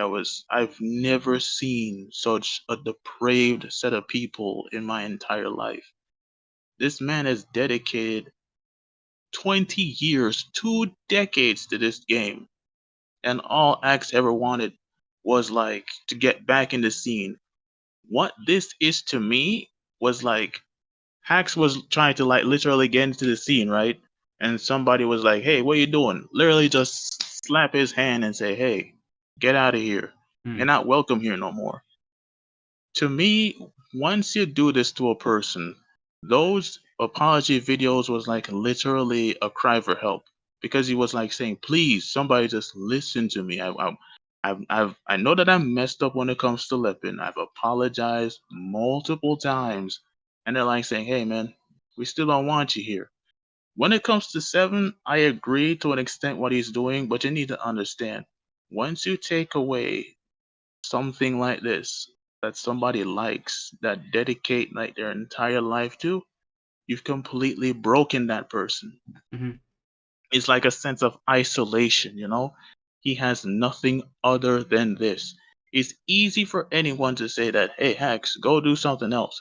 This is all that he knows. That this is it. This is all that he knows.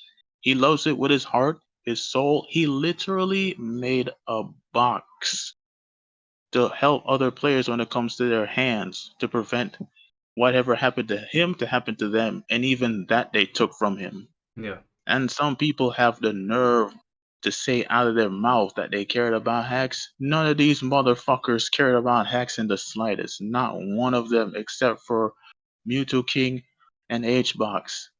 Other than everybody else, especially that piece of shit who showed up at his funeral, that fucking bitch is not supposed to be there whatsoever.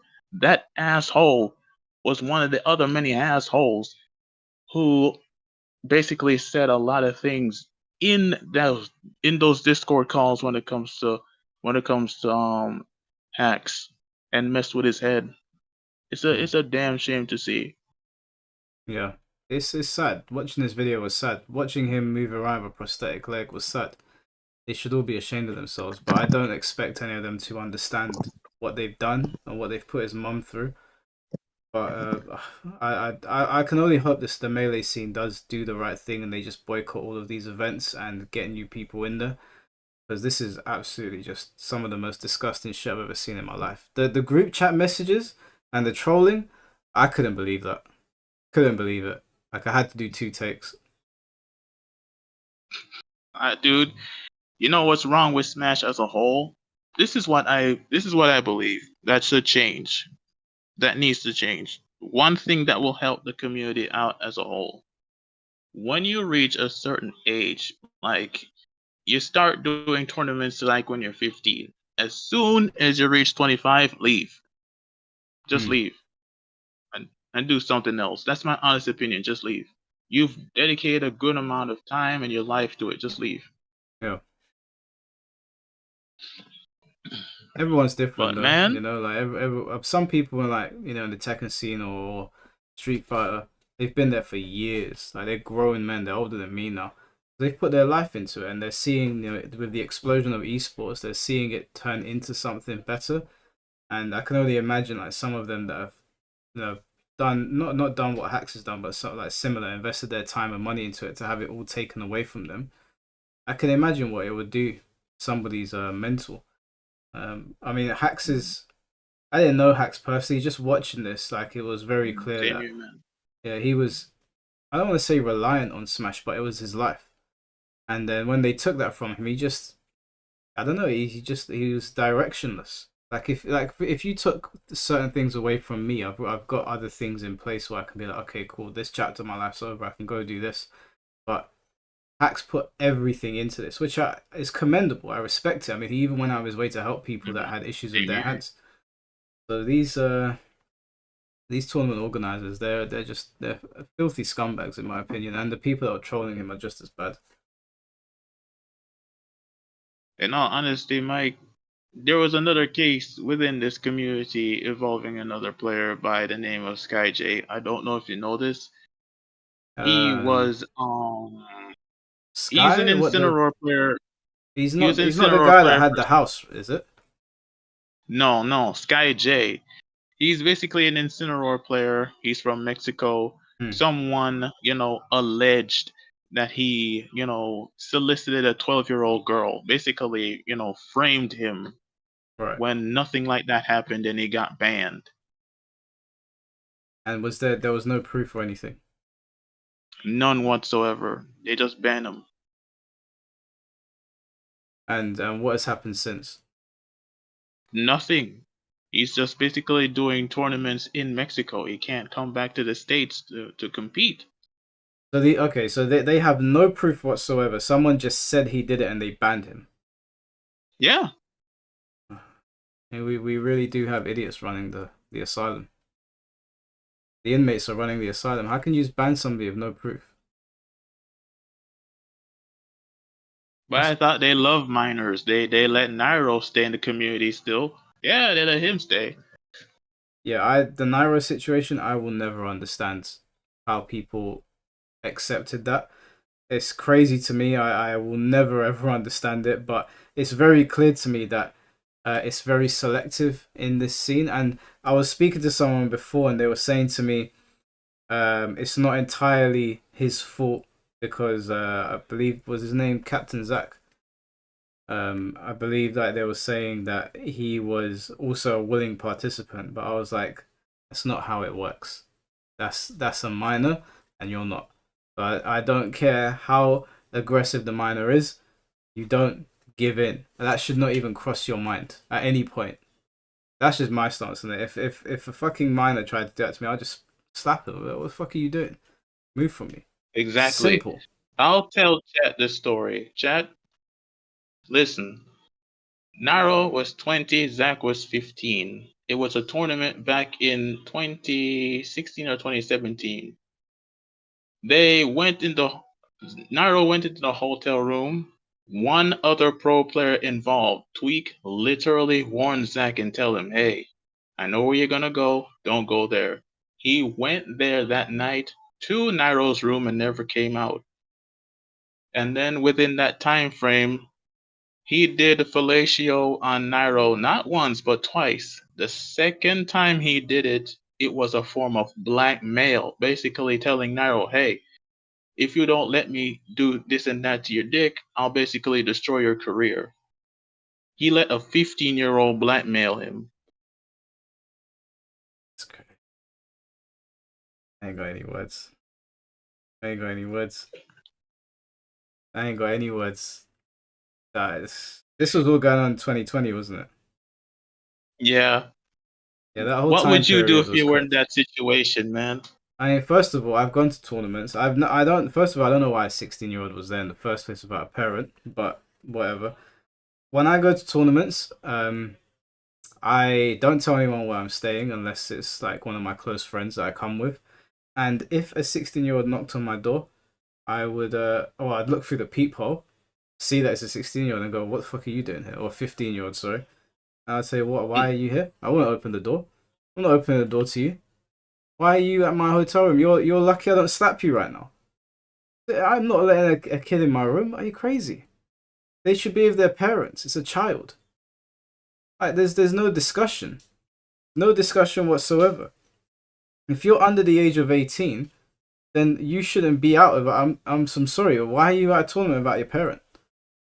Exactly.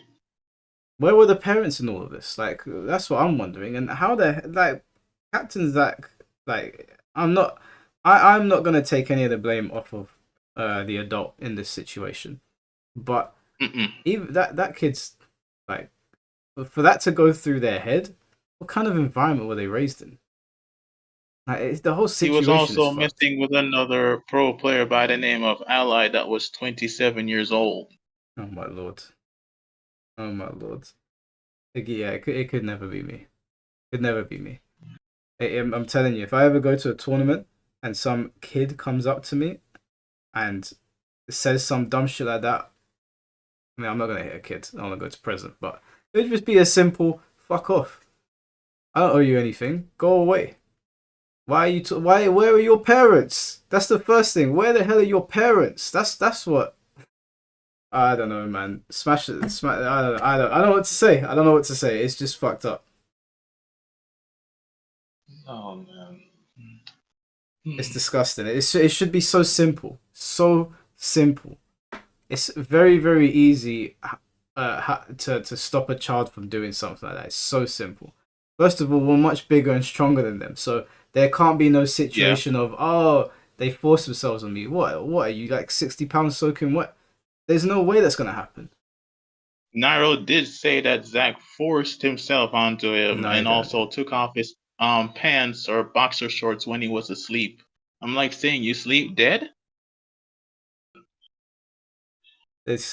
Why were you asleep in the room in the first place with a minor in there? None of it doesn't add up. It's just so disgusting. It's so disgusting. Zulu said, you said the Mexican player was framed, but also there was no proof. What do you mean by framed? What happened? When it comes to SkyJ, the Incineroar player, right? Somebody put out a statement about him, basically saying that a 12-year-old girl probably messaged him, or he messaged a 12-year-old girl. He made a video on his YouTube channel, basically debunking everything instantly with proof, but they still banned him anyway. That's crazy. So did they have like a vendetta against him, and they're looking for an excuse? They don't like Incineroar. They don't like the character. Are you being for real? Yeah. That would be because they don't like the character. There's no way. Are you being serious? I don't know entirely, but I'm just assuming. I don't know. I mean, do you know what? I've heard so many crazy things chat from the Smash scene that the only reason I'm asking is because nothing seems out of the realms of possibility anymore. Tom, thank you for the $5. Also, people were drawing shipping pictures of Nairo and Zach together on forums. Yeah. Yes, I'm glad you brought that up. How Nintendo didn't get involved is beyond me. I'm sorry if it keeps on sounding like I'm trying to call the big corporation here to solve our problems, but I really don't know what to say anymore. I don't know what to say anymore. This is crazy. Absolutely crazy. As far as I'm concerned, you should have to be 21 now to enter a Smash tournament. You should have to be 21. No, I say 18. 18 is good enough. 18. Yeah, you're an adult at that point. I'm gonna go with 21 just because we should get as close to adulthood as possible with these people. It's too much, man. It's too much has happened. It's so disgusting. But yeah, sorry, I cut you up. You were gonna say something? There have been multiple instances within the Smash scene where somebody has been like literally banned for no reason, where somebody has been framed and banned for no reason, and I've went through like every single one of them, and some of them are like major, minor, and mild. It's disgusting with this community. It's awful, terrible. I'm just disappointed, bro. Was there anything that you wanted to let the chat know before we let you go? Because I have to get to bed soon. It's almost past midnight. Chat, stay far away from the Smash scene, and if you're planning on going to a tournament, do your set. If you end up in losers and you lose, go home. Because I've heard, allegedly, that when you go into bathrooms over there, they do drugs like cocaine and weed and all that stuff in there. So leave out the, just leave. Yeah, I did hear about like orgies in hotel rooms and cocaine, but yeah, someone told me some stories that I can't disclose on stream. But yeah, I've heard that. I've heard those stories before, unfortunately. All right, bro. Well, I appreciate you jumping on, man. Yeah, man. Peace. Take care.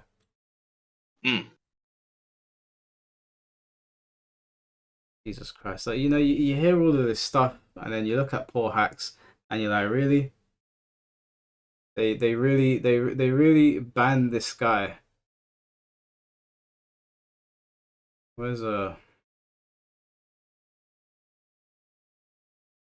they banned this guy and got him to this point. And there's all this depravity happening behind the scenes. All of this disgusting stuff happening behind the scenes.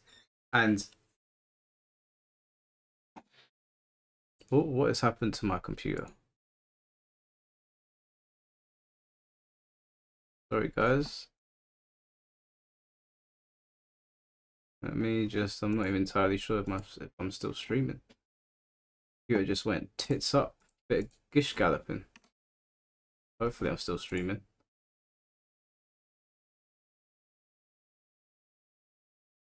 You guys still, I think you can still hear me? Maybe my PC's just shit. It is 15 years old. My PC's older than some of the people competing in Smash.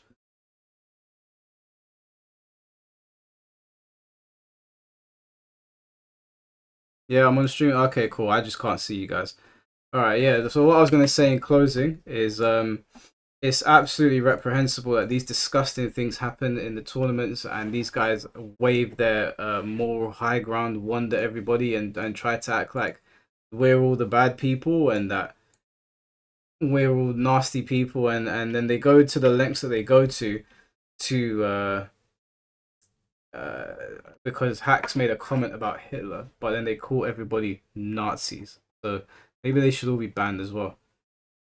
Thank you, Chicken Senpai, for the 499. I'm glad I didn't get into the Smash scene. Yeah, me too. I'm glad my brother got out of it. Got some funds to upgrade that old PC. I said that I would. I said that I would. You guys were very generous with the donations on one of the other streams. I said I would. I will. I promise. I just got a couple of things to deal with, and I'll get there. But in closing, you know, rest in peace, Hacks. I don't know, like I don't know about the afterlife and all that, but if you can hear me, I am so sorry that they put you through this, and I hope that you're resting peacefully, and I really hope that his mum is okay, and anyone that was close to him that was affected. I don't know, it's just a sad situation. It's a sad situation. It shouldn't have happened. And stay on for another 4 hours. It's 12:30, bro. I need to go to work tomorrow. I need to get up for the gym.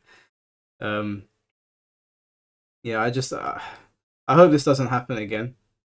I really hope it doesn't happen again. I really hope, you know, as much as I think that they're idiots, I hope that they take any personal feelings out of it and they just understand that someone lost their life here and they had a responsibility and they could have stopped it from happening. And I do think when you have a certain level of following, you have a responsibility to look after people that are investing their time in you. You do have a responsibility to that. They had a responsibility to help Hacks and they didn't. And yeah, I've spoken to his mom a few times, Bounty. I've seen that she's taken legal action. Yeah, I do need to stay hydrated. Alright guys, I'm gonna get some sleep. I need to go to the gym in the morning, but this is not gonna be the last time that we talk about this. There's a couple of other Smash players from the ban list that I want to talk to. And I know that his mum has got the GoFundMe thing on her page. I will be making a donation to it towards the end of the month. But if you have spare change, try to donate to Hacks' legal fund because I think she's going to try and take these guys to court. I'm not entirely sure what she's doing. But other than that, guys, I will see you all very soon. I'm not going to play an outro like I usually do because it seems a little bit inappropriate. So I'll just end it abruptly. But you'll probably see me. You'll see me on Wednesday. We'll have a Mortal Kombat stream with True Underdog, Tom Brady, and Perfect Legend, and maybe someone else. But other than that, I'll see you all very soon. Take care of yourselves, and peace.